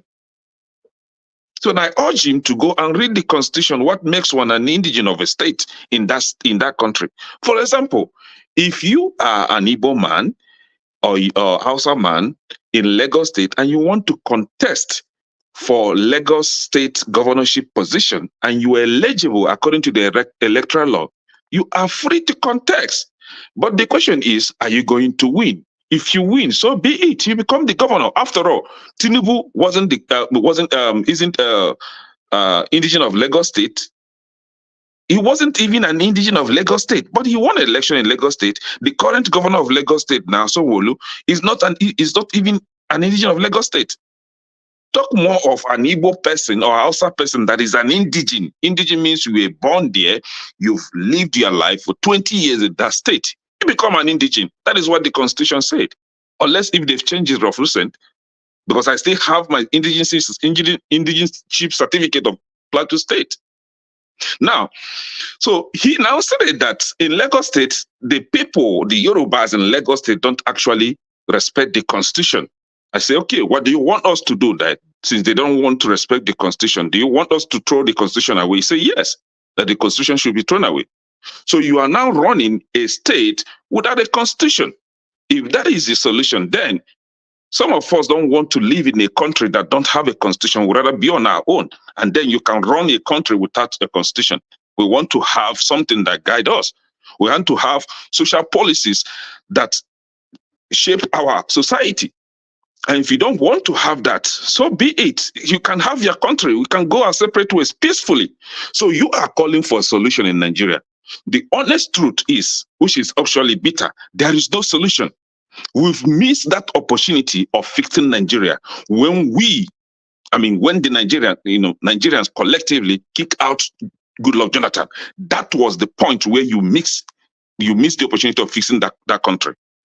Somebody is calling for saying that the governors should come together, or the government should come together and initiate national conversation that will trigger dialogue. How can you do that? You are calling for a government that force itself into that position, that you and I know that they have their own interest. We are forcing them to organize who? They made the governors, they appointed the traditional rulers, and you are calling them to make what laws or to make to make what conversation that will usher in peace or dialogue. It would always be for their own selfish interest. Whatever they are going to do will be for their interest first, the interest of their children and their family second. You, as the citizens, you are nobody before them. So your interest is being relegated on the other side. So you are calling for a solution in that country. The honest truth is that there is no solution, and there is nothing anyone can do about it, because this current government will always appoint their own boy that will run the electoral process. that will make sure they stay in power. So you've missed it. The honest truth is, if you ask me how to fix that country, is for the people to come together with full force and kick them out.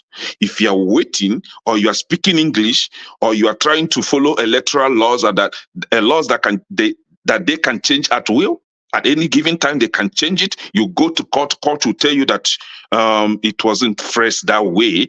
They will paraphrase it for you in the way that will suit them. So if you are here dreaming that you can ever fix that country, then you need to check yourself very well, because that country has no solution as it is now. You've missed that opportunity. They use men of God, pastors and imams to kick Jonathan out, and that was where you miss it. They are holding that country to ransom, and there's nothing anybody can do about Thank it. you so You much. must Thank force you them so out much, with Ekene. force. Can I Not come peace. next because Go of ahead. Huh? can I come next because of a Yes, narrative? go ahead, a man of prestige. Yeah, can I hear you? So I differ with you a little bit. Because I'm the one that proposed any kind of national dialogue, and the masses can't do it. So when I say the leadership, it doesn't necessarily have to be this particular leadership we have right now, which I perceive to be very corrupt. You know, so I'm talking about we have to have a good leadership that can negotiate that national dialogue, because a nation cannot prosper without that. And the part you propose for people to come together, that's not possible. We are very tribalistic people. I mean, the Igbo we initiate say, okay, let's go protest or push the government out. The outside we say no, or the South where Yoruba we say no. So we are very tribalistic people. There's no unity. So that idea, it cannot work in that space we have. So that's the way I see that country. It has to come from top to bottom. It can't come from bottom to the top. And if you decide to come from the bottom, I mean, they have the ammunition, they have everything. They will destroy you. I mean, you and I Thank from you. that country. We know how that country, function. That's not going to happen. Look at the last protest that happened. Did you know that Nigeria has that much military people? Look at the forces that was brought up for just people protesting for their own rightful place. And you see army, weapons everywhere, like they're going to war. You know, and you from southeast, look at the military. From one place to one place, is taking point everything. And look at what happened. Look at what's happening, right now in Imo State. You know, because of it Man of might be some prestige. that Man make of some. prestige. I share your sentiment. Olumide, you can't keep interjecting. You have to wait. Let I that mean, it's person just like land, some that please. make some utterly nonsense statement that that I think they should sit at home for the whole month for Igbo. The whole government apparatus should sit at home. Then the government, the chief police in that state, concurred something, said it was a threat coming from IPOB. I'm mobilized. I mean, every part of Imo right now is militarized. I'm not talking about the military that was before. Go and look what's going on in Imo State as of yesterday. Every part of they say because they receive a threat, but IPOB has denied it. They didn't, that they didn't issue any threat. They say if you have a threat, show us the evidence. They don't have any evidence that that IPOB is threatening the people in Imo. That they have, that the whole federal workers has to sit at home for. Is that about a month? But that's just a typical example of the kind of government we have. So, I mean, nobody's moving around in Imo State right now, around the Warrior area, because the whole federal apparatus has pretty much been guided. Say military marching like they're in war zone right now. So, go figure. So, sometimes I don't know if that country is salvable. I don't know.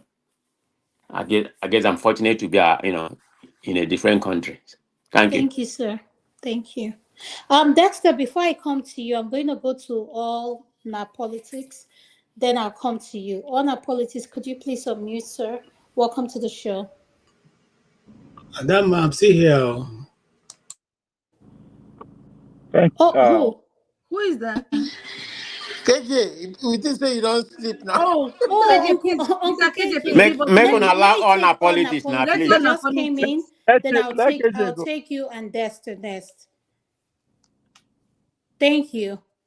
Honor politics, you have the floor. Thank you. Oh, okay. Una good evening. Good evening.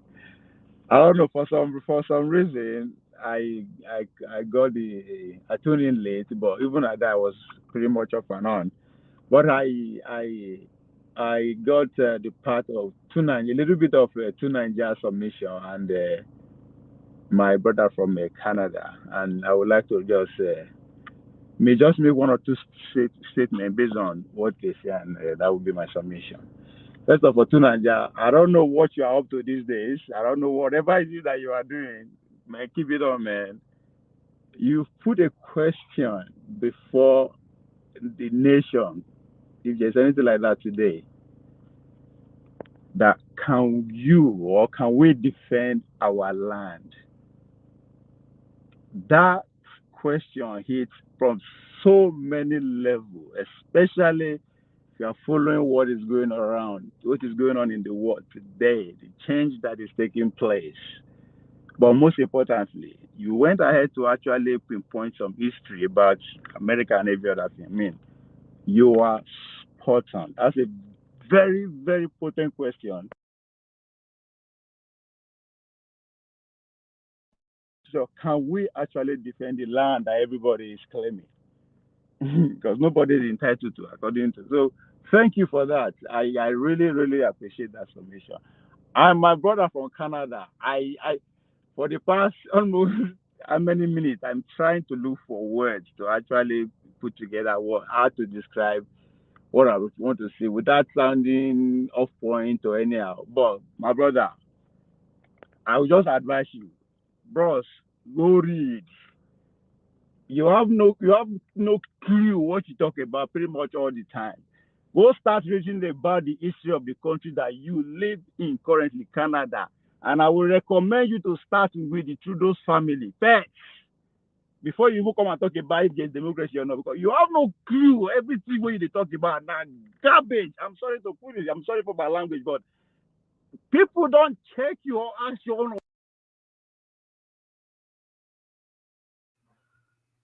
Ovie, we lost you. On our politics, are you there? We lost you. When you are lying. I'm sorry. Okay. Nothing that you talk that makes atom of sense. Like you have no idea what you talk about. Whoever that you listen to, stop. Just go study. I'm serious. It's an honest advice. I don't just know how to just talk, but just put it the way I know how to do it. You have no clue what you are talking about. Even your own country, where they go study and first. How do the Trudeau family, as I said, before you come outside, you just democracy. I don't think you will understand what democracy is, because if you do, you cannot pinpoint any part of this planet Earth that there is one to start with. But most importantly, you don't even know your history, both from Nigeria or where you're now. And it's sad that you have a platform that you just call it all rubbish. I don't know anything, but guy, it don't make sense at all. At all.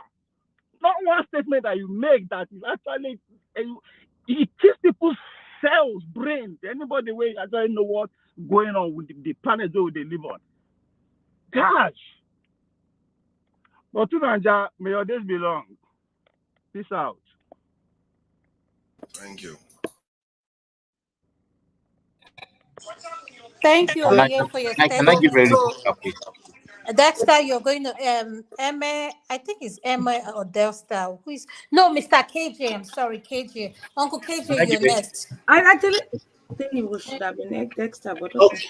Okay, can I just? So Adam, I didn't get his point of Sorry, let me hold on. Don't be in a hurry. Don't be in a hurry, please. I just want to say this, Doctor, that you see this kind of contribution is what I detest it. Okay, I don't care whether you're a professor in a university. Even a common ordinary man in the street has his some way of reasoning, and you should be respected. So when people come and just look at a man who has a family and is taking care of his bills and tell him that what he's just speaking, no, that is going too far for me. I'm serious. And the more we tone down our, no matter how knowledgeable you are, you still don't pay his bills. He pays his bills himself. Please, it's very distasteful. Okay, now to say something. Some of the things that have been said here are not totally correct. And so knowledge is not one man's game, man. Okay, you could argue from the left or the right. We all have different ways of reasoning. Some people reason more to the left, some people reason more to the right, some people reason more to the center. And then when we come together to discuss, please hold your view and don't just condemn the other person. His views are important also. To him, if it's not important to you, it's important to him. Now, look, the thing that is happening to Nigeria, is it new? It's not new. It has been there even before the creation of Nigeria. These injustices and things being killed to one sided has always been there. And through Nigeria, some of the things you say is baffling. You are calling if we can defend our country. Is our country right now?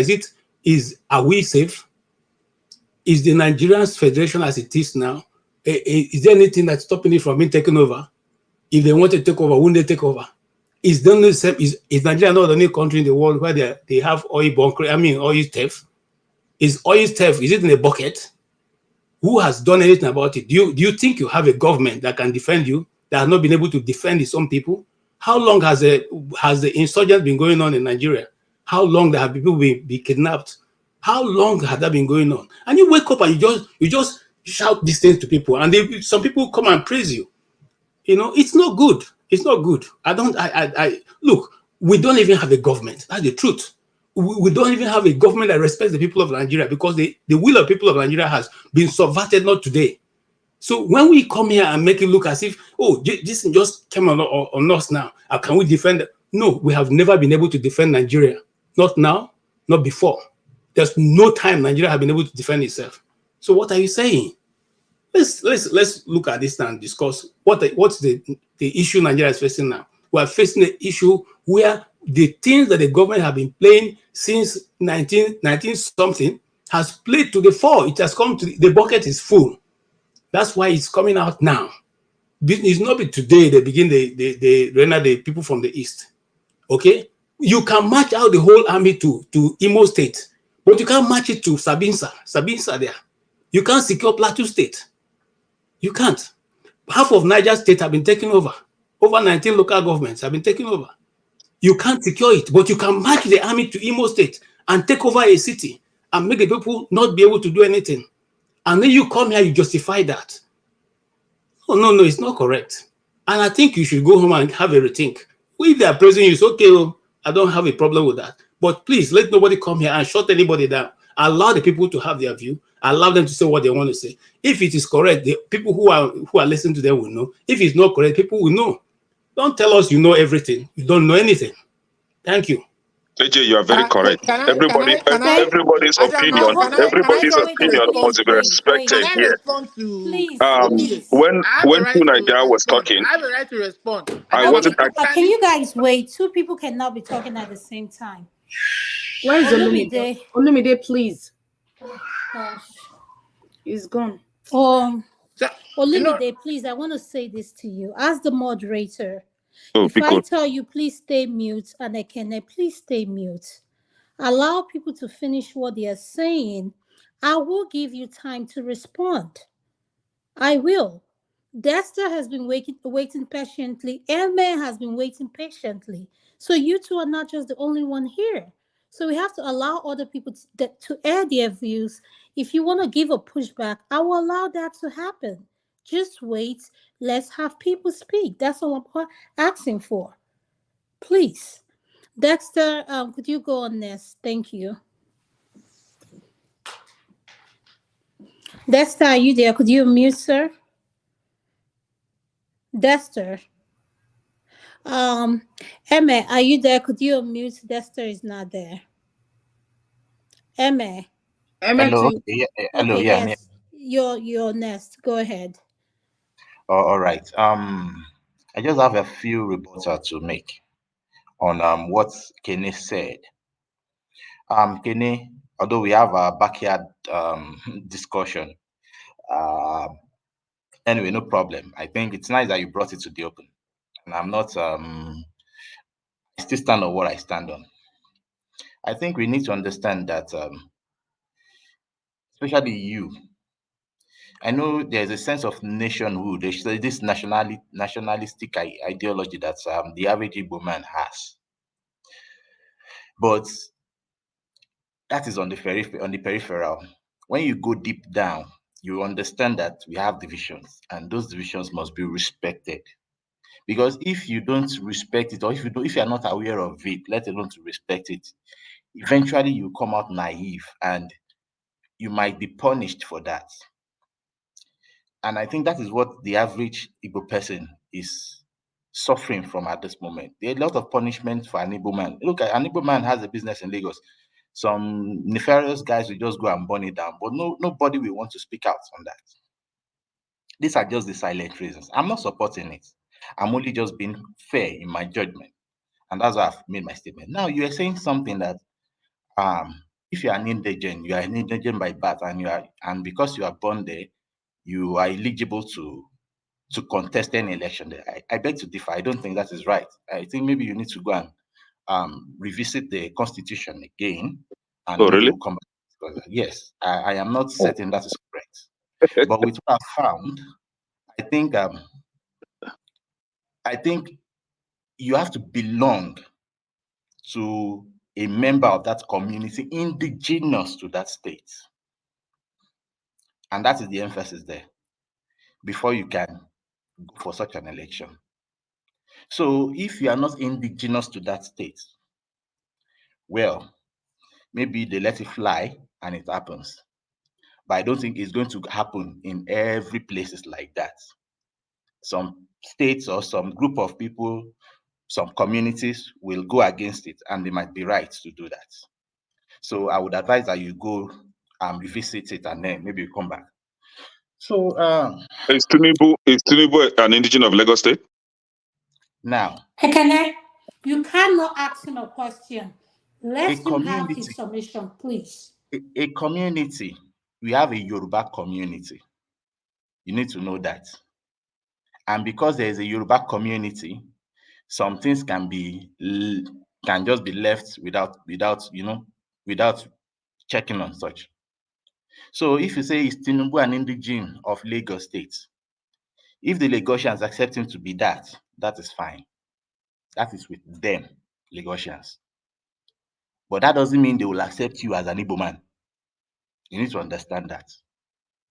And until you understand and respect those little gray areas, I'm sorry, you might be punished if you are not careful. That is it. And you think, oh, we are one Nigeria. No, we need to understand that being one Nigeria, it is not just black and white. It is a gray portion. There are a lot of different times that you are not one, and there are a lot of times that we are one. So we are one doesn't mean we are one all the time. I have no cross in this. I'm not a Lagosian. As a Yoruba man, I don't see myself being a Lagos president, even though I was born in Lagos. No, even though I'm a Yoruba man. So there are little things that you just have to be aware of. And that's where I'm going to submit this time. Thank you. Yeah, can I respond? Ekene, you can respond for 1 minute, please. 1 minute. Stick to the time, please. Okay. So you are telling me that the only way I can survive and live in Lagos State is by respecting Lagos State. Don't misquote me. Yoruba. Survive. No, hold on. Hold on, please. Please. Don't twist it. I was told to not to interject you. Please learn that as well. Don't interject, so please. You are saying that for me as an Igbo person to live and thrive in Lagos State, I have to respect the Lagos Yoruba indigenes by not participating in the electoral process. You are very wrong. I think you need to go and read the constitution of that country very, very well. And then you don't want me to participate. Please, can you learn to shut up? Please, can you learn to shut up? Please. Please. You don't want me. Please He's taking my time. Please, I would need my time back. Okay, go You ahead. don't want me to participate in the Lagos State electoral processes, but you counted me as a population in Lagos State. My numbers is added to Lagos State indigenous so that they will have higher numbers to demand for whatever revenue allocations from the federal government. You see how your sense is. You see, when I say that you can't eat your cake and have it, it is for people like you. You can't choose and pick. If you want to stand on a particular position, stand there. Let's know where you're standing.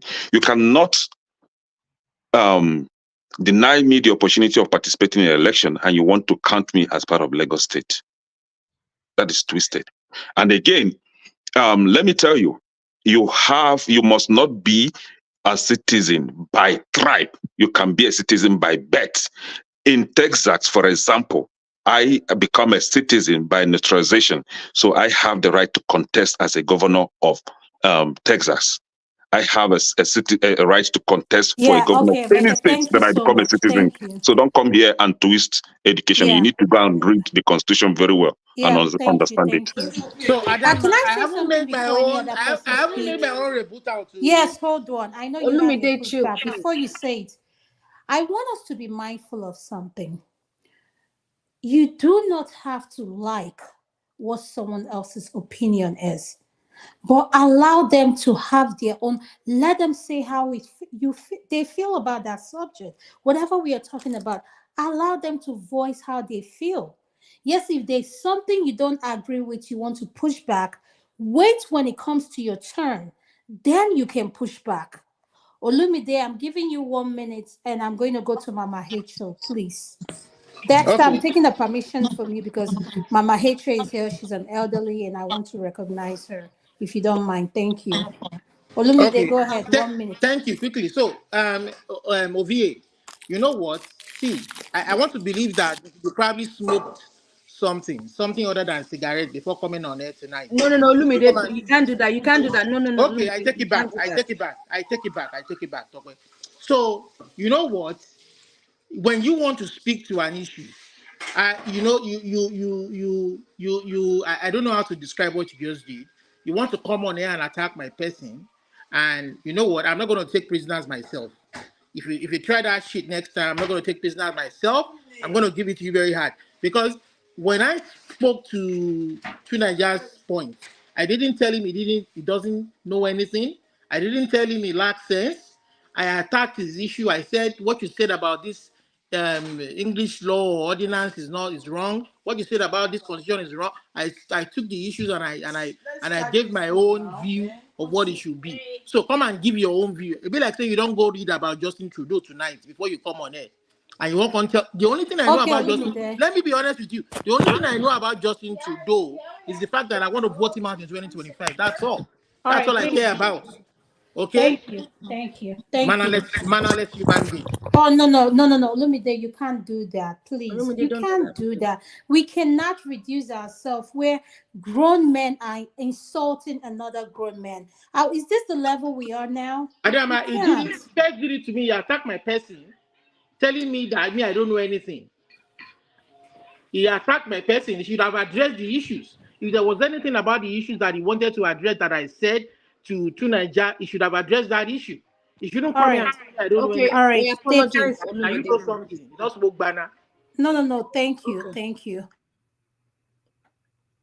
Welcome, Mama H.O. Adana, thank you. And greetings to everybody. Again, I don't notice your temper don't cool small. Thank you. I appreciate. I make all of us begin to cool temper. Because what we have on ground is something we need unity to be able to address and find a lasting solution. So when we are coming to space or when we are meeting with our fellow Nigeria around physically or on the net, please, let's come in with a mindset. Let's go into discussion with a mindset of change, changing the narrative that has destroyed us. I'm begging, most of us in this online space, we've known ourselves for a very long time now on this space, as if we've known each other. But physically, we have not met each other. We may not even meet each other in a lifetime before we go. Or opportunity will come that will take this online space meeting, the opportunity for us to probably have a conference or a vacation that will bring all of us together.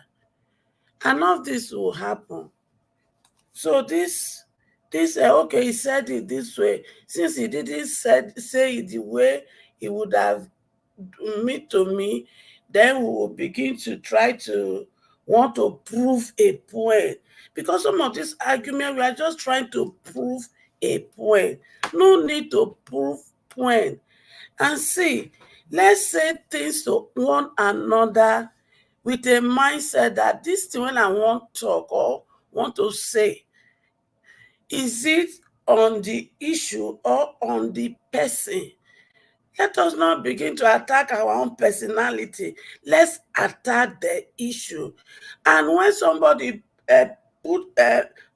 bring you out or refer to something you said that has hurt the person, please, using the word "I'm sorry" does not take anything from us. And it will quench the fire. Mama Rachel, can you wait for 1 second? Dexter, are you there? Dexter, are you there? I'm going to remove you. Yes, I need to bring someone else's name. Thank you. But Mama Rachel, you can continue. I'll add 1 more minute to your time. Thank you, ma'am.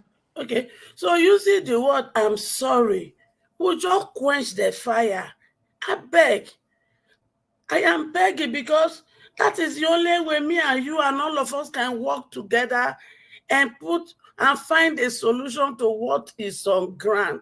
What is on ground is already burning our children. It's already creating an avenue for our children, the one here, that they're not even desiring home anymore. So everything we are talking, every topic, let us have them in their heart.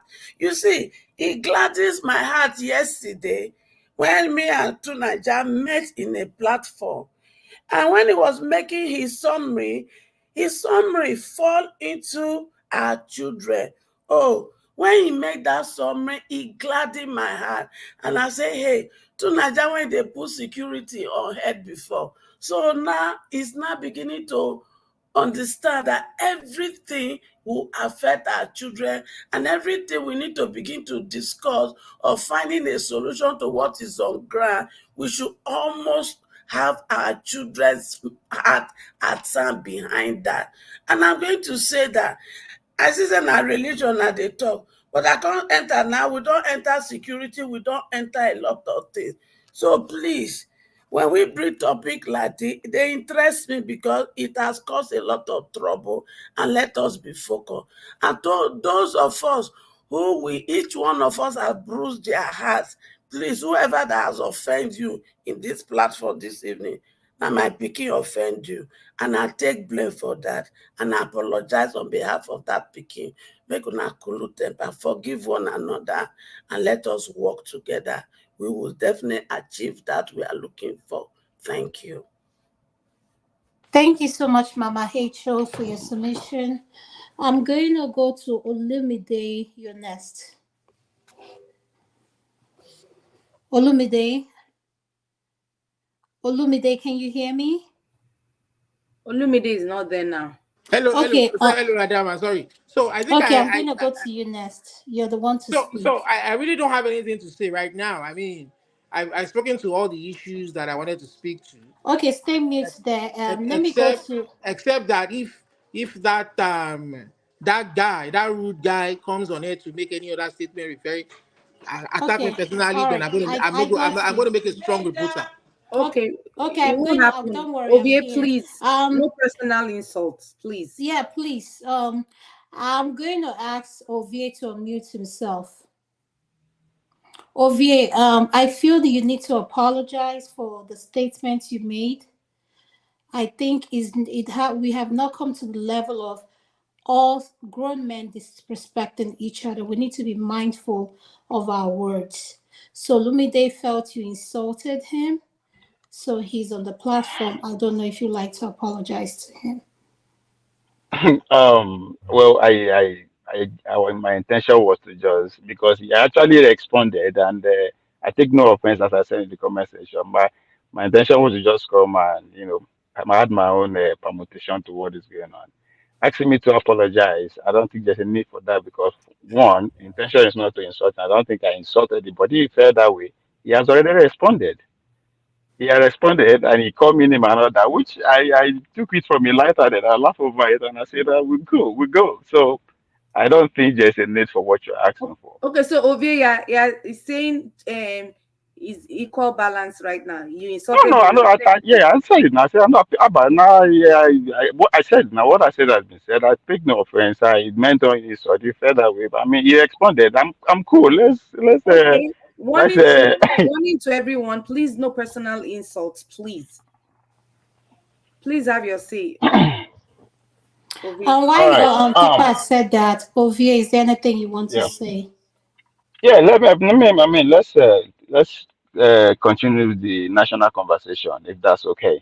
Yes, And go I had ahead. my own That's what we contribution. want to Okay. speak about. Yes. And yeah, Yeah, go thank ahead. you, Mama Echo. That towards the end of your submission, you alluded to the fact that we are supposed to be talking about the religion, but it's a cause or a point. But at no point, I mean, as I said, I joined late, and all the submission that I've heard, nobody actually says anything about that. But instead, I have a little glimpse of the kind of what is going on right now in Nigeria in terms of one would say the hatred towards the Igbo, the Yorubas, and all that. The usual. I said the usual because I don't know. At times, if we listen to us, I use the word us in diaspora in general.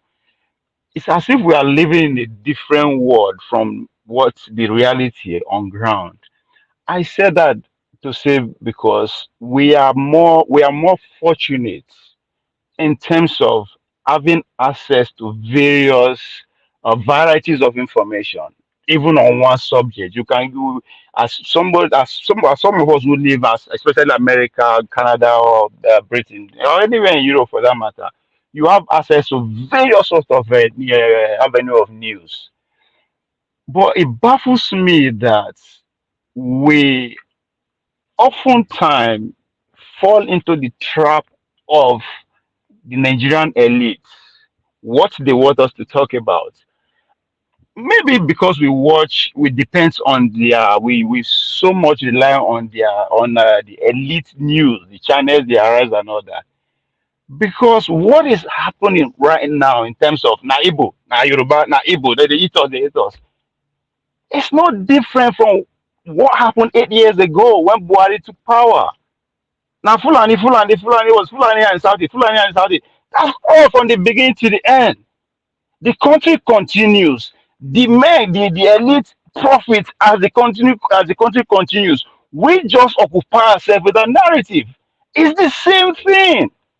We don't start again. Now Yoruba, now Yetibo, now Igbo, they do it. Now this, I did it. The same. Yes, we know change. They not. Ovie, we lost you. Are you still there? Yeah, sorry. Okay. So they don't have any reason to change because the tactics is working. They are winning according to Mama Echo. Now oppressor and oppressed, the oppressors they are winning using the same narrative, the same techniques. And guess what? No, we don't want to just stand and take a pause. How come we always go with whatever they ask us to go with? There's no difference when Buhari the power and when Tinubu the power in terms of how we relate to whatever they put through at us. We go Yoruba Igbo, Yoruba Igbo, Yoruba Igbo, campaign go start, election will come, we go. The same thing. What is wrong with us? I am focused on in diaspora because we have opportunity to actually filter out all through all these things. Unlike when we see the Nigeria, now only their news now that's the only option we have. It's the same thing. They change the actors and the label. Now Fulani and Southeast before. Now Yoruba and Southeast. It's the same thing. So even if not somebody from Southeast become president, will become president, guess what? It will now be the same Igbo and some other tribe again. Because it works.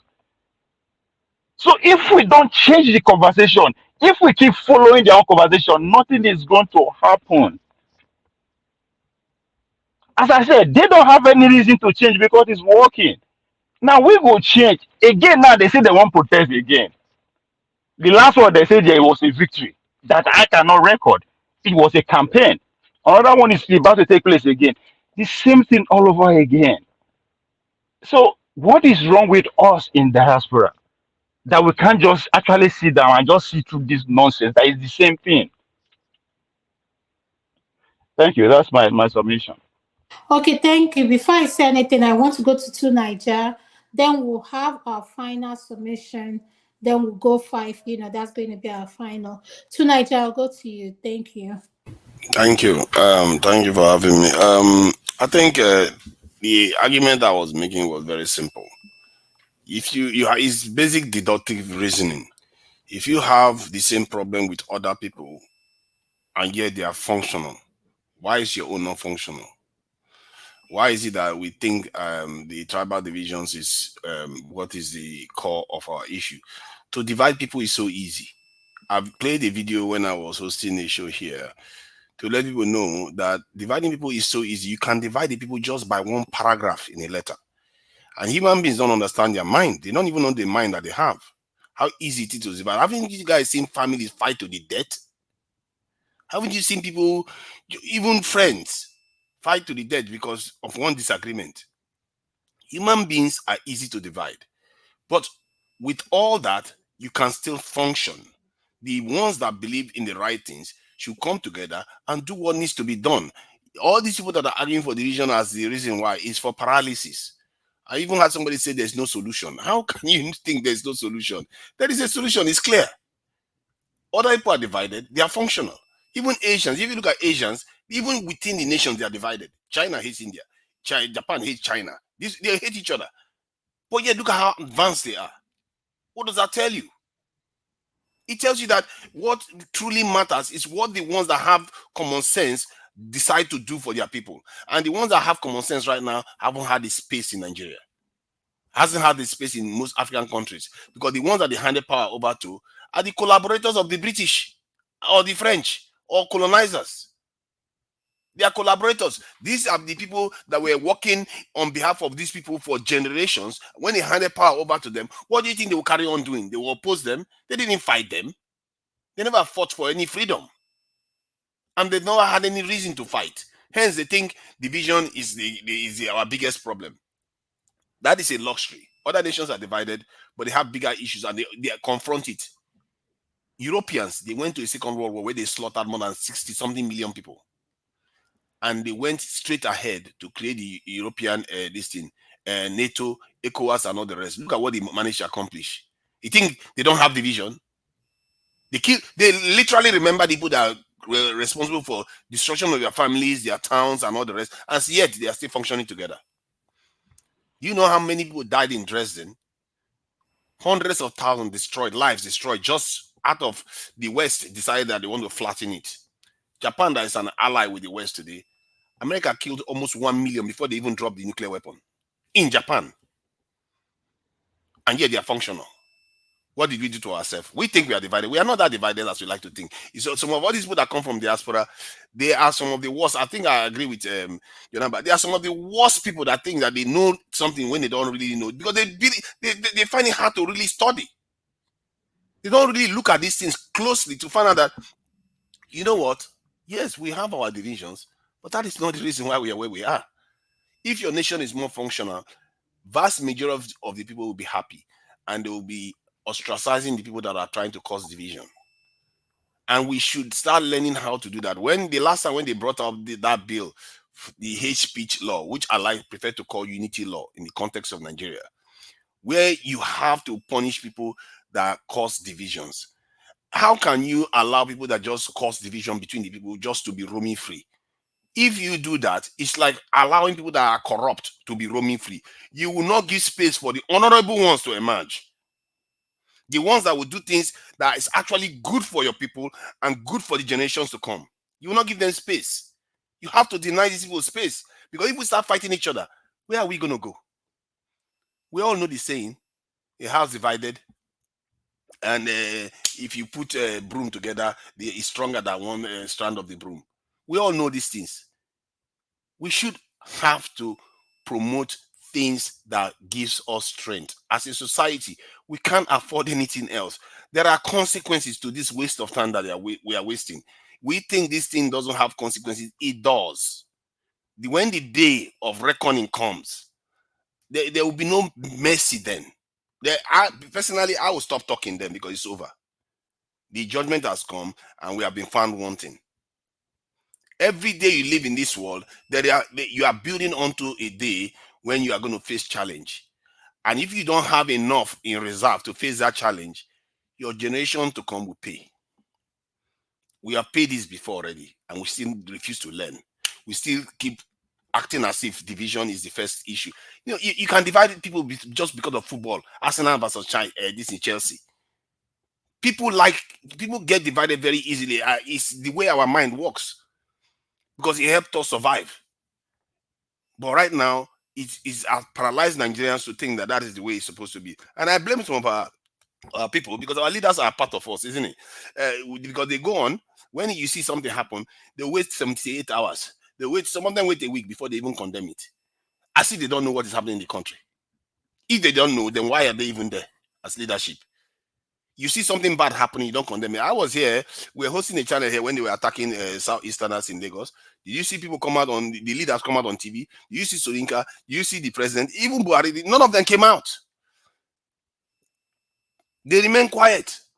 When something happens in the UK, like they're attacking black people or Muslims in the UK, you see Keir Starmer come out immediately.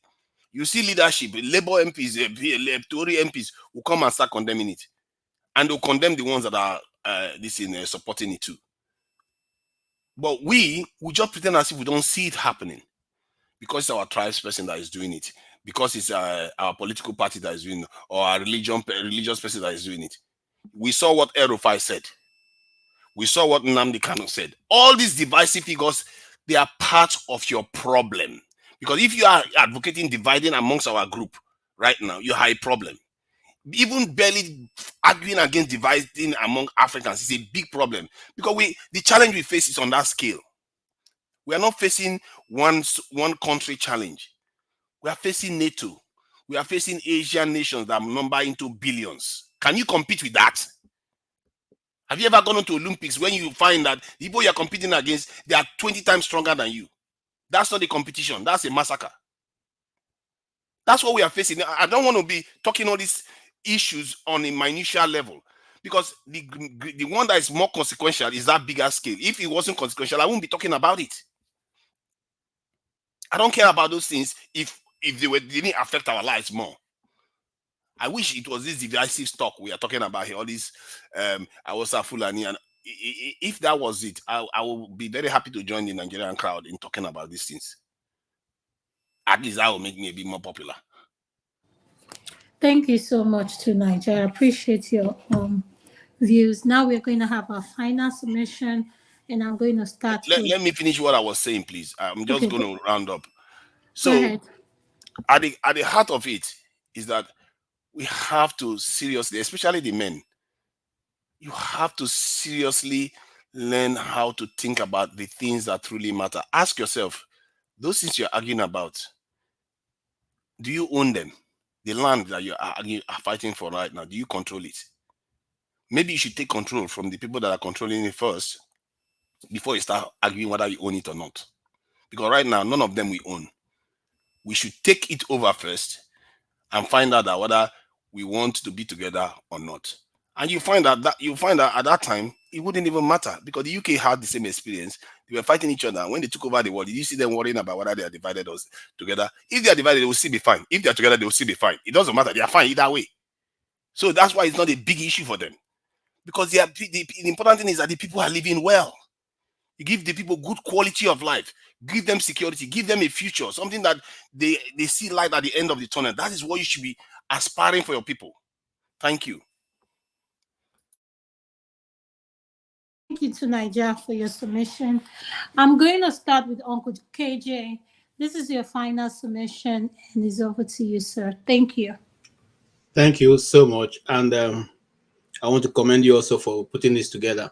Well, now I just want to say something. You see, it's difficult for me to imagine, a presumed enemy that I'm going to be fighting with or for. Nigeria has never been a world power. So it wasn't like we are a world power before and then we lost it. And so now we are being afraid that we're going to be attacked from all angles. And so we have to put things in place to checkmate our enemies or presumed enemy. We are the enemies of ourselves. The more we understand that, the earlier we understand that, the better for every one of us. Nobody, no external whatever. In fact, let me tell you something. I had and I'm not going to mention the person's name, a discussion with him, and I said, look, why are you wasting time not coming to Nigerians rescue? I said, what do you have that we don't have, we cannot get? Why do we need to put boots on ground? Why do we need to even come to your country? Everything we can get. And it was a shock to me.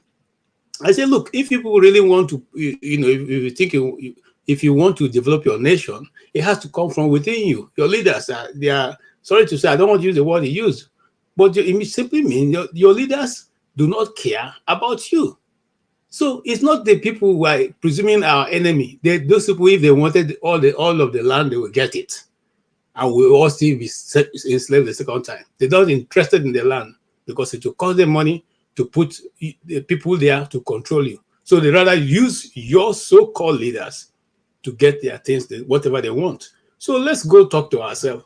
Talk to those people who have decided that and I'm saying this, I say it again, those who have decided that the Igbos are their problem.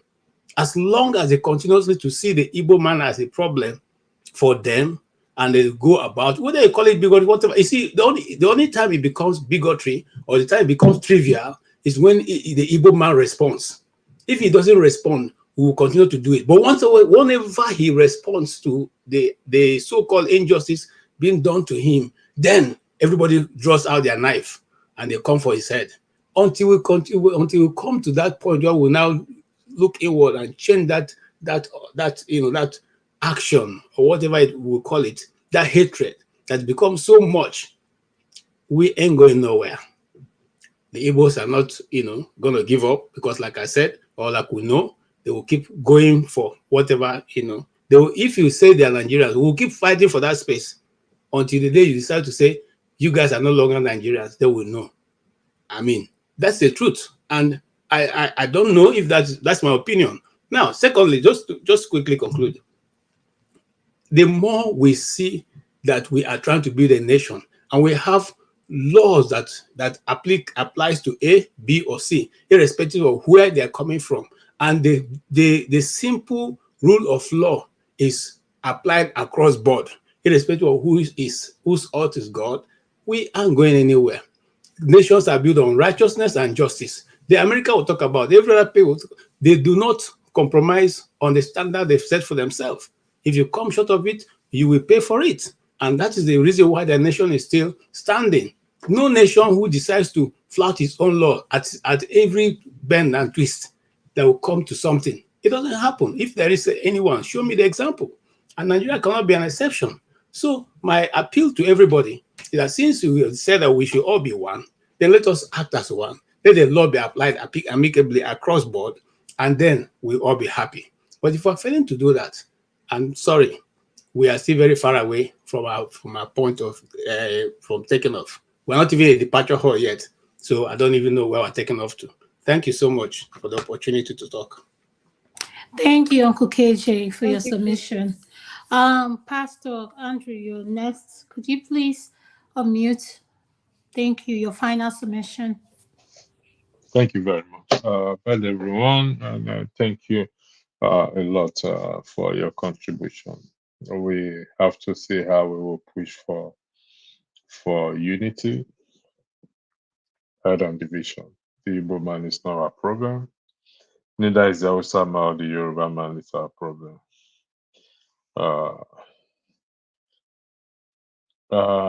Emry, let me just say this.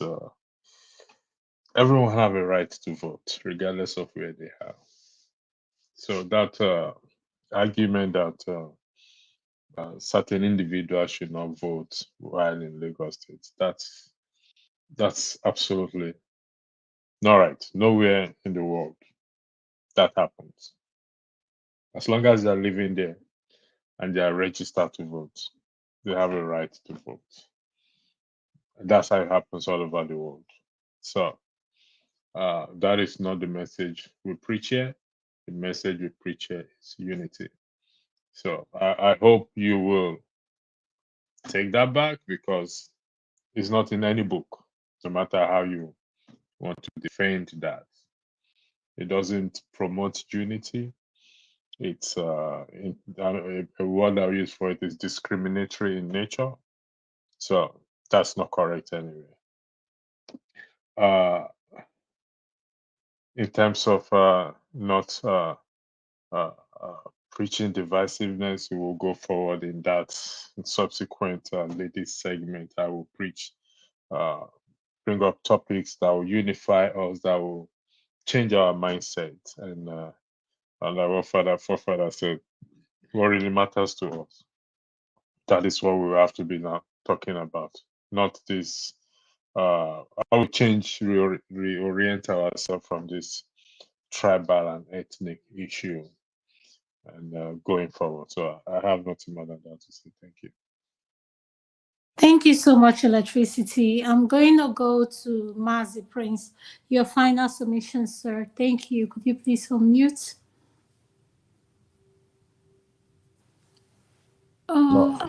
Okay. Yes. For me, I Mazi think. Prince, can you wait? This thing just shifted. It was Mama Hatred. Mama Hatred, could you please? I'm sorry about that. Mama Hatred, can you give us your final submission? Sorry about that. All right, thank you so much, Adana.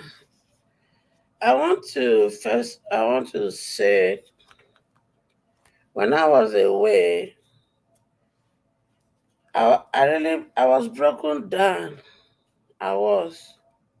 What broke me down, not just the election mago.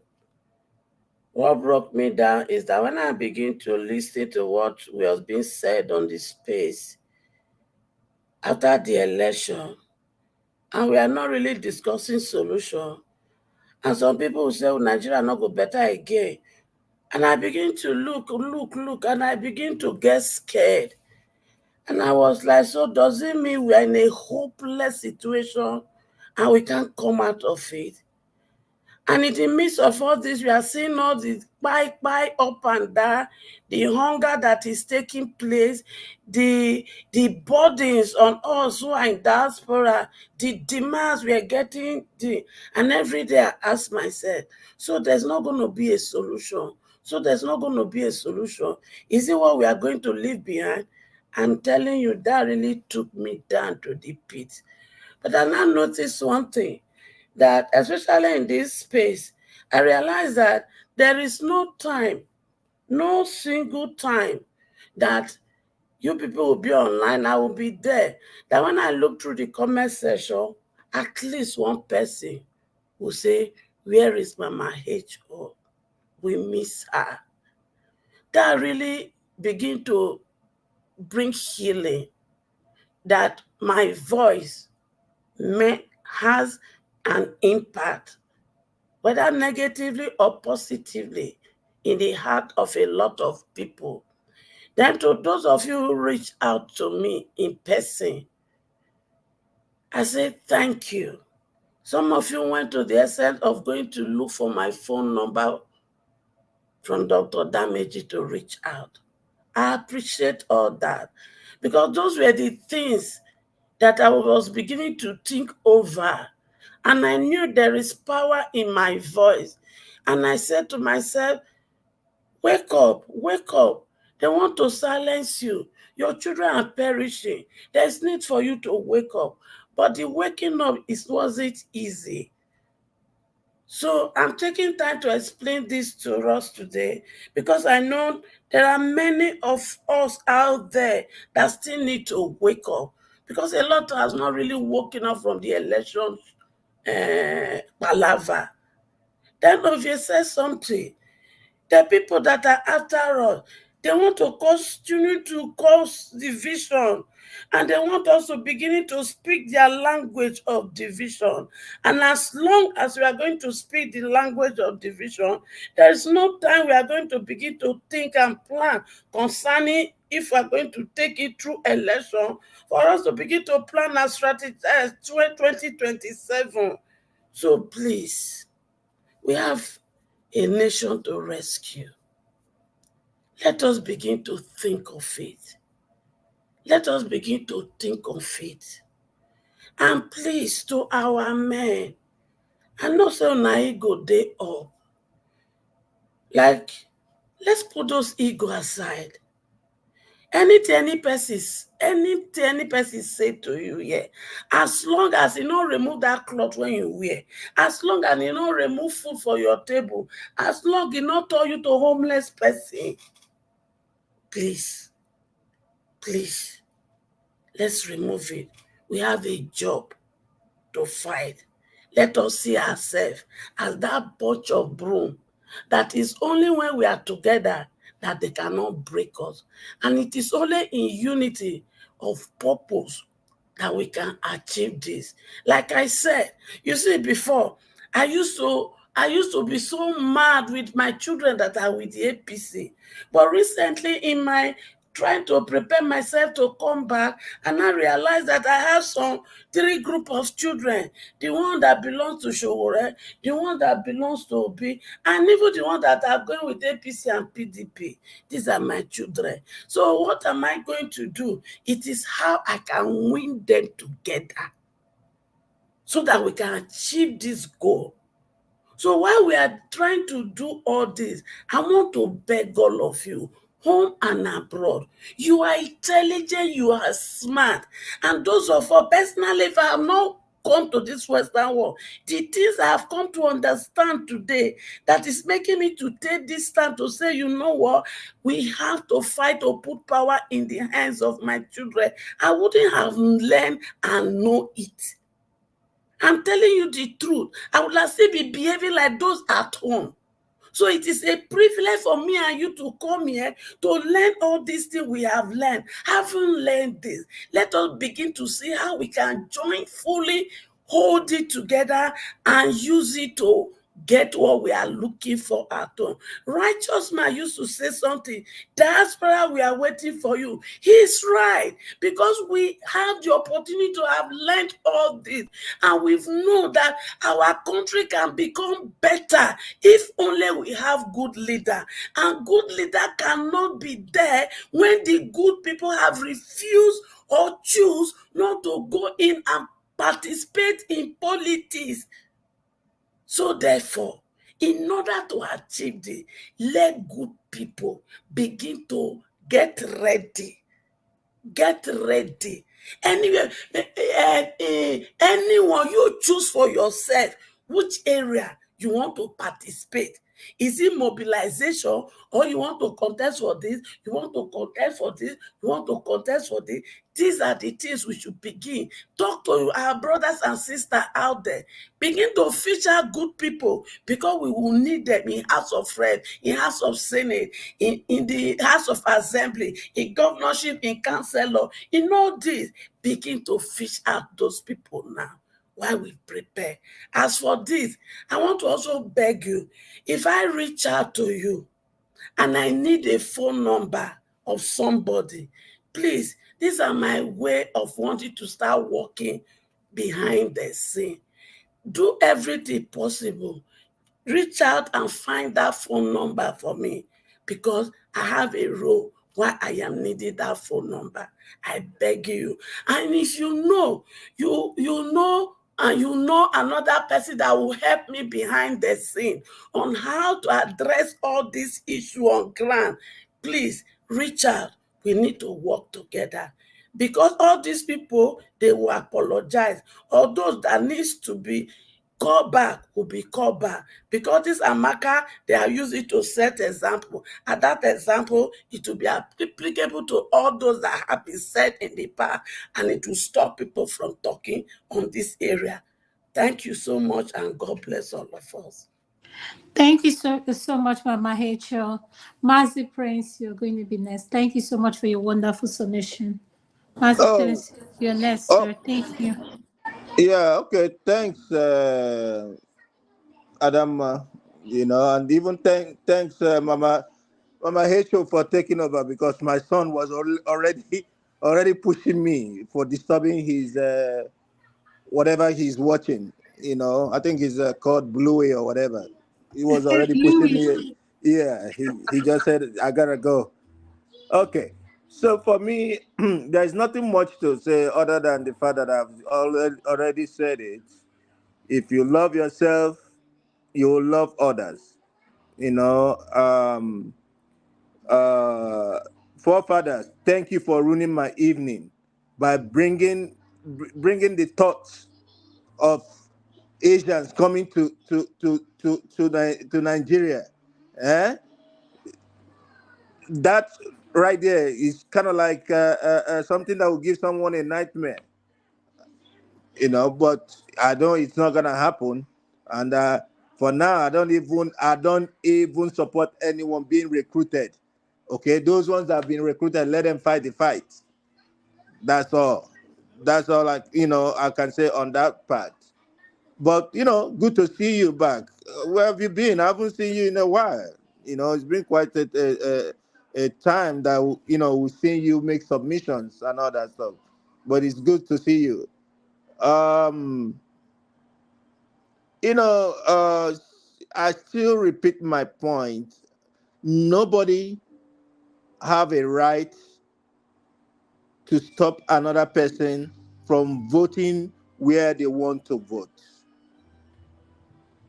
Voting is an obligation. If you are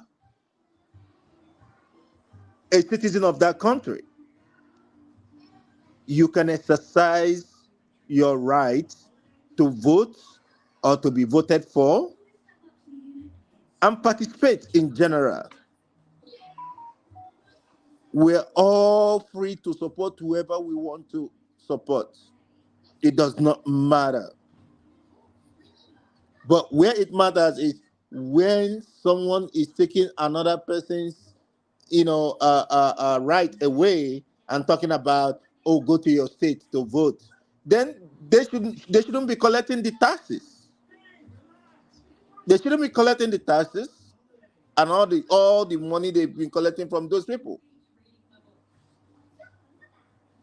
My you know my name has my I would say my if you look in my subtitle, it has always been live and let live, and I mean it with the deepest sense of belonging in me. Edo State, your elections are coming. They've brought up this one now. They are using it to confuse you guys. Igbos are not your problem. I'm saying it so before you guys will be there, before you know it, some people from Edo State will start going after Igbos, and guess what? APC will steal the election in Edo State. It will be gone. Look at their candidates. Somebody who can't even make, I don't even know. The other day he was on I saw a video of him on a campaign trail, and whatever I saw there was just, oh, it's a pity. But I rest my case for now. Live and let live. Let peace reign. That's all I can say.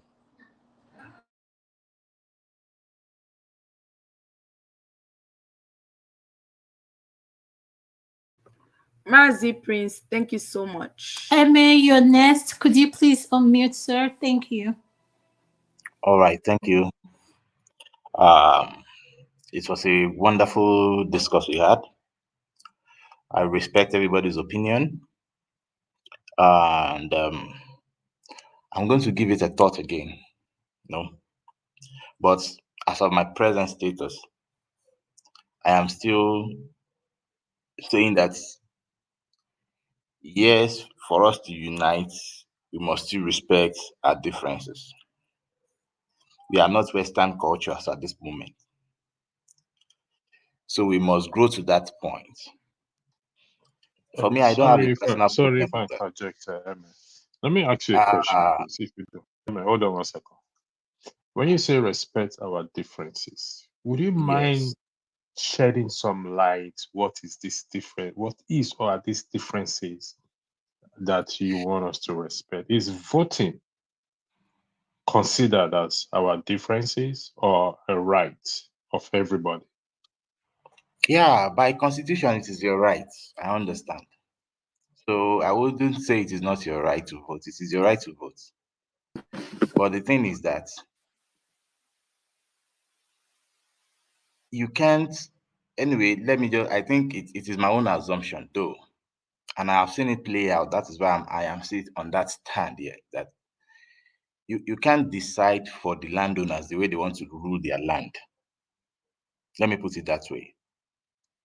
A group, for example, now a group of Yoruba can't go to Edo and decide for them how to rule their land. We would rather just let their own equilibrium that is local to that place take over. And for me as a person, I prefer that. I wouldn't want to rock their boats, especially if I'm a business person for that matter again. And it is an advice. It's not that maybe I have any ulterior motive. No. And that's why I say respect their differences. You see, it might take 10 years for them to learn to know that we need to grow above this shenanigan of locality or ethnicity. And it might take 6 months, but they have to grow their way and learn it. I have learned it as a person, but I can't influence a community decision if the community as a whole haven't come to that consciousness yet. And there's no way you can expedite that, maybe by numbers or anything, because it is their land. One way or the other, they will find a reason to fight against you. And this is to my Igbo brothers. I'm not saying you shouldn't do whatever you want to do, but I'm only just saying apply wisdom. I have nothing against anybody. I have nothing against any tribe. But I'm just looking at things on a surface level and thinking deeply, because when you continue to talk about nationality and there's this problem all the time, before you know it, some persons would have used the agency of government to punish, to wicked, to do nefarious things against a set of people. Then you just have to question yourself, when will this stop? Or what strategy should be employed again? That is where I'm coming from. So if you think I urge people not to see that I am a bigot. No, I do not support the present president. I supported Peter Obi. In fact, on One Man's Meant to Most show, on several shows, this is my stand. Everybody knows that. The name Emiloko is not because of Tinubu. It's because I am not the person that I want to fight to ask for my turn. So I use my name to say, hey, me. This is me. And it also means Emiloko truly. But that people should not forget that I'm here too. That is why I use the name Emiloko. So I'm not an agent of anybody. This is my free thinking. And I've also listened to people. I've listened to forefathers in submission. I have listened to you. You also made submissions. And I also consider that. Again, maybe I was wrong in certain issues. So all fine and good. But it's just an advice, because I don't like the fact that businesses are burnt. And because of what? You get the point. That is just why I'm saying maybe you should just understand and dish sometimes when some people say bullshit, you bullshit them as well, and then let them really know why you are even there. If they don't appreciate your presence, they will appreciate your absence. Because when you are not there, they will know, okay, something is wrong. So that is just where I'm coming from, but I might be wrong. All the same, I hope that we get it better. I hope that we unite. I hope that we respect ourselves and unite well. Thank you. Thank you so much, Emma. Tokwe, I'm going to go to you next. Could you please unmute your final Adama, submission? please, before talk, I just There's want to one make man. just one statement. One statement. Yeah, go ahead. Tokwe, no. You are Hold on. not from Lagos State. I reason, okay? Yeah, very correct. And most of Not the from leaders in Lagos are not even Lagosians. They are not even Lagosians. They are from Osun State and all that stuff. And for me, I don't even see Igbos deciding any election in any state. We are overseas. And But the wherever problem, you are allowed to vote. All I'm saying is they should be allowed to vote, for Christ's sake. It's a simple thing. and I pray that will always happen. I hope that happens. If I want that to happen, you get the point. But the thing is, businesses are lost because of all this rubbish. That is where I'm coming from. But all the same, I get your point. Thank you. I feel like interjecting. Hold I on. apologize. Electricity, you're going to interject. Sorry, moderator. Yeah, please. Tokwe, do you have anything to say, yes or no? No, I just wanted to thank everyone on the platform joining us today. Thank you so much. We appreciate you. Thank you so much. Olumide will you're next. After that, one man will come to you. Olumide, could you please unmute? Okay, yeah, thank you. So, Emma, I just want to react to Emma. See, when you say stay away from their politics, or maybe some days will change, you are giving in to tyranny. That is tyranny. You are saying that they should subject themselves to tyranny. See, the politics of every state, even the Yoruba state, the politics of every Yoruba state is different. Lagos is a cosmopolitan city. You understand? So if you have a large number of non-Yoruba people in the state who can swing the vote, just go before them and argue. What is the fear there? What is the fear that you feel threatened by non-Yorubas? There. What is the fear? You live where you live. You live in the US. There's a large number of non-American people who will vote in the election and will possibly swing the election one way. You know, we are talking about an election where, see, I don't even get the point where you're arguing from, Emma, because we are talking about an election even when Yorubas contest against themselves. And these people rig elections. These people rig elections, yes? It's Lagos Yoruba land. Lagos is Yoruba land, yes. It's Yoruba land, but it's a cosmopolitan city. That's what I'm saying. So we are talking about a place where you understand the politics are different for one another. We are talking about a place where even among ourselves, some particular people are rigging elections and preventing others, not because they are afraid of the non-Yorubas taking over their resources, but because they are afraid of letting go of the resources that they've been feeding on. That is the truth of what is happening. So let us not come here and say they should leave. Sorry, Olumide, I didn't want to interject you twice, but you shouldn't be categorical in saying that your subjective view is the truth. That's what you think. No. I'm saying that from my own point of view. You cannot say what you think is the truth. That's fine. You make your own because point. somebody else also contributes. You make your point, woman. You are chopping my time. So I'm saying from my own point of view, where I see it, that it is the plain truth. Allow the people elect who they want to lead them. The way Lagos is a cosmopolitan city. There's a lot of non-Yoruba people living in Lagos that will swing the votes one way or the other. But unfortunately, some people want to still hold on to the jugular of the people of Lagos, where there's no water, where there's no electricity, where there's no free health, where there's no free qualitative health, where there's no, everything is just all nonsense. You understand? How do we want to develop our country when we can't have a free? We are saying that the constitution, we are not happy with it. Okay, fine. They handed it over to us. Even that same constitution, they won't allow it to operate the way it should operate. They won't allow they won't allow the free and fair election. You understand? They will put people there that will do their bidding in all of our institutions. They've corrupted it, they've crashed all our institutions, from the judiciary to the health to the educational sector to the, and then people who have better ideas are saying they want to come in and implement those ideas, and we want to vote them in. And some people are saying no, you can't get there because they are more interested in their own pockets. And maybe they are being influenced by our former colonial masters. I mean, the truth is not far. It's not far-fetched. It's possible. These people are the real traitors. They can't look the colonial masters in the face and say, you know what? My people come first. Our people come first. We live in this part of the world. Will any Igbo man or any British or American or anywhere in the world, would they ever listen to any influence from any African that will not favor their country, that will not favor their people? Can that ever happen?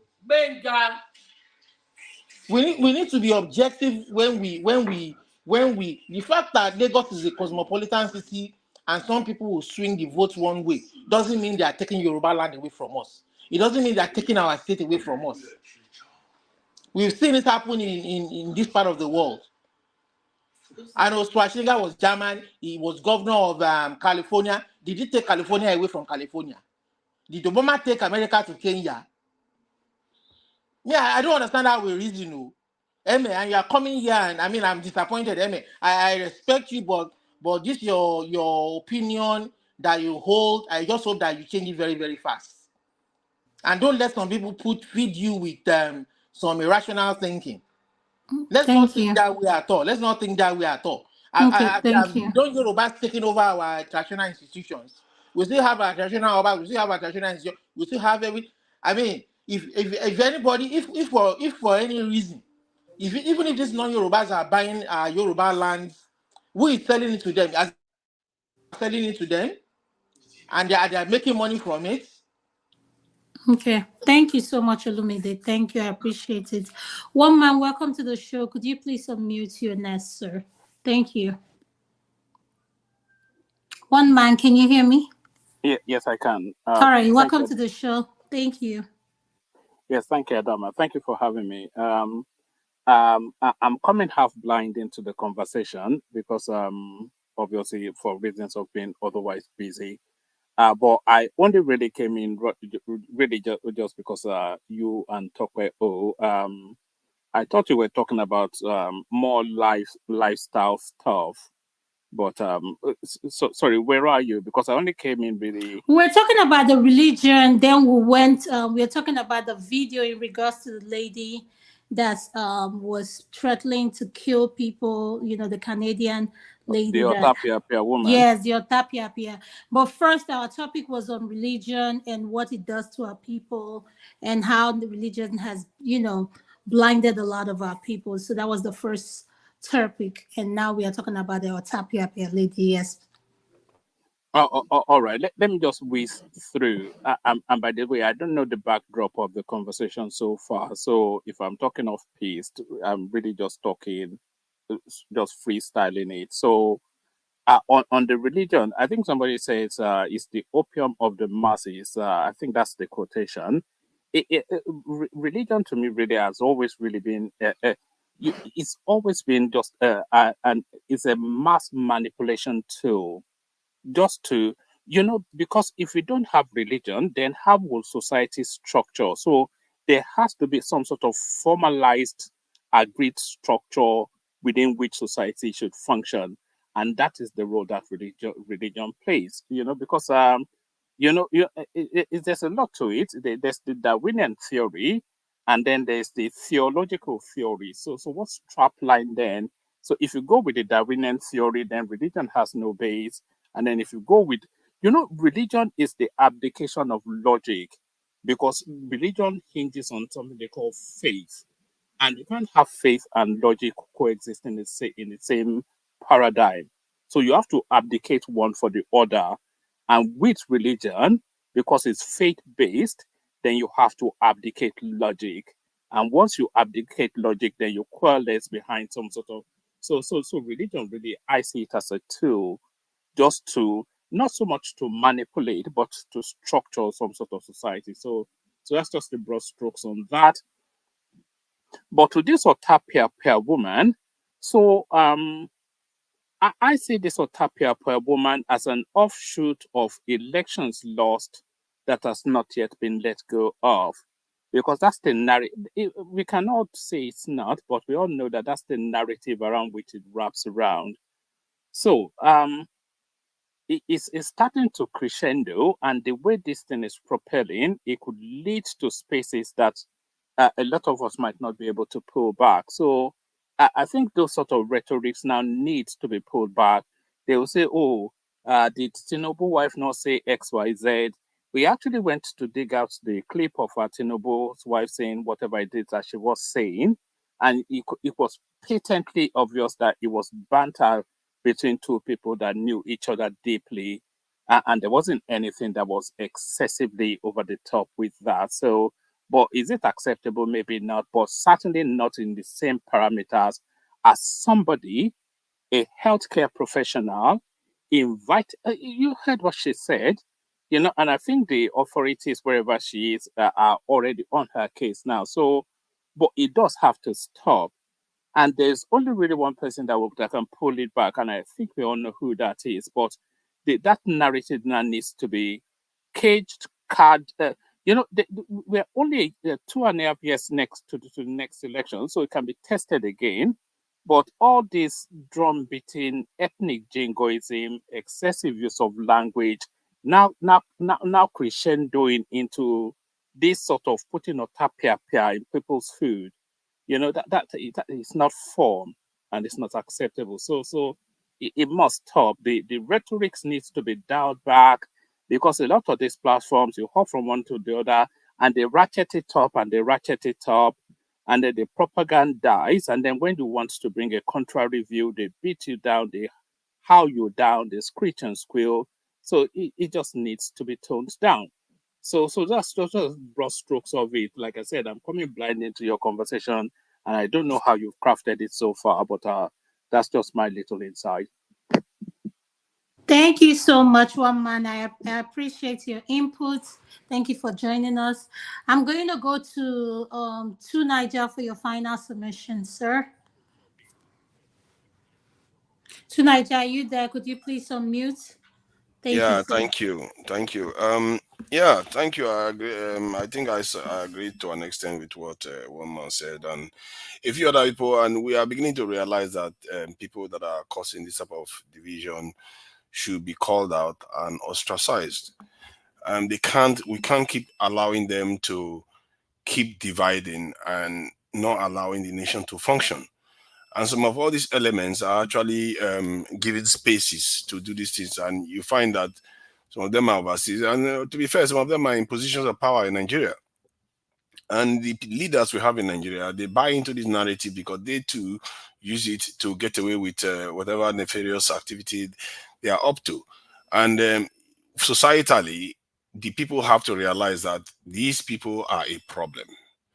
And I think the diaspora, because they contribute to some of this discourse, they too have to understand it. You can't say, oh, this is Igbo, Yoruba, Osa.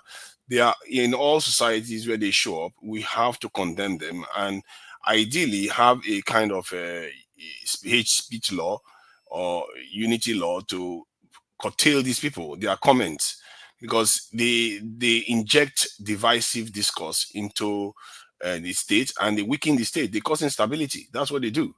And when we learn to start ostracizing our voices, then the voices that are there to build will start emerging, and those ones are the ones you want to start emerging, and especially the ones that are advocating for the security of your people, because without security, all you are working for is for naught. And when I talked about some people coming to, all the other parts of the world, they are very, very alert to this. They don't play around. And the idea that because they are not knocking at your door, they are not a threat, that is not an excuse to ignore them, because we did think that the British didn't exist once, and it didn't stop them from coming to Africa and do whatever they liked with us. They are there now, and they are we can see them now. Not like before where we didn't see them. They were just in England and Scotland doing their own business. Nobody knew. Now we know they are there, and now we know what they are capable of doing. We all know it. How can you see these things and pretend as if they don't exist? And you rest your people's future on the fact that maybe it might be too painful for them to come for you. These are people that want to go to Mars. How can it be too hard for them to come to Africa? See, there was this discussion that they were having. They said there was this report that came through that the world, ocean currents might change and it might affect the living standard and the survivability of certain regions of the world. What if that changes? What if they decide that Africa is the one that they need now? Then we don't have any say. This is the problem. Our people don't seem to be paying attention to what is going on out there. Most of the tensions you see going on in the world today, it's not because somebody went and attacked somebody. China didn't attack America. Russia didn't attack America. But yeah, they have wars going on. That should tell you that people know when another country is advancing, that is a threat to them. It's a threat to their power. It's a threat to their survivability. And we as a people, we simply have to recognize that every nation, including African nations, every nation that is technologically, militarily stronger than you, they are a potential threat to you, including African nations.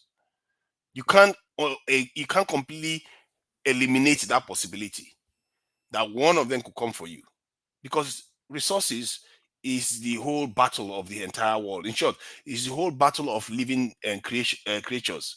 They fight for resources all the time. Religion is not a good judge of how people behave. Politics is not a good judge of how people behave. It's about resources. People want more resources all the time. And if you don't learn how to protect yours for your future generations, you're going to face the same problem. As a matter of fact, you will invite it then. You know how they say, if you want to avoid war, prepare. If you want peace, prepare for war. And our people simply ignore that part of the equation. They don't. In other words, we are preparing for war all the time because we keep not preparing for it. By the fact that you are not preparing for it, you have made it possible that it's going to happen to you. And that kind of weakness, I cannot sit here in good conscience and say our people should not do something about it. I'm sick and tired of our children, women, and society getting ravaged left and right. I just watched a video of an Indian lady beating another Indian, but the difference is that one of them is lighter skin and the other one is darker. And the cruelty that I saw there is just, they finished beating the son and they started beating the mother. Another woman was beating another woman with stick, pulling her hair all over. This is in a police station. BT, you people don't know the cruelty that's out there in the world because you are just a little bit darker. You can even, if you go further, the darker the nation, the poorer they are. It tends to even correlate. If you look at race and color, it tends to correlate. Even within nations that are supposed to be successful, like in America now, the darkest people are the ones that tend to do worse. And if you don't know yourself, if you don't understand how you exist in that space, the expansion in the world of the Caucasians and the other light landscape people is almost a kind of, if you look at it from an anthropologist, that where anthropologists look at these things, it's almost an extermination-sized event that where they expanded from Europe to all over the world, is completely displacing the local populations. And we watch it and we see these things happening.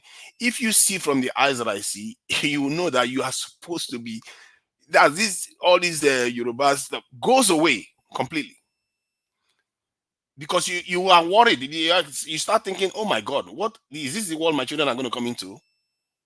Is this the competition they are going to come and face? Are we even talking about these things? In the end, that is all that matters. If your children don't have a future, what is the point? You hate them so much that you don't want to prepare for them. You prefer to talk about division. Is that what you're going to tell your children, that you want to talk about that was a Fulani and all that, while other people come and take everything? Look at South Africans. Their foolishness. I don't know what is happening to black people. Their foolishness is that they were going after a Nigerian. That Nigerian have our parents generation just 50 or 40 years ago were taking pay cuts in Nigeria to support the parents of those black South Africans. But those black South Africans today are attacking that Nigerian people in defense of the Europeans that the Nigerians were fighting against to help them.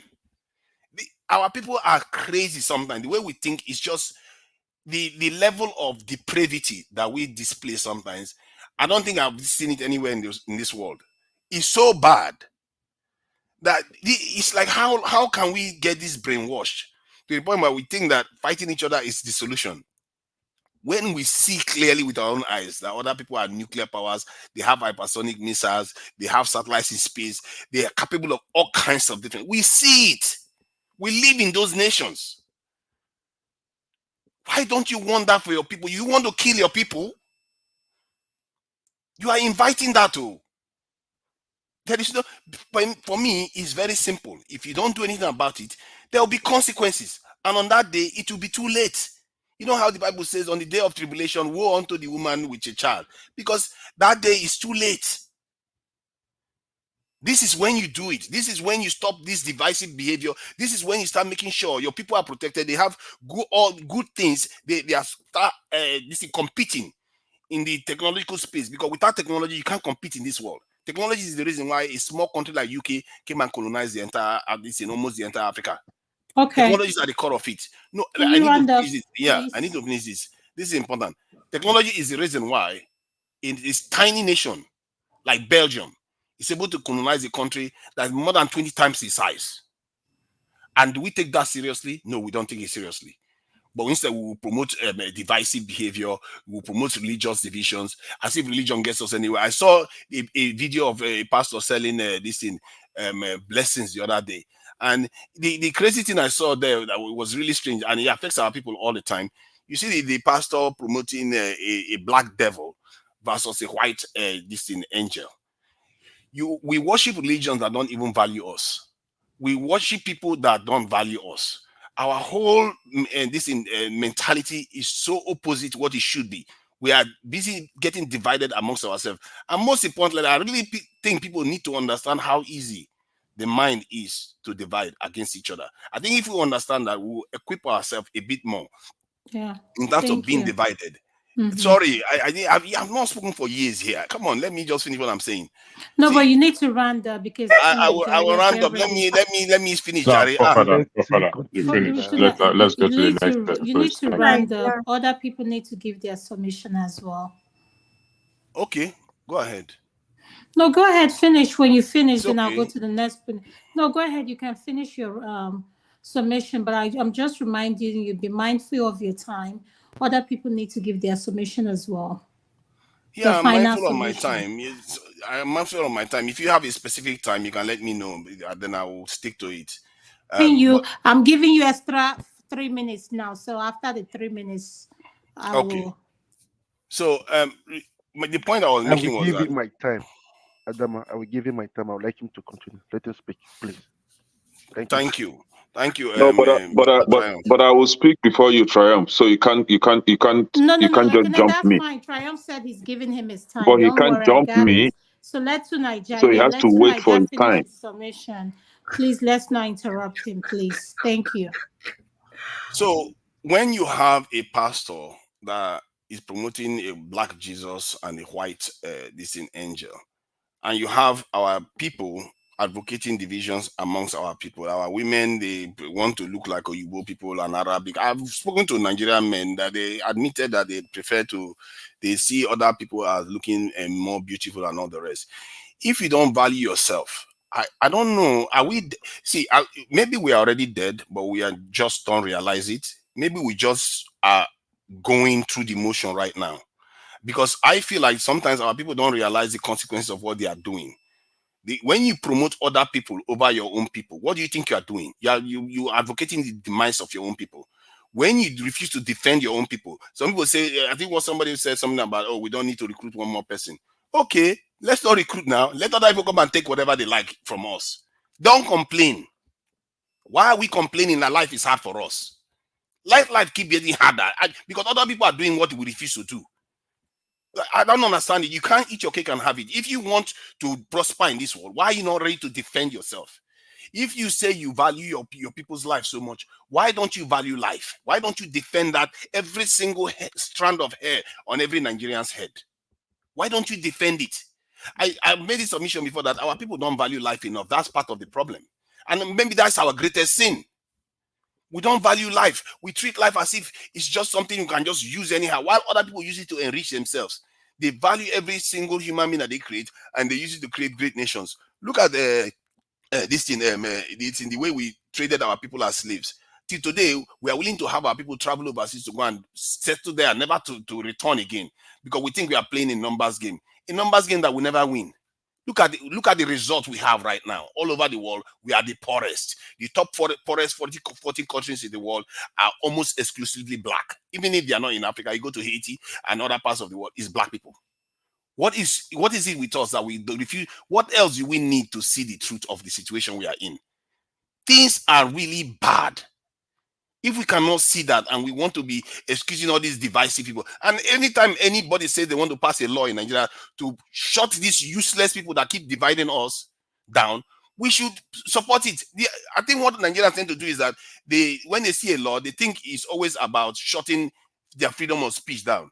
Sometimes some people's freedom of speech need to be curtailed because it's easy to divide people. You can divide people on this panel. Even you give them a piece of paper to read up about the new rule, you will divide them immediately. Human mind works in a certain way, and I think when we understand that, we'll start becoming more immune to being divided. We need to understand that our mind is very easy to divide. This tribal thing that we say we are divided, you are divided within families too. Face it, it's easy to divide people.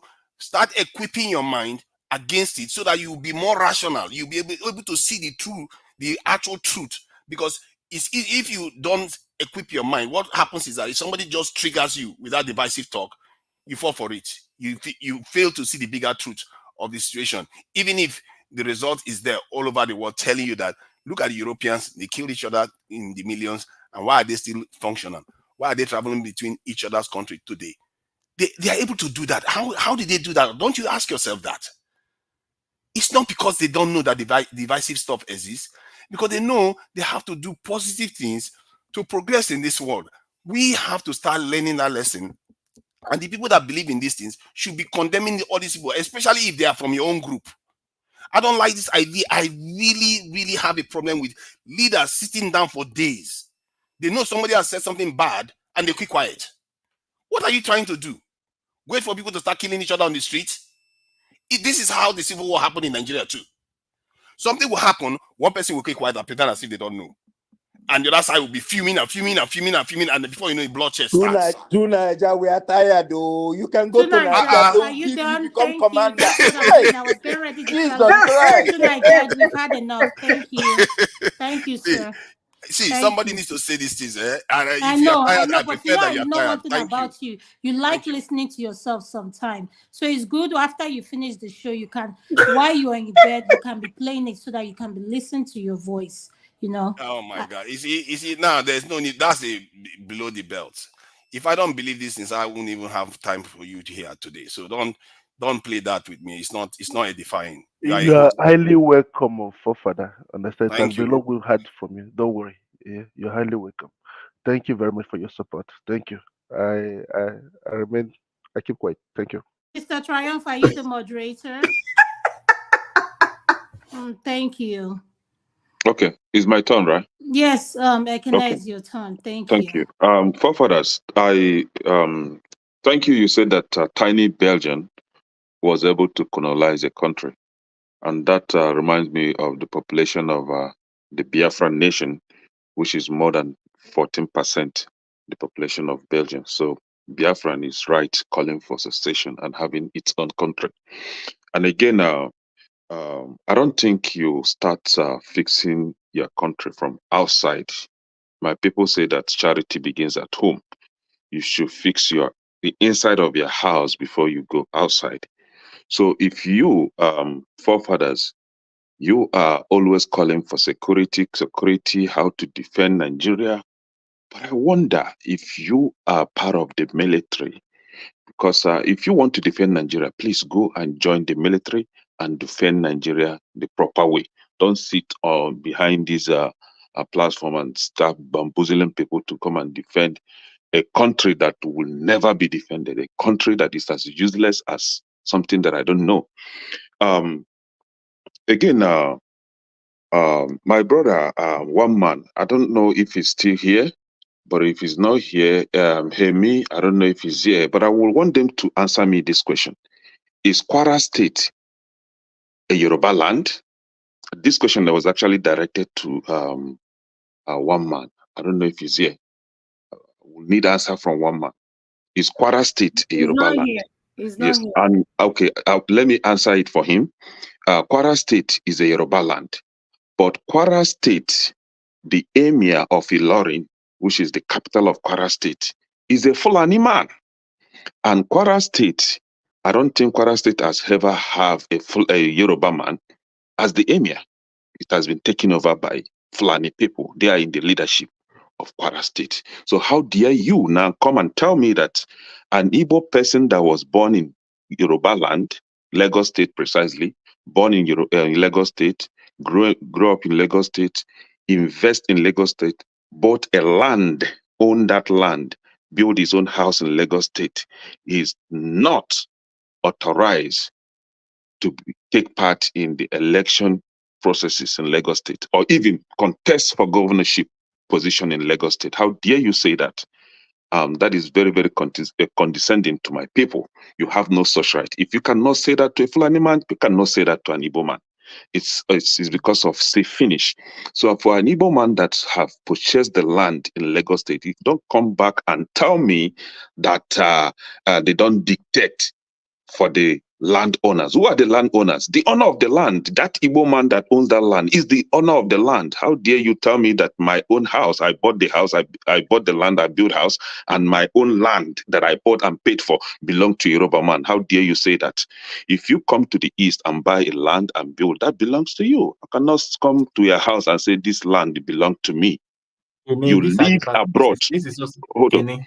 You live. Hold on. You have. I don't even know that you are here. You refuse to answer my question, and please don't interject me, please.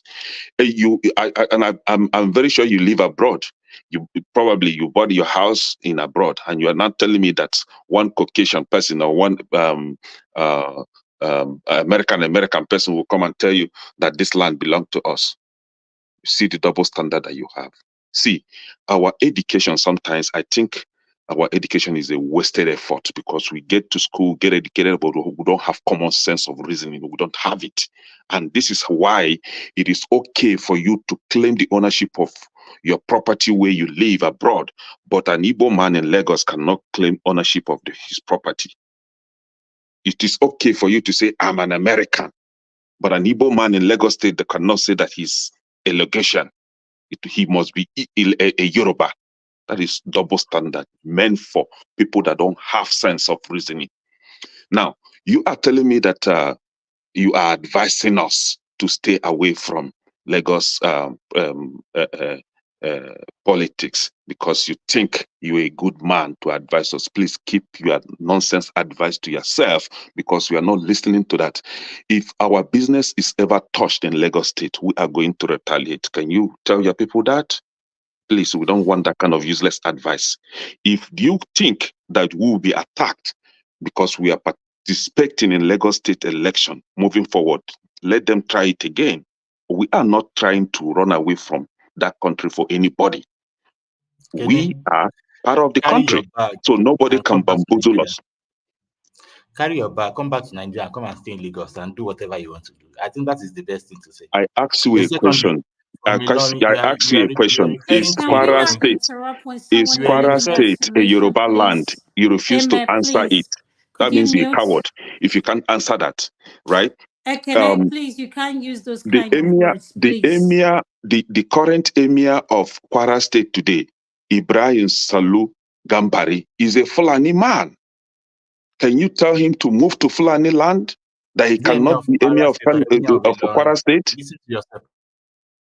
Kwara State, the capital is Ilorin. They are the emir of Ilorin. Is Ilorin not a Yoruba land? No, is Ilorin a Yoruba land or not? Ilorin, is it a Yoruba land or not? Dama, can you let me respond to him? No, simple question. Is Ilorin not a Yoruba land? No, Ekene, wait. If you ask him a question, I want you to be aware that if he push you back, and when I say it's time, your time is up, you need to respect that. So you can answer his question. Is your final submission. So however way you want to use it is up to you.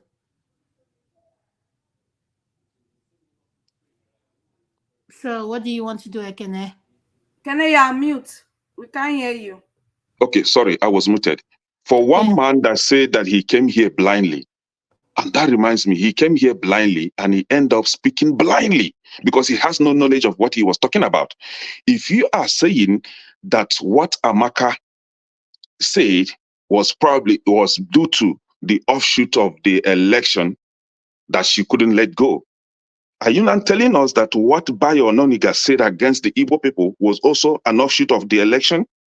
Are you not saying that what Remi Tinubu said against Indibo was offshoot of the election? Are you saying that what two Yoruba guys in Austria said was also offshoot of the election?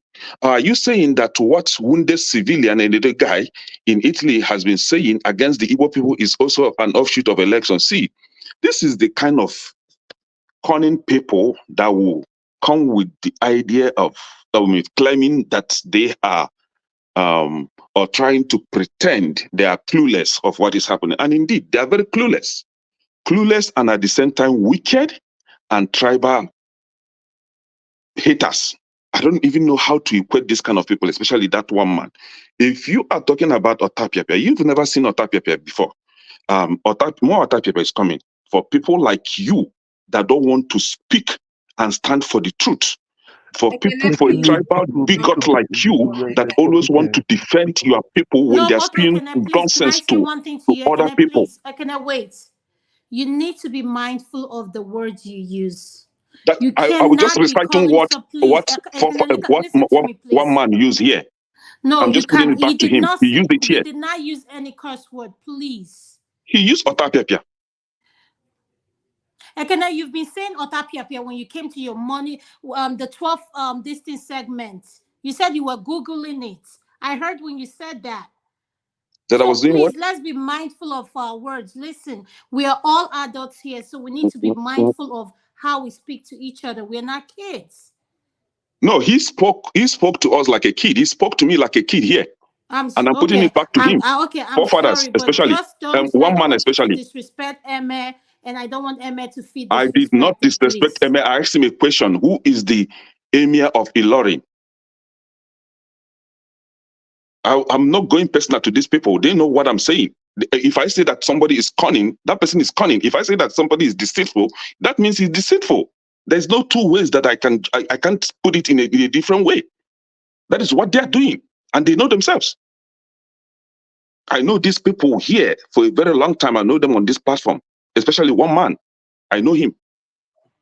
So he cannot come here and deny the fact that he did not know or he has never heard of what Bayo Ononiga said, or Remi Tinubu, or the two guys from Austria, or wounded civilian that they said against the Igbo people. But he's now trying to play clueless of all these things, thereby condemning Amaka, what Amaka said, and then pushing it to aftermath of the election. That is trying to play on my intelligence. I'm not stupid. So that is why I'm saying that he's a deceitful man that will never stand for the truth. How that a personal attack? This is his kind. So if we want to move that country forward, we need to be honest to ourselves and stop playing games.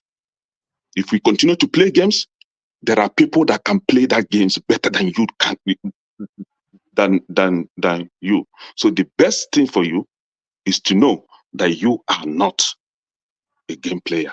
People play that game better than you do. So respect one another, respect Igbo people. Igbo people have never seen any Igbo person that has come up on any platform to threaten any tribe in that country. But we are always on the receiving end. And just a few days ago, Amaka responded, and you want to come here to play smart. who are you trying to deceive? Your child? No. Thank you. Can we please move on, please? Thank you. Electricity, can you wait 1 second? Are you done? Yes, I'm done. All right, thank you so much. I want to go to I believe Ovie is next. Electricity, I want you to speak last. So Ovie is next. After Ovie, we'll go to Eme. I believe some people have some questions here for you. So I'll let Ovie go. Then anyone that has anything to say to Eme will address it as soon as Ovie finishes with his final submission. Thank you, Adana. If not because in Kamara is the presidential candidate, I would say you and the Tope should be stopped. Why not call it our job? Anyway. Ovie. Anyway, yeah, my final submission. To my people from Edo, I beg when they hear me. The candidate now Monday, Bahu na be a candidate of APC. The reason be say he knows a bit speak English.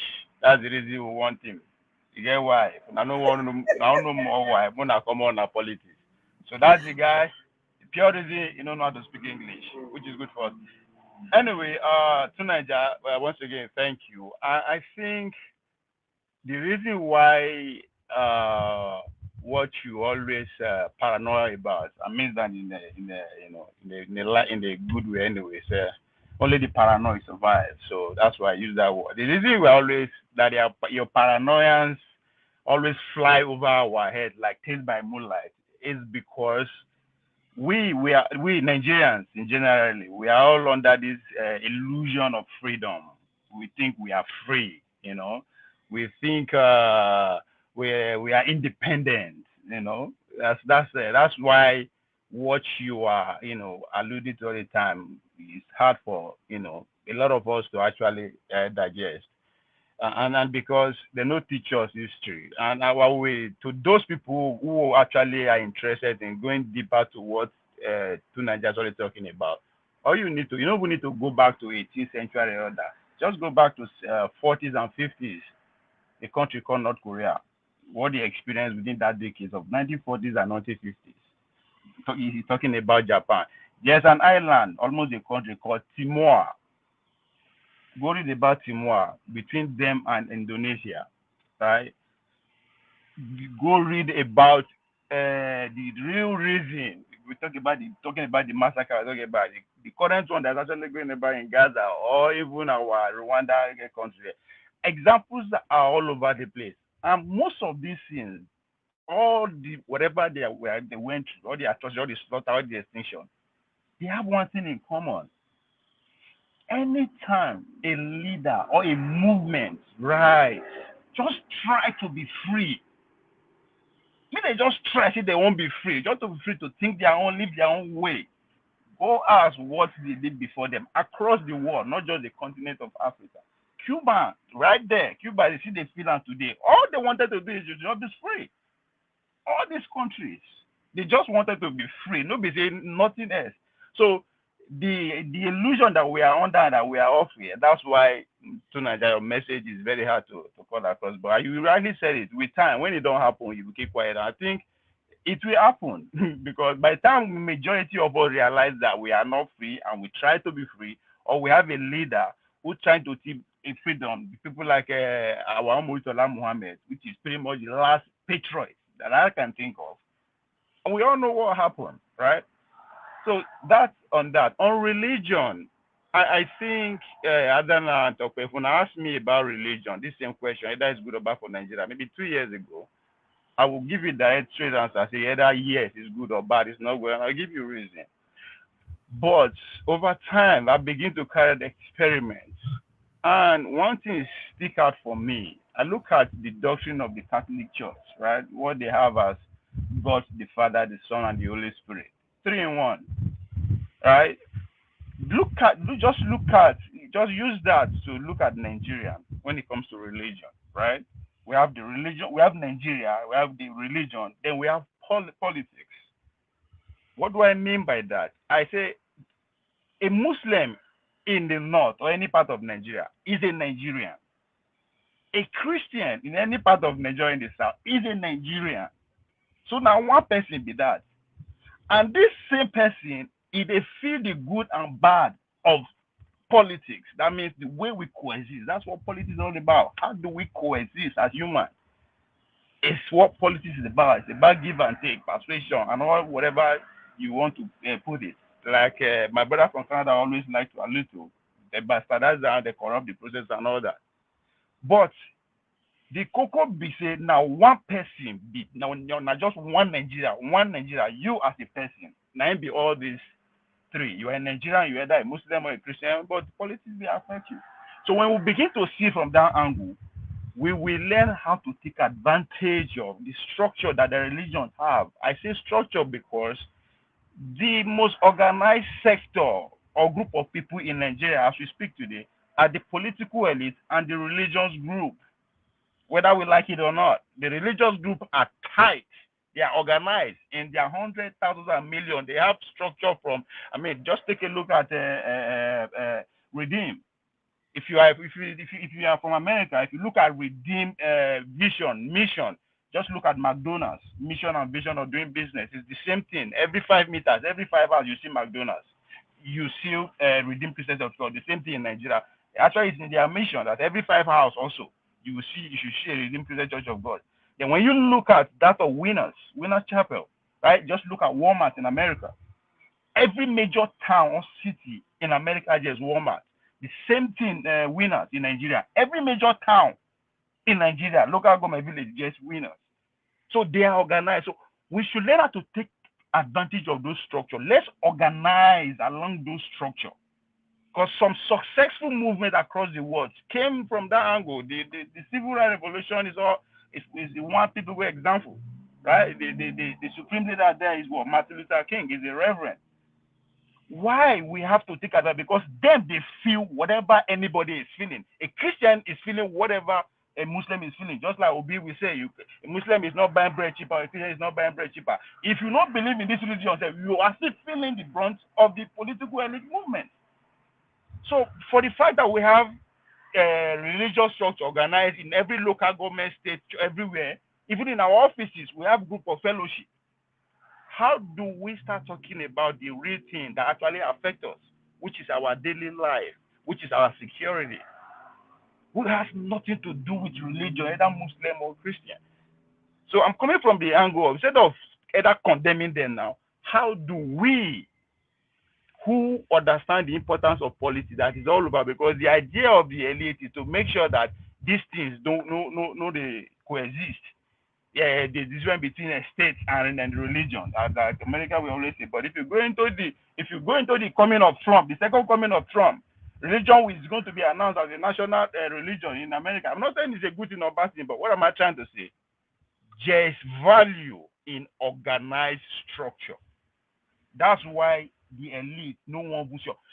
If you think these people how they hate us being together rich, make somebody just organize happiness movement. Say we won't just gather for one day in our own day, we'll just be happy.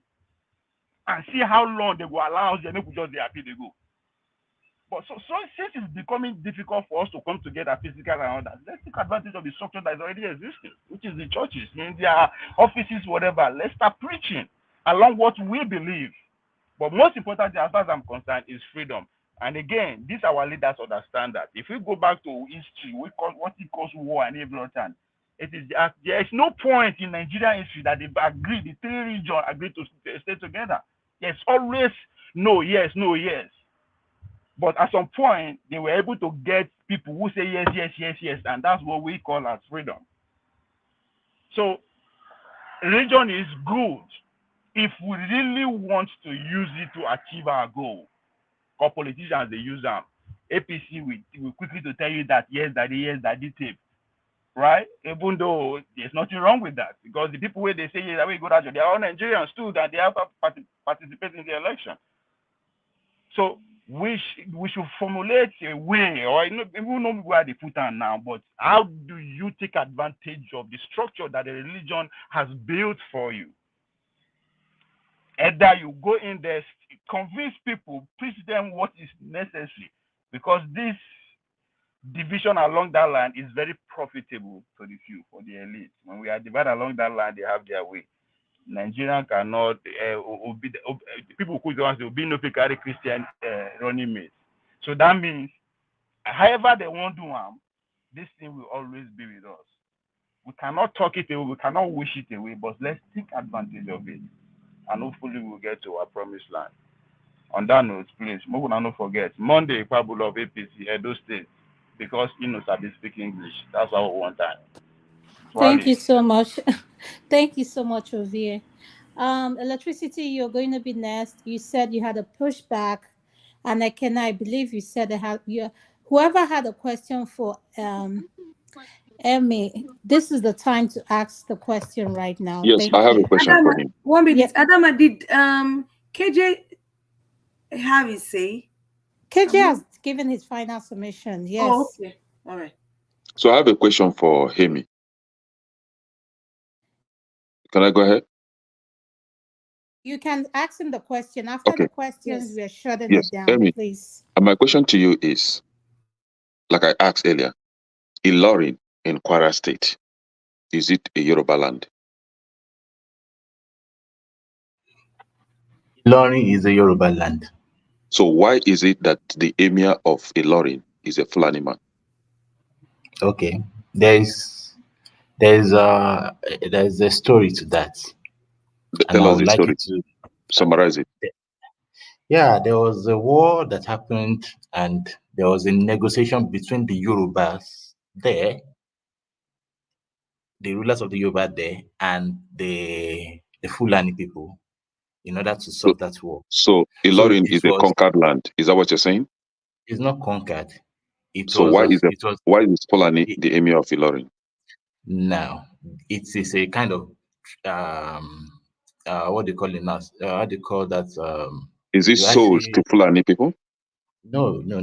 I don't want to So use the right word. Why is I it want the to emir? use the right word.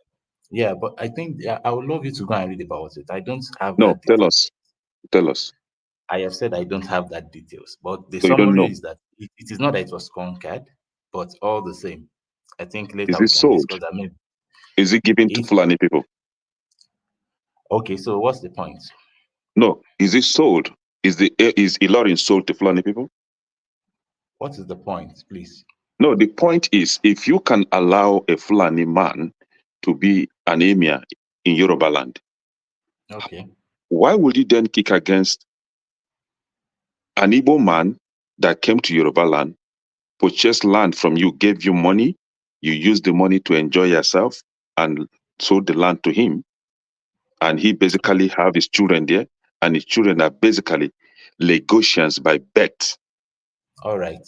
And then the children grow up tomorrow and say they want to contest for governorship in Lagos State, and you say they don't have the right to do that because Lagos State Yoruba people do not respect constitution of the land.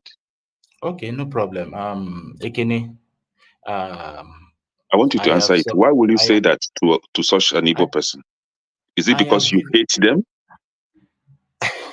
I have already submitted I've given my submissions. I don't hate anybody.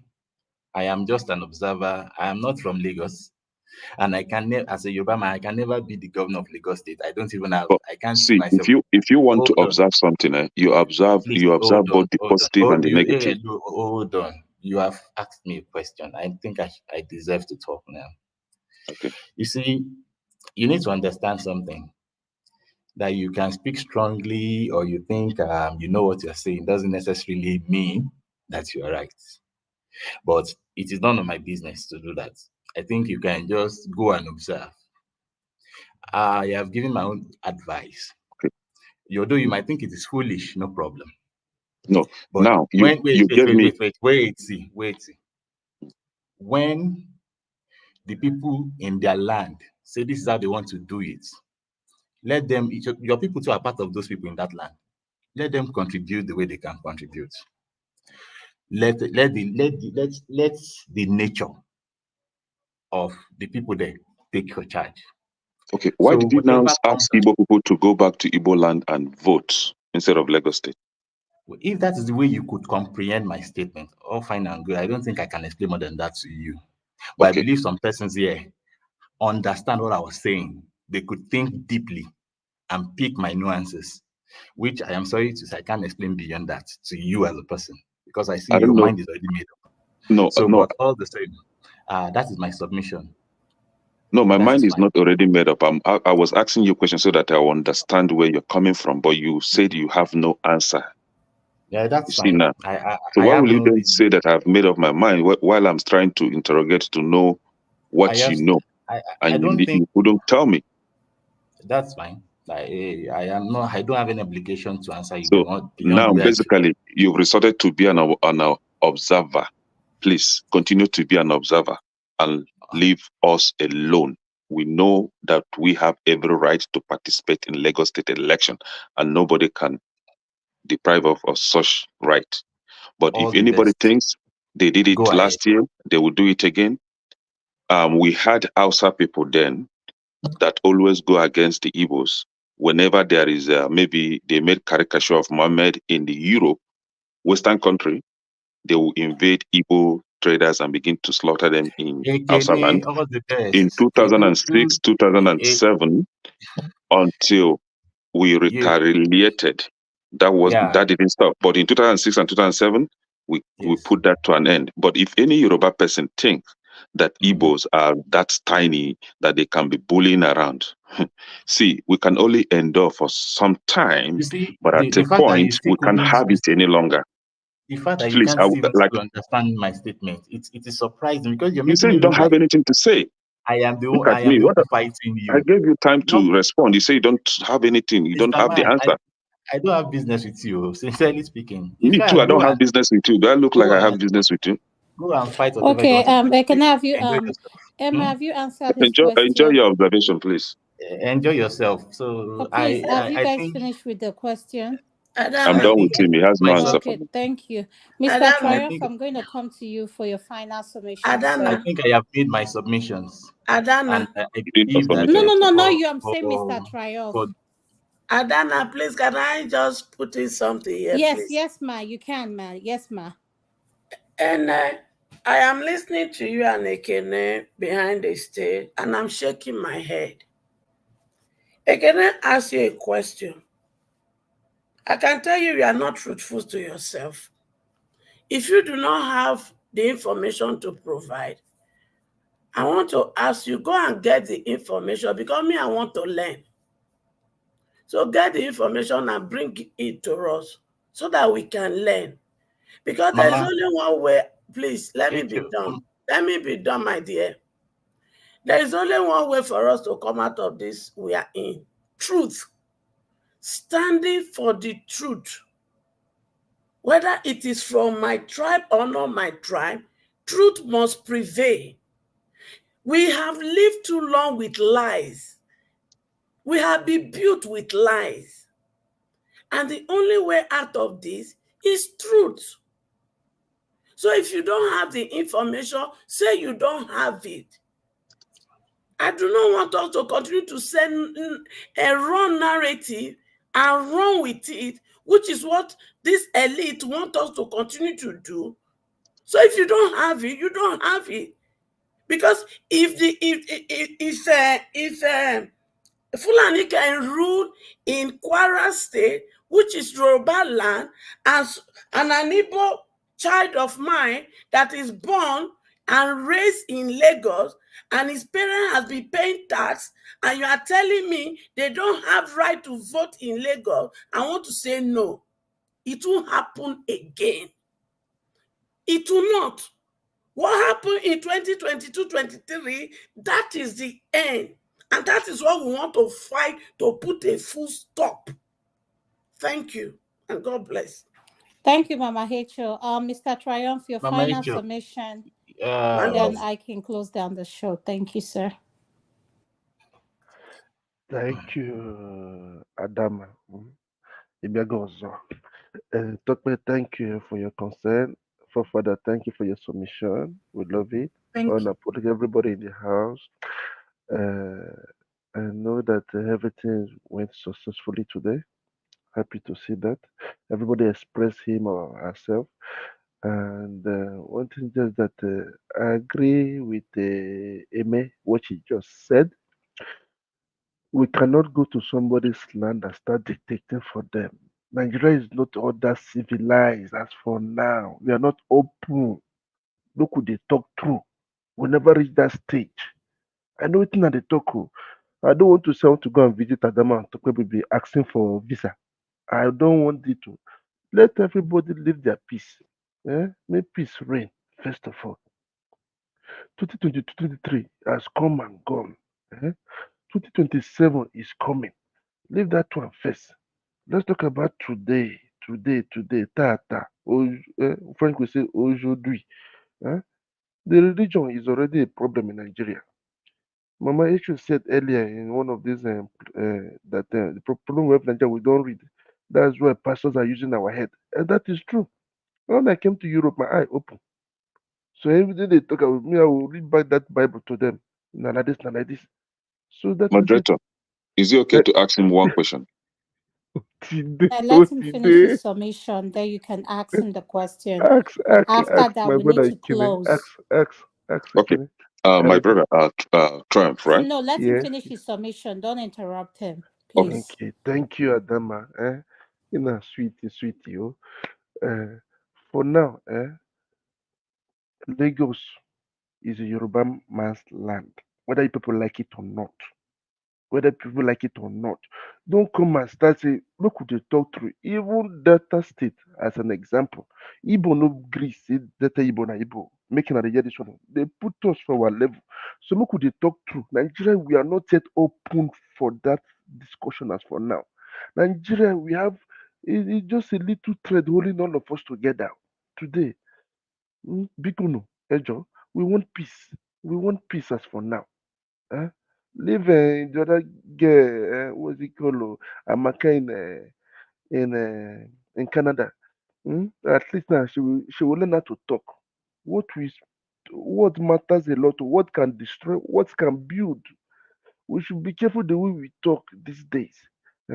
Not we come up in the internet and becoming champion, but in real life, we cannot say anything. Let us be real to ourselves. I love the word I had Father expresses his opinion. It has been long we've heard about him. Understand? It has been long. So at least I'm always for peace. I have businesses everywhere. I don't want to start asking for visa. Nigeria is my home, even though I'm claiming European. I'm a born Nigerian. Thank you. Make I say make una dey recruit now.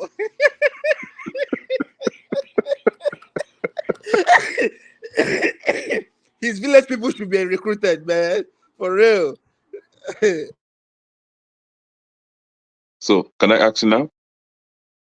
Second, now you can go ahead with your question. Okay, Mr. Triumph. So you are not telling us that Lagos is a remote village, a village that is not ready to accept civilization. So if Lagos is not ready to accept civilization and gives residency right to whom is due, why is Lagos State busy collecting taxes from these people that are not Yorubas? Why is Lagos State counting them into their own population census, since they are not ready to also obey the constitution by giving them the constitutional right of contesting and even be voted, vote and be voted for in an election? Why do you want to choose and pick? Are you being honest to yourself? You want me to reply you, Ikene? Yes. Even in America you live today, what could they talk through?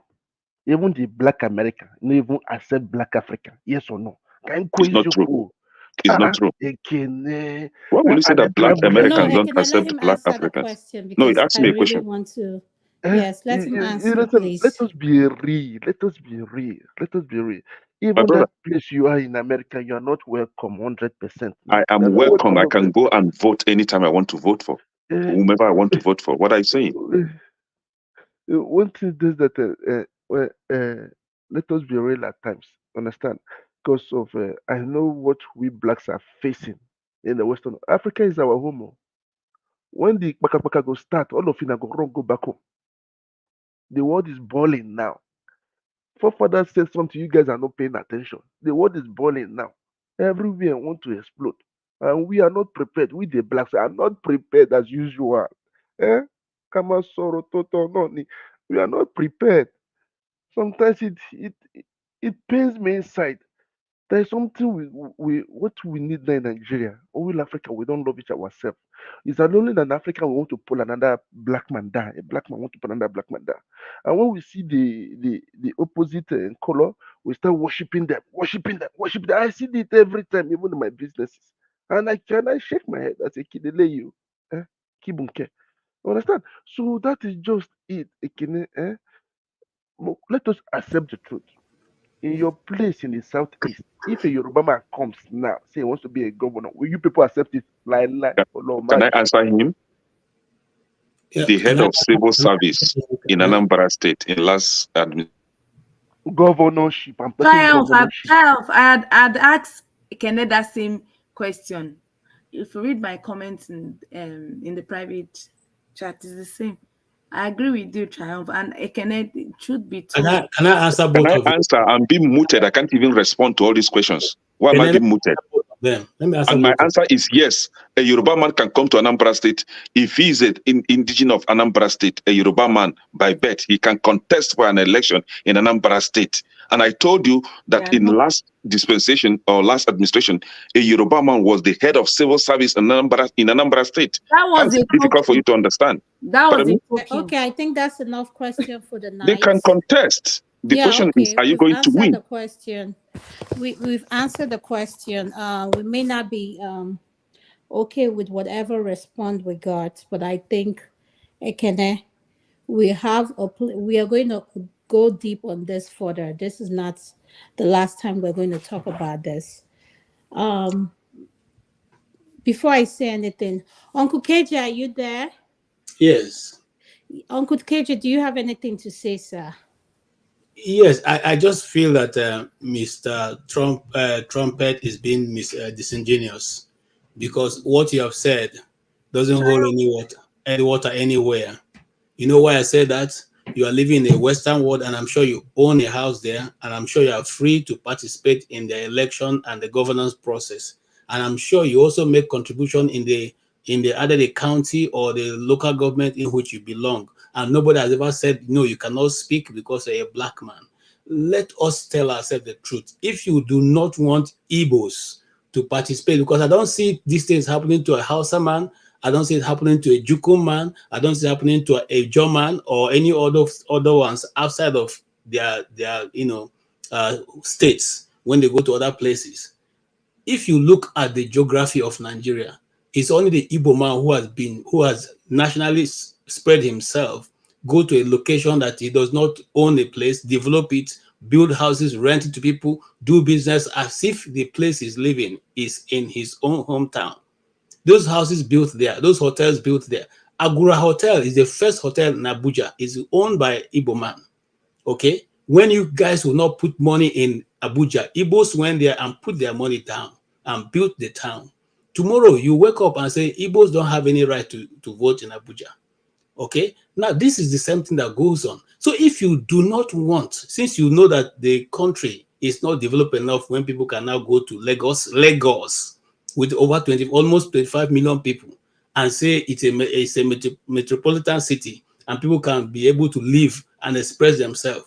If you think that is not possible, let us divide the whole place so that everybody can be on their own lane. It is simple. You cannot keep telling us these stories. It doesn't happen. Did anybody ever tell the Hausas not to vote in Lagos? Did anybody ever tell them not to vote any other place? No, it is only the Igbos, the prodigal sons, the unwanted, okay? The ones who have become slaves to others. So whenever you feel, you can just wake up and address the nation of the Igbos and just tell them whatever you think, okay? And that's why Tinubu could say, we are going to drive Igbos and own their property, or even own the Igbos and own their property. Is that what people say? You live in the Western world. Has anybody spoken to you that way? If they speak to you that way, you even have the right to call the police. A policeman once stopped me and spoke to me. He was only asking me for a certain document I gave him.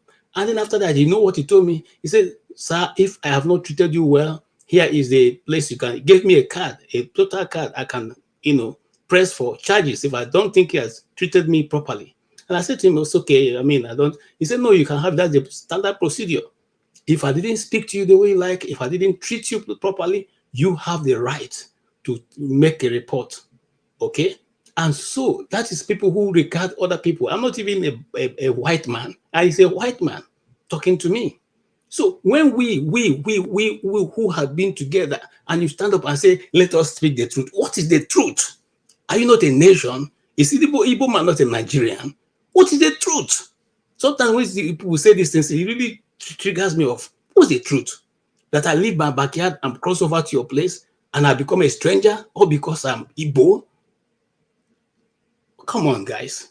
Let's tell ourselves the truth. And then this always think saying when the team break out, my brother, even if it breaks out in the next 100 years, can we defend ourselves? Yeah, even if the Nigeria use all his resources to invest on ammunition, arms and ammunition, can we defend ourselves? What are we saying now? Please stop these things, okay? Because you make us believe that there are certain things going to happen. No, if it happens tomorrow, we are all in it. There's nobody who can defend us, not even the whole Nigeria will all become the army of Nigeria. So please, what I'm simply appealing is, let's tell ourselves the truth. And if you guys who are talking on behalf of government, if you feel that the Igbos have become such a canker worm that cannot be contained, allow them be on their own. That's all we're asking. Thank you, thank you for the time given to me. All right, thank you, sir. Upon considering still seeing people here in the platform, I'm going to give my final submission. Then after that, I'll open it up for free show. I mean, a free flow where people can say, interject, ask, like, let's have a real conversation, but let's have respectful conversation. My final submission is this: for me, the earlier we realize and start seeing each other's as Nigerians first and as human, let's look at each other as human beings and one Nigeria, the better it's going to be for every one of us. Yes, if you have felt what it feels like being discriminated against here in the diaspora, is not something that feels good. And to have another human being feel the same way, it breaks my heart. It really breaks my heart. It's like the slave masters left Africa over how many centuries? Oh, I mean, they've gone, but a lot of us are still mentally enslaved in our mind. A lot of us are still hurting. And I don't know why we can't see that the politicians, people who are in the higher position, are using this tribal thing to put us apart. Like, I don't know why we cannot see that what unites us is greater. If we come together as one Nigeria, we can accomplish a lot. If I'm in Nigeria tomorrow and I have an emergency, my prayer is someone to save me. I don't care what your ethnicity, what language you speak, just I need help.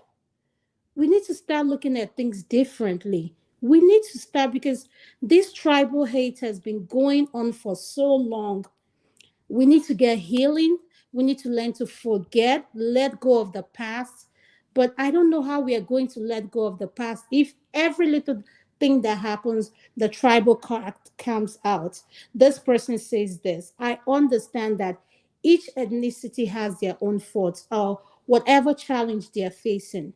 But here in the diaspora, as we come to this platform, let's learn to acknowledge one another and look at one another as Nigerian, and not look at this person as your Igbo, your Yoruba, your this, your this.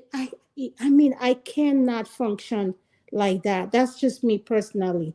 I cannot function like that.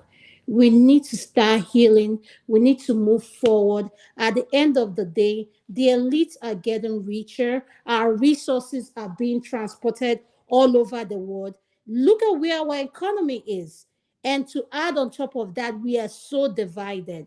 And I mean, I can't get it. It's one thing on the other. So Let us start with a change from us. Let's look at ourselves and say, what can we do differently moving forward? How can I make a Yoruba or a Hausa person feel comfortable? Because I have friends, colleagues who, Nigerians who are just good people. I don't care where they come from, and these are people, if anything happened in my life, they will show up.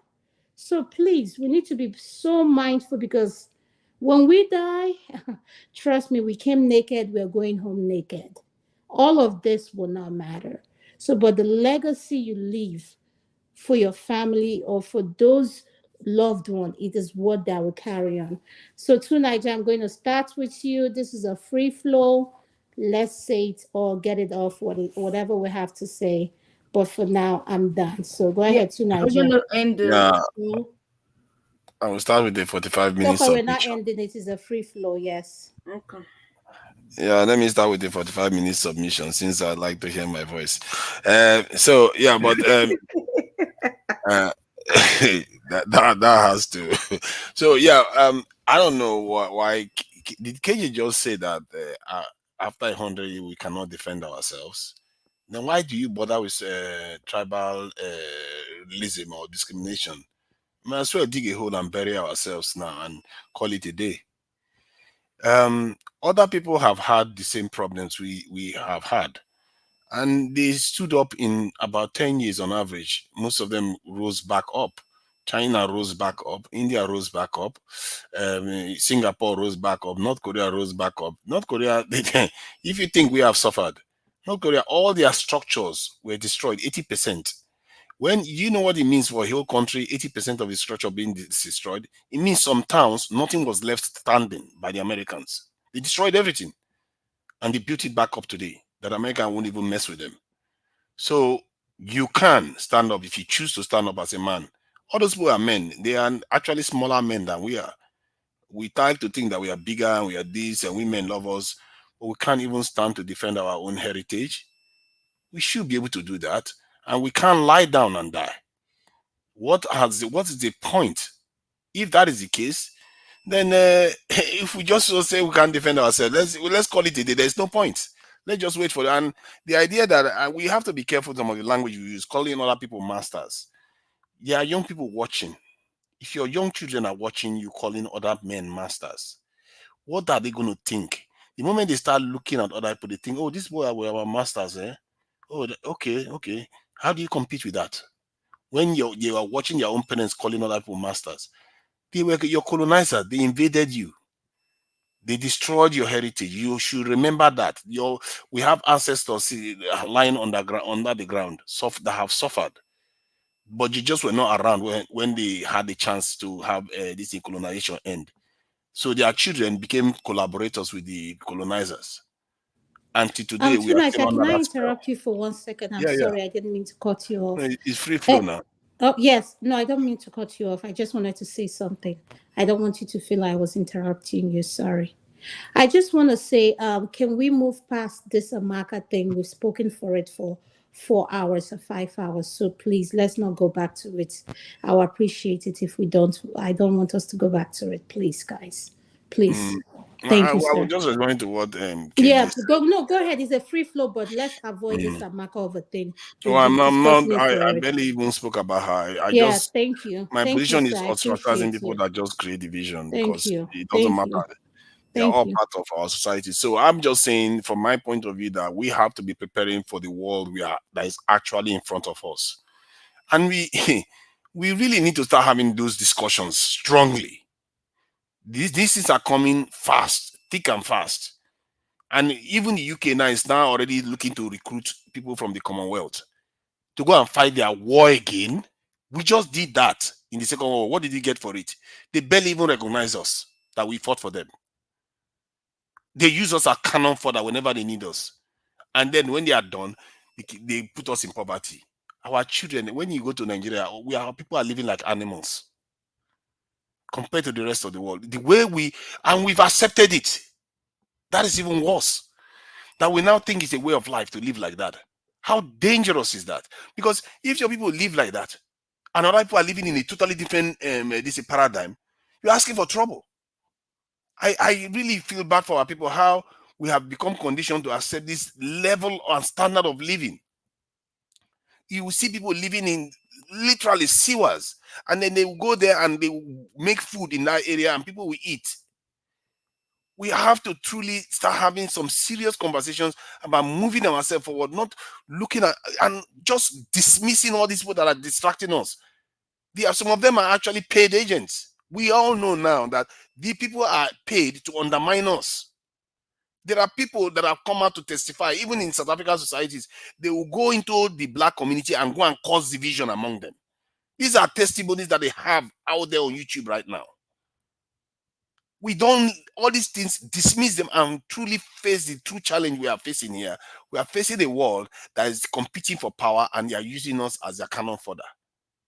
This is not make believe. They are already advertising that they want to start recruiting us into their militaries.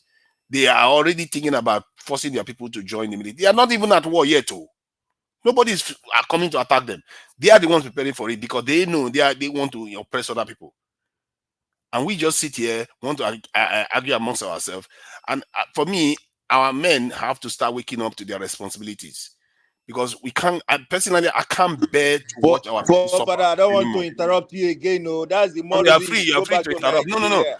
You are free to interrupt. This is not the Go back to monologue Nigeria anymore. and become a major commandant. I sincerely, saying it. Go back to Nigeria, you become a commandant. That would be so nice. And then your village people, let them be recruited. And then by the time you do that, I will encourage my village people to join you. Why not? Why not? Okay. We have only one life to live. You see, what Can I life just am I trying to preserve? I'm going to die anyway. I Can I would just like KJ to reply for further, please. I would like KJ to reply for further. no, hold on, Yeah, because let you me mentioned my name. Let me just talk, and after that I'll sign off. Look, forefather. One time Tunde Bakari was preaching, and he said God told him something. God asked him a simple question: do you know what the golden rule is? And he said, yes, love your neighbor as yourself, do unto others as you want them to do unto you. And God said to him, no, the golden rule is those who have the gold make the rule. Now listen to me. Those who have the gold make the rule. If you don't have a gold, how can you be in a meeting of people making the rules for gold owners? I don't know if you understand what I'm saying. If you're not a landlord, how can you be in a meeting where there are landlords? Landlords are meeting. You don't have a land, you don't have anything. You go and sit in a meeting of landlords. You will not even be invited. So what am I trying to say in essence? Right now, we can't even feed because the government is stealing everything that the people own. The people are struggling to eat, and you are asking the same people to begin to prepare for what you see coming ahead. That thing you see coming ahead is inconsequential to anybody living right now in Nigeria, because what is the most consequential thing right now for people in Nigeria is how to eat 1 square meal a day. You see, I'm a realist. I like to look at things the way it is and analyze it and take my chances. So what is the chance open to Nigerian people right now? Everything has been stolen dry. Whether we like it or not, we are part of those who have said that the man who is there or the government should move in the direction that move. I'm not trying to blame anybody. I'm simply saying what you are saying is coming. Even though if it's going to come, we cannot do anything about it. The little bird, what's it called now? The chick was carried by a kite, and the chicken was shouting and shouting as the kite was flying into the air. Okay, and he said to the people, I'm not shouting because people are going to help me, but so that you see how my own world ended. So what we are simply saying now is that we are like that small chicken. Okay, we eat. Look, if you like, quote from now till tomorrow, what happened in North Korea. The only difference I can see, and juxtapose what is going on in Nigeria, is that and as I hate to say this, but I need to say it. They destroyed almost everything in Igbo land, and we started from our scratch. That is what the world fear. That mentality of being able to stand your ground, and we're still speaking. So, with no apology, that is the history we have. We grew up looking at our cities and our towns that will be broken down. Okay, but now, if we are going to fight together as Nigeria, you need to recognize that there's no one tribe that is more Nigerian than the other. And the laws have to be respected. If we are going to live by law, let it apply to everybody. If we're not going to live by law, if it's now dog eat dog, then tell us so that we can prepare adequately to take our position. You see, we can't keep bantering back and forth. The thing we are looking for is how to fortify our own nation. But are we even a nation before we can do that? We are not a nation. Okay? Look, how do you now? Let me say this. If sometimes when we talk, people think maybe I grew up in the north. I went to all my schooling days were all in the north. All my friends, majority, I don't even have Igbo friends. Now, but so as long as we can remember, they have always been what the Northerners call the Arewa group. Okay, they formed the company, they kept meeting. It was never seen as any problem until the Southern governors, just like 7 years ago, decided to start meeting. Then it became a problem in Nigeria. So what am I saying? This segregation has been going on. This division of tribes into regions and tribes have been going on, and it only have been played to the fore right now. If we want to build a nation, you're citing example of other nations. Those nations that was, like North Korea. After they finished that, did they divide themselves and say, okay, you are Qing, you shouldn't behave like this. You are Chong, don't behave that. No, the other nations that have survived this kind of trials, did they divide their people into this thing and say one side is supposed to be more of the nation than the other, and they got to where they got to? Okay, let me ask you another question, Father. What is the technological development that is in this world now that couldn't have been achieved in the East? For 3 consecutive years, those guys had their own fear. They produce their own fuel, they produce their own vehicles, they produce their own ammunitions. Okay, and you are able to hold that war for 3 years. The Biafran currency still remains one of the best currencies in the world. And those people live amongst you, but greed and self-preservation of yourself to keep those people from coming to the fore or making use of those technology. And you still sit down and say, these things are normal. These things are okay. No, the Igbos are this. No, it is not. If we tell ourselves the truth, Nigeria will move forward. If we refuse to do that, we'll keep doing the same thing. Next 70 years, we'll still be doing the same thing. It's already 60-something years since we have been independent, and we're still talking about the same thing. We have no electricity. We have no good road. We have no water. What are we saying? And then we're talking about nuclear weapons. We're talking about nuclear weapons. They're talking about fighting nations that have eaten belly food. My brother. Yes, because you know when by the Bible says a man shall not live by bread alone. All these other nations I referred to, they were going through worse things. What I'm literally worse things than what you can imagine now. Far worse. And yet they made it through all that while they were going through all these things. And the idea that you asked the question, does nations have people that they don't dominate, another group dominate? Yes, they do. Nations have that all the time. In America, most of the people that dominate American politics, they tend to be from the coastal regions. The coastal regions generate most of the wealth in America. In the UK right now, most of the leaders come from the south, like almost universally from the south of the UK. You don't see them losing their mind. The nations have these peculiarities. We just like to think that. I think the problem we're having is that because we are emerging into a different paradigm, we are struggling to understand it. And because all these foreign actors and people, nefarious actors within the country too, try to play on this division and tell us that this is our problem, we fall for it. This is the nature of nations by default. You can't have, even in families, you can't have equality. It doesn't exist. You always have peculiarities. Somebody would think that they deserve more. Somebody would think that they don't. No matter what you give to somebody, they might still think that they deserve more. What are you going to do? Give them everything?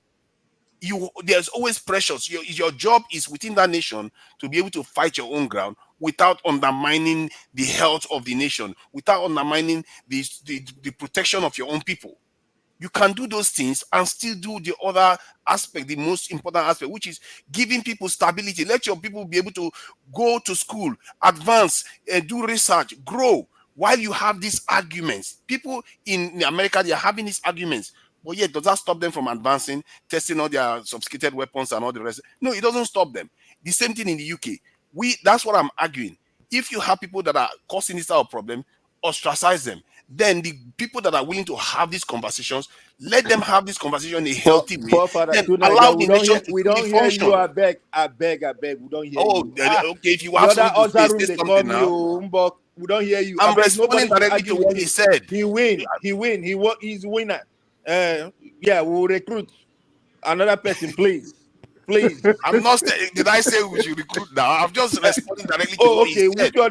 So what I'm Okay, we saying, should what I'm build. saying in Whatever it essence is, He we'll is, said build. right? is valid, but it's how we are What executing it. All those things are valid. If you have problems in a nation, you can address them, but don't say you paralyze the nation because of it. Okay, to Niger. So what I'm saying in essence is that you cannot fix a problem of a nation from outside. If you want to fix the problem of your country, you must start from inside.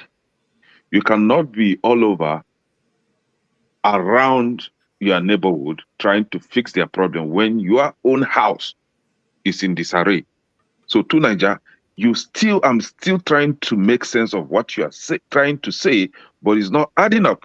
Because if Nigeria is all about trying to fix their problem abroad, trying to fix their problem with neighboring countries, or being fearful of unforeseen war and all that, when internally Nigeria is waging war against itself. Go to the north. The Fulani herdsmen, the terrorists in the north, have sacked the indigenous owners of the land, especially the farmers. There is no food as we are talking right now. There's no farmers to cultivate the land in Nigeria. Come to the south, the same thing, the same terrorism. There is no peace everywhere in Nigeria. Go to the west, the Yorubas are suffering it as well. And you are leaving all these things. All your problem is China and all those countries. It doesn't make sense. You have to fix the country first internally. Then you now begin to talk about outside. Because it is the rat in the home that invited a strange rat to come and enjoy the fish. So you have to deal with the rat at home so that the strange rat will not find his way in, because the rat at home will be the one to show him the way in. But I agree. that I agree with that. that is what that is what we are trying to resolve. And especially if we want to start fixing this country, right? We have to begin to call them out. We shouldn't be blanketing everything. Oh, because they may come against us. So we should not be talking. We should just accept defeat. Especially, for example, what is going on in Lagos State, for example, where if you go to Lagos State Civil Service, they are all Yorubas.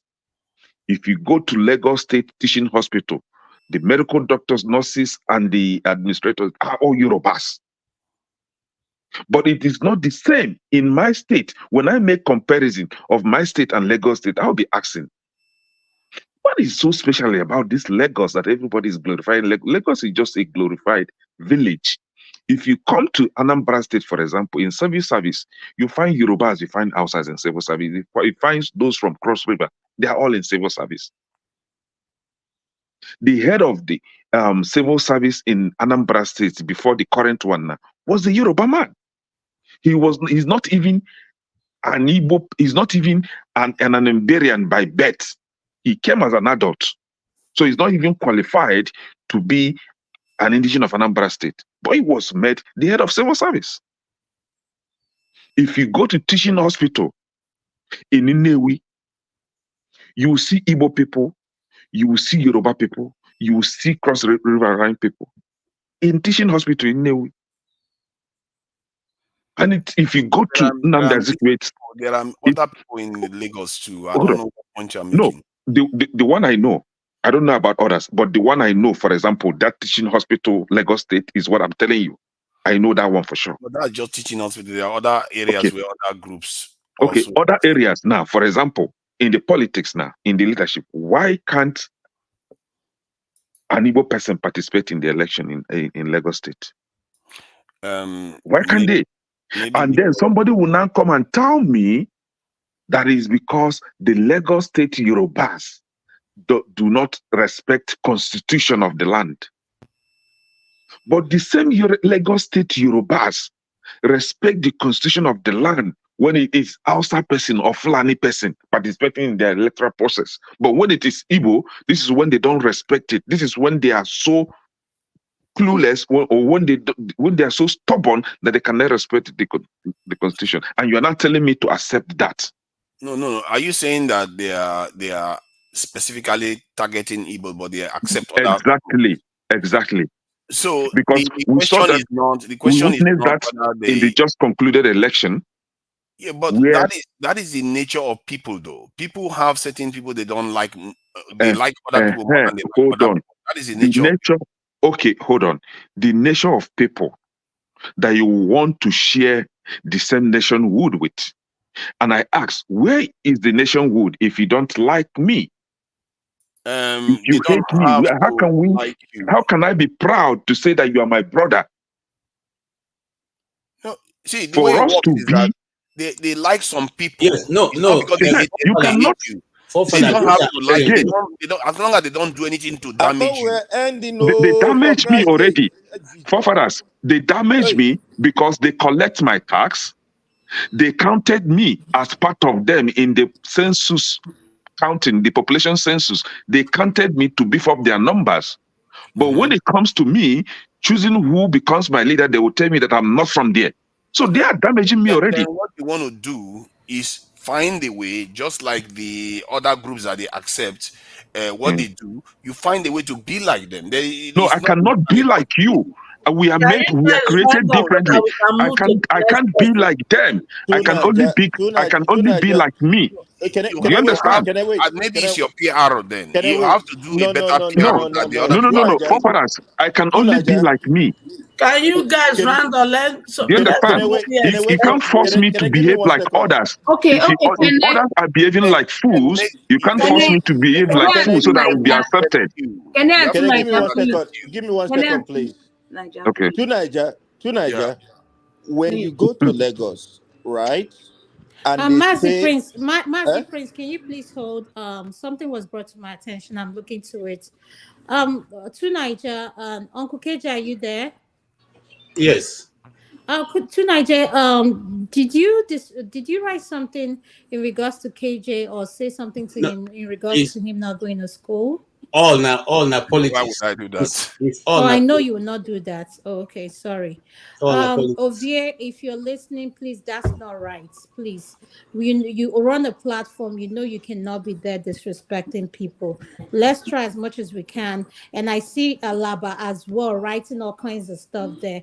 Electricity, could you please monitor the comment section because we need to stop this nonsense. People cannot All be right. on the comment section disrespecting panelists. That is not going to be allowed. Please. All right. Thank you. Tonight, I'm very sorry for coming to you on that. I take my words back. I sincerely apologize. Go All on. right. Thank you, sure. sir. All So, right. so, so Gentlemen, to Niger, gentlemen, please wait. listen, I was Wow. just gonna make a comment and just finish up. Can you wait, No, please, let them please? finish up what they're doing electricity. I gave them 30 minutes. After it's up, we shut it down. Please monitor the comment section, All right, please. please let me speak and say good night to you people. Mama Angel, let me tell. I wanted to tell to Niger something. Okay, to Niger, when you go to Lagos State and they say Omoibo, I don't know. You say you are from Edo State or you are from I don't know where you are from. You are also included in the Omoibo. Get it straight.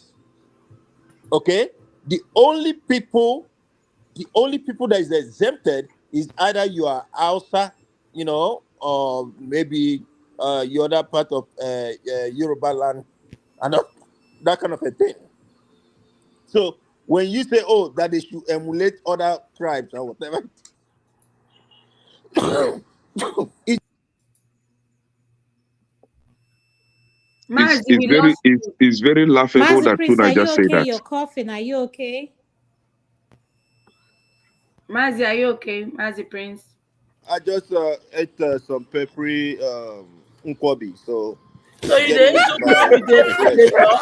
Let me talk, make I comot. I wan Eating is not allowed during this session. All right, No, can I? please, No. I Tope, was not. I how was not can you making a see what he's submission. doing? I Is was his not making a camera not submission when I off? ate it. So you're I'm telling him eating is not allowed. Please, can I'm, I say something and go and Yes, Mama sleep? Hecho, you Okay, can say Mama something. Icho, If you please. want to leave, yes, All ma'am. right. After saying what you have, you can leave because I'll start Okay. taking people out. Yes, ma'am. Thank All you. right. So the thing is this, my brother KJ, we're already in the war. If we don't know, for us not to be able to feed ourselves, we're already in the war. Even though the obvious have not really come up, we're already in the war. Making our farmland a place that our mothers, our brother can't go to the farm anymore. We're already in the war. And the weapon they are using now is hunger. Abacha said when insecurity persists more than 3 days, the hand of the government is in it. And the insecurity of our country has persisted more than 10 years. And we are gotten to a place where some villages have been taken over. And the villagers have been driven out. And our government is playing blind eye to it. Next year, the hunger will be more because this year, our people are not able to cultivate.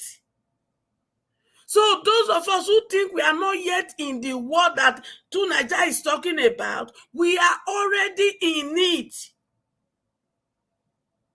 And hunger is the weapon right now, plus the insecurity that has made us not to cultivate. So hunger is not a weapon that is killing us. I saw a video yesterday.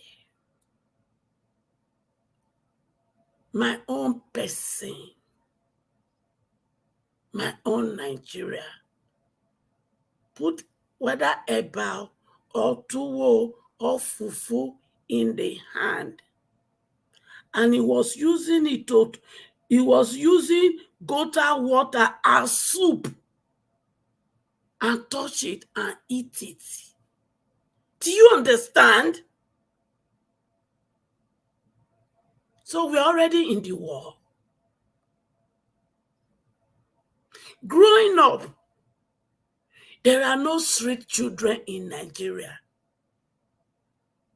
You either stay with your auntie or stay with your uncle, stay with relative.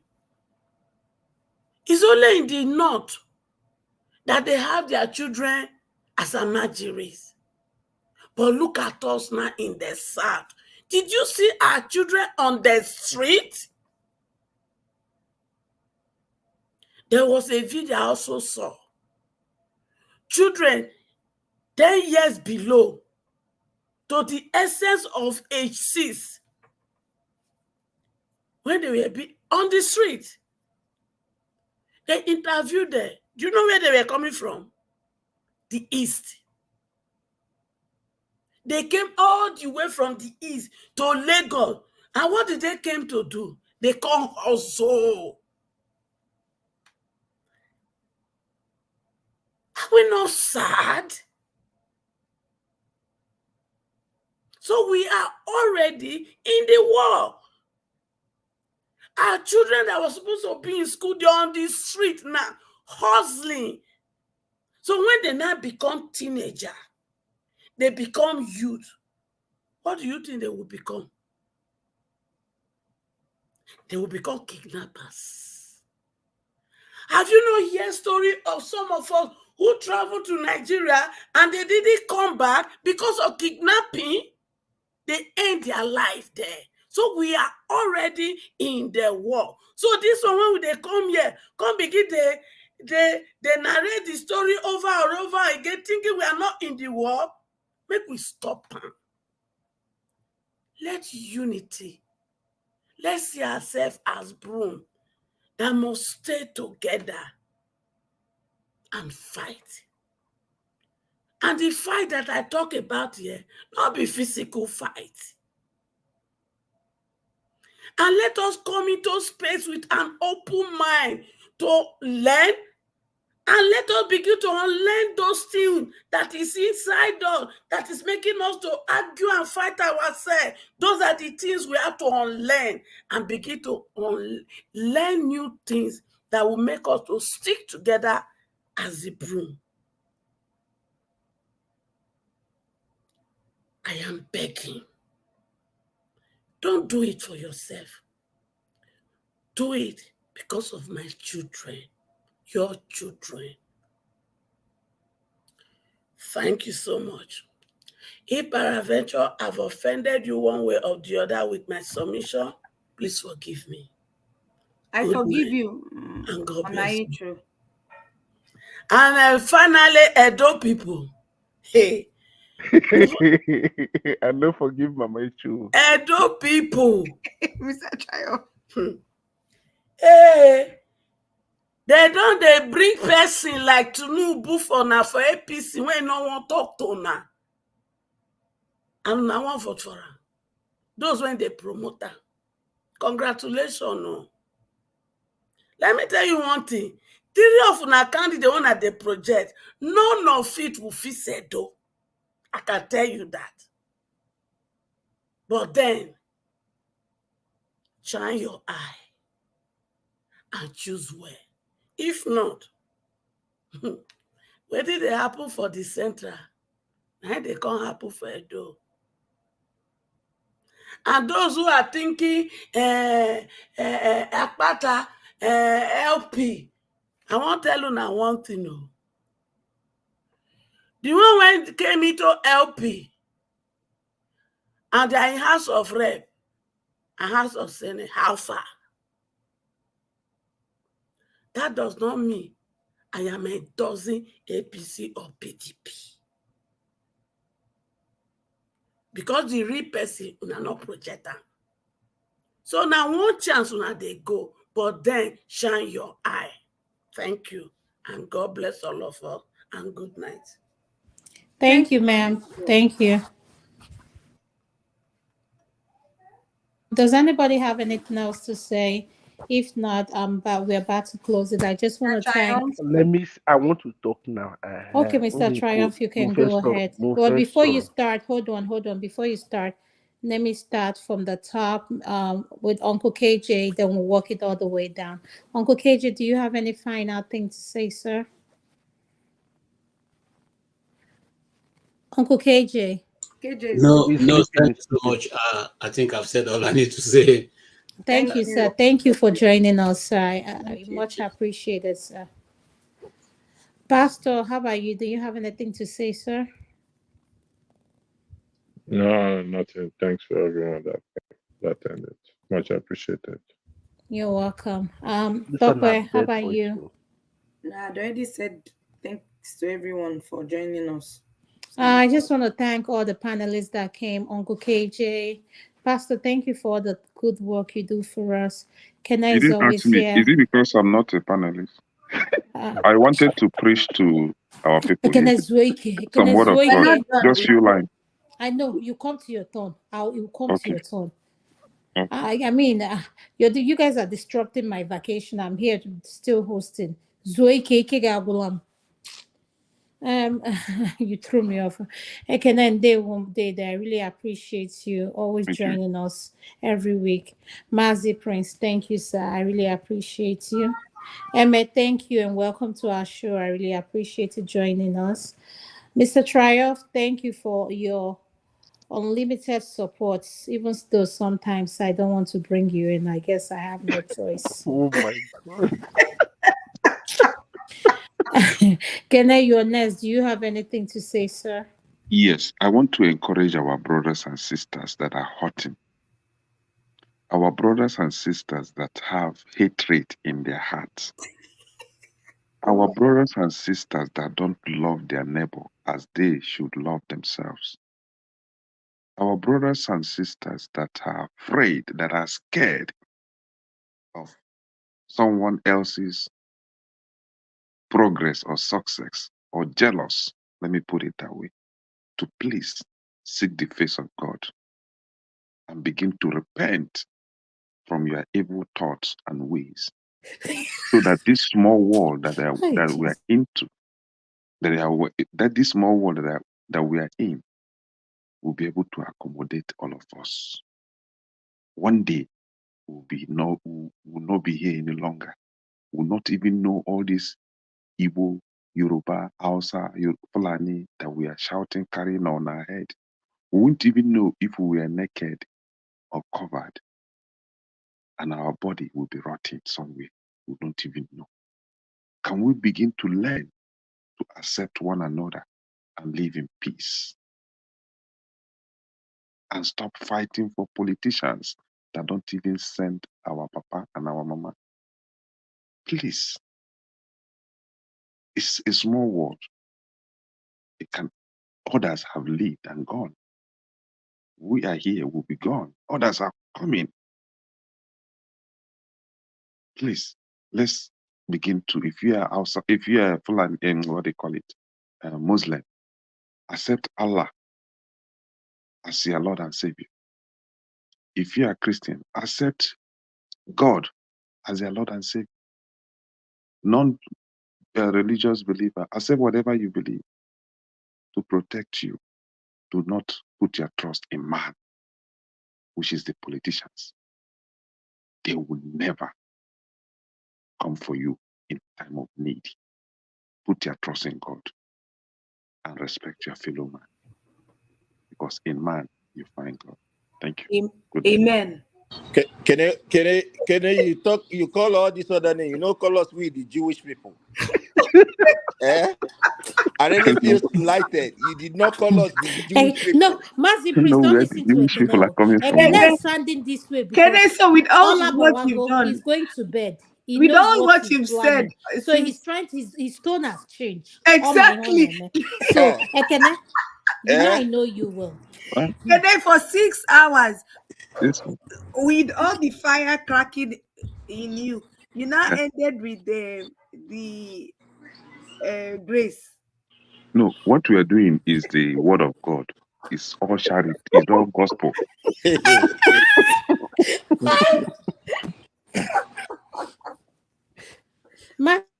Yes, sir. Do you have anything to say? Okay, yes, I do. Thank you, sir. I will also told the line of Kene. You know, the Bible says something that I can do all things through Christ that strengthens me, right? That same Bible also said wisdom is profitable to direct. Look, in this life, you must understand equilibrium. There is balance in everything. If you think you can and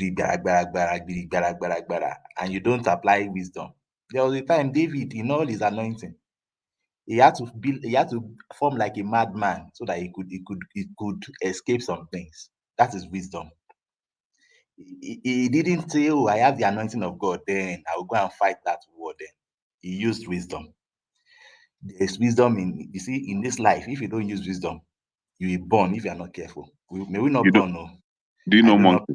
Do you know monkey? Let me You just know why his head is bad? let me finish my thoughts. Because of too much wisdom, they conk his head. Let me finish my thoughts. You can't interrupt me. Ekene, let him settle down. Ekene, why are you like this? So what I'm saying is this: I do not have hatred for anyone. But when you look at the reality on the ground, let wisdom guide you. I don't want anybody's property to be missing. I don't want people to take advantage of that and steal people's businesses. No. So because that's why I have 2 cents. Thank you, Emme. Emme, can I ask you a question? Just one question, please. Do We you no go come out again. No, no time no don't no dey no go. we'll go come out. Did you know Sarumi? Do I know who? Sarumi. Sarumi, I The forgot his drum. other name. Eh? Sarumi. Yes, Sarumi, Sarumi. Yes, Sarumi. yes, in Lagos. Did you know him? No, I don't know him. Okay. Did you know Yomiedu? Yomi Edu, Yeah. I don't know him. He was once an aspirant at Lagos. and he's from. I think Sarumi too was. Is he a nurse or one of those? Sarumi too Yeah, he was was an Nigerian a too. governorship. He was a governorship Yes. aspirant from. Mm-hmm. He he's from Ikorodu, but he stays at Ogba. Okay. Okay. Even Funshaw Williams used to. Yes, Funshaw Williams, I you know know, Funshaw is Williams. Funshaw. You knew Funshaw Williams. Okay. Funshaw Yes. Williams is somebody I've met physically. I've taken Mm, walks with him. He was in the Air Force. He retired from the Air Force. Okay, I'm listening. What's the point? Whose names? You know why I mentioned? You know why I mentioned their names? When you say apply wisdom, is this same application of wisdom today? They are no more. They are no Okay. more because somebody just wants to take the power, and it is what it is. I'm not gonna say anything more than that. But thank you, though. Wisdom will be applied. We agree. God Thank bless you. God bless you. Emily, if you don't mind me asking, who was speaking earlier? Your It's reference Emmett that to wants to David. talk now. Hold on 1 second, please, if you Electricity. don't mind. Yeah, I'm Emma addressing spoke it. already, so. Oh, okay. Mr. Triumph was going to be the next person. Electricity, could you hang on? Let Mr. Triumph round up, then you can ask him your question. Mr. Triumph, any final Let say? our boss, Pastor, finish now. I have my Triumph time. likes to be the Let last. Pastor. Let Pastor. The people put me at the last. Last shall become the first now. Pastor, please talk. Thank you. How many times do I have to remind you you're not the moderator? I apologize until I'm No, I'm given the remind. No, floor it's not before you, I Not speak. Pastor. you. I It's have to Mr. remind some Triumph. people here, He's like talking about. I know Triumph. it's He Mr. knows Trump. himself. Until I'm given the floor, I'll speak. Do I have the floor? Yes. Yes, so Pastor. No. Adama and Tope, do I have? Yes, electricity is okay, please. No, electricity. Go ahead. It's some people here. He knows himself. He doesn't like following the rule, so he likes giving me a hard time. I have to keep reminding him. Okay. Emery, you said wisdom is profitable to direct. And you reference David behaving like a mad person. Do you understand the circumstances David behaved in that way? I do. That's why I quoted it. What was the circumstances, if you don't mind me asking? It was meant to be killed, isn't it? Or I think if I get the story right again. But I know that he wanted to evade killing. That's why he had to behave like a madman. I think it was chased by Saul, so he had to go through the enemy's gates. And for the enemy not to take him down, he had to form like a madman, if I get the story right. And I think that's it. Okay. So Are you they had to let him applying this? Are you applying this to your argument for the Igbos not to vote in Lagos State? Wisdom is profitable to No. direct. I'm not saying You're not answering my question. The question I'm asking you maybe you is, have an answer you want me to tell you that you want. No. I don't. No. I have told you Going that by this thing your is not white. argument. I have said this thing is not white and black, it is gray. And I believe you are wise enough. I know you are a teacher of the word, so you understand what I mean by I that. am asking you, Emery. Voting is everyone's constitutional right, human right, not just constitutional, except those individuals decided to abstain from voting. I'm not saying you should not vote. Get my point. It's like you guys don't get the point. I'm not saying you should not vote. What's the point? My point is that, look, if you even have an opinion, keep these things to yourself and make and you know, Yoruba will say, "Oníkú ló mọ nǹkan tó fẹ́ ṣe."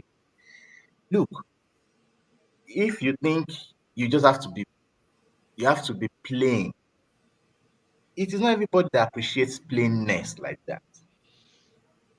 Otherwise, they will hurt you if you're not careful. And that is what some groups, not everybody in the Igbo anyway, but some persons have lost businesses because of that. Some have lost their life because of that. Why? Because the message was wrongly sent. I'm not saying you shouldn't vote. We are all citizens of the country. Wherever you find yourself, vote. But for me as a person, if I am a businessman, where I know that my business, either they vote right or they vote wrongly, I will still do my business and I'll be fine. I think there will be to a limit where I will want to interfere. And it is not because I am dishonest or anything. It's just because I am logical enough to know that in some things it is wise for me to just lie low and see what is happening.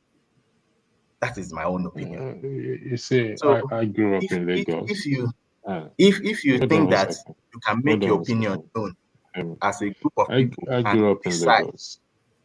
all fine and good. I grew up in Lagos, and there were several elections held in Lagos that people went to vote. This issue of bigotry wasn't Yeah. there. Would you agree with me on that? I will agree with you, and that is what I want for a nation. That is what I want. Okay.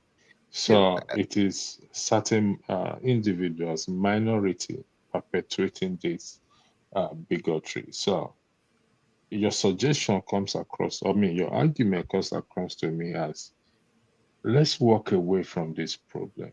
Don't let us address it because people, certain individuals, are there preaching bigotry rather than Look, facing that problem headlong.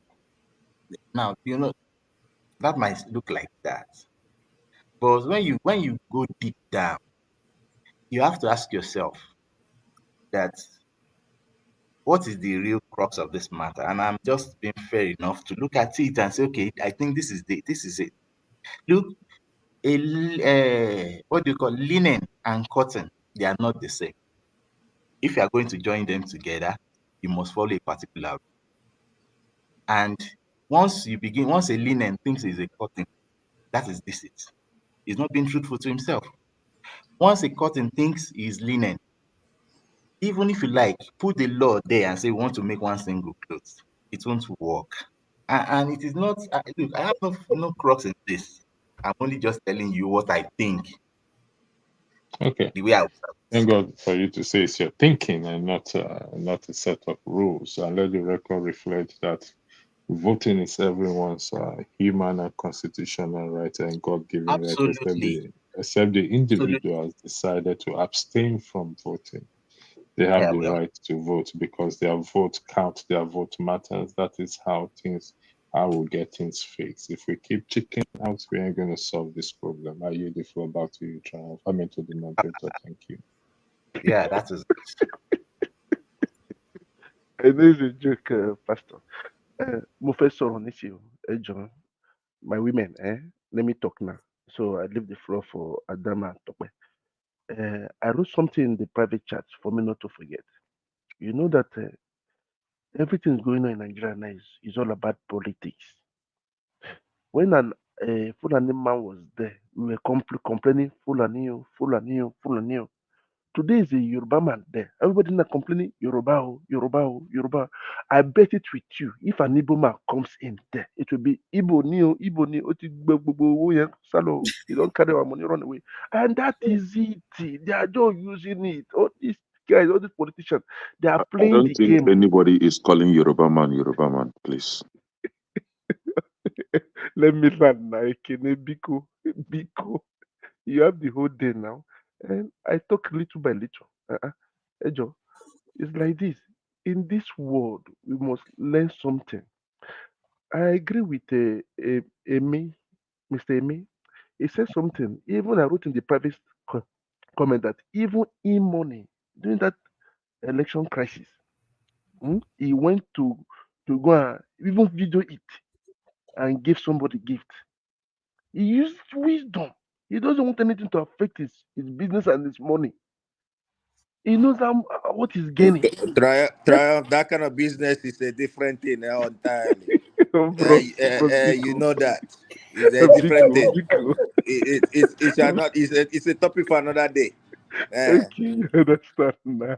Hey, Joe, let me land now. And you can see, you guys doesn't let me tell that. That's why I like giving you guys to talk. Understand? Everything wisdom only. I don't want to say that I want to go to Anambra State, start asking for visa, or go to Kaduna, start asking for visa. I still repeat it to even to. I'm a born Lagosian. but I respect the rules and regulations of that land. Even here, my business, they called me privately in a board meeting. I was one of the board meeting in a certain group here. They told me that they see you, I'm in their land. They are taking our money, our women. They told me, oh, I've never seen them say. Then I humbled myself. I used wisdom, resign from my position. Then went to another sector. Just my life is more important to me. When you die, you don't finish. You guy go, you don't finish. It will be closed chapter. So enjoy yourself now. Okay, this is problem. Enjoy your life when you are still alive. So that's it. That's what I tell people. Eh? My sister is in vacation, holidays. She's enjoying her holidays. So my brother too, Mazi, is eating Nkwobi. It has been long I ate Nkwobi. Or I don't know how we'll get it in France. But the part I have to travel back to Nigeria and eat it again, as usual. So for me, Go let to us live African at store peace. nearby and get Isiewu and make Nkwobi. We don't have it here. Honestly speaking, Don't worry, when we go backstage, I will show you. I'll show you trial. Okay. They say no backstage today. Tokpe don't tell me. That's why I have to shake out my mind. So let us live at peace. I'm for one united Nigeria. I still stand my ground. Let us be love. What we need in Nigeria today is love, love. Not that artificial love or profit. And they say profit love.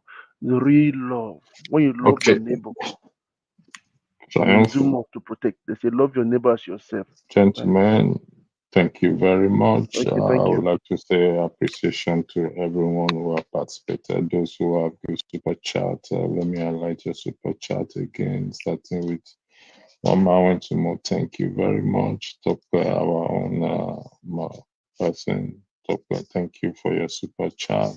Twice you give a super chat. Timajek. Thank you, Sally. I appreciate it. And who is this? Timajek again. Thank you for your super chat. Timajek again. Also, thank you for your super chat 4 times. Thank you for your super chat. This is highly appreciated. We shall see you again and have a lovely Sunday. Some people are in Saturday, but I'm already in Sunday. So thank you very much. And God bless you. Have a lovely day.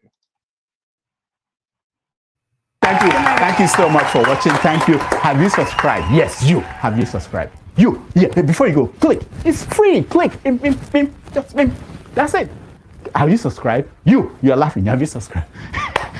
Have you subscribed? Thank you. Thank you.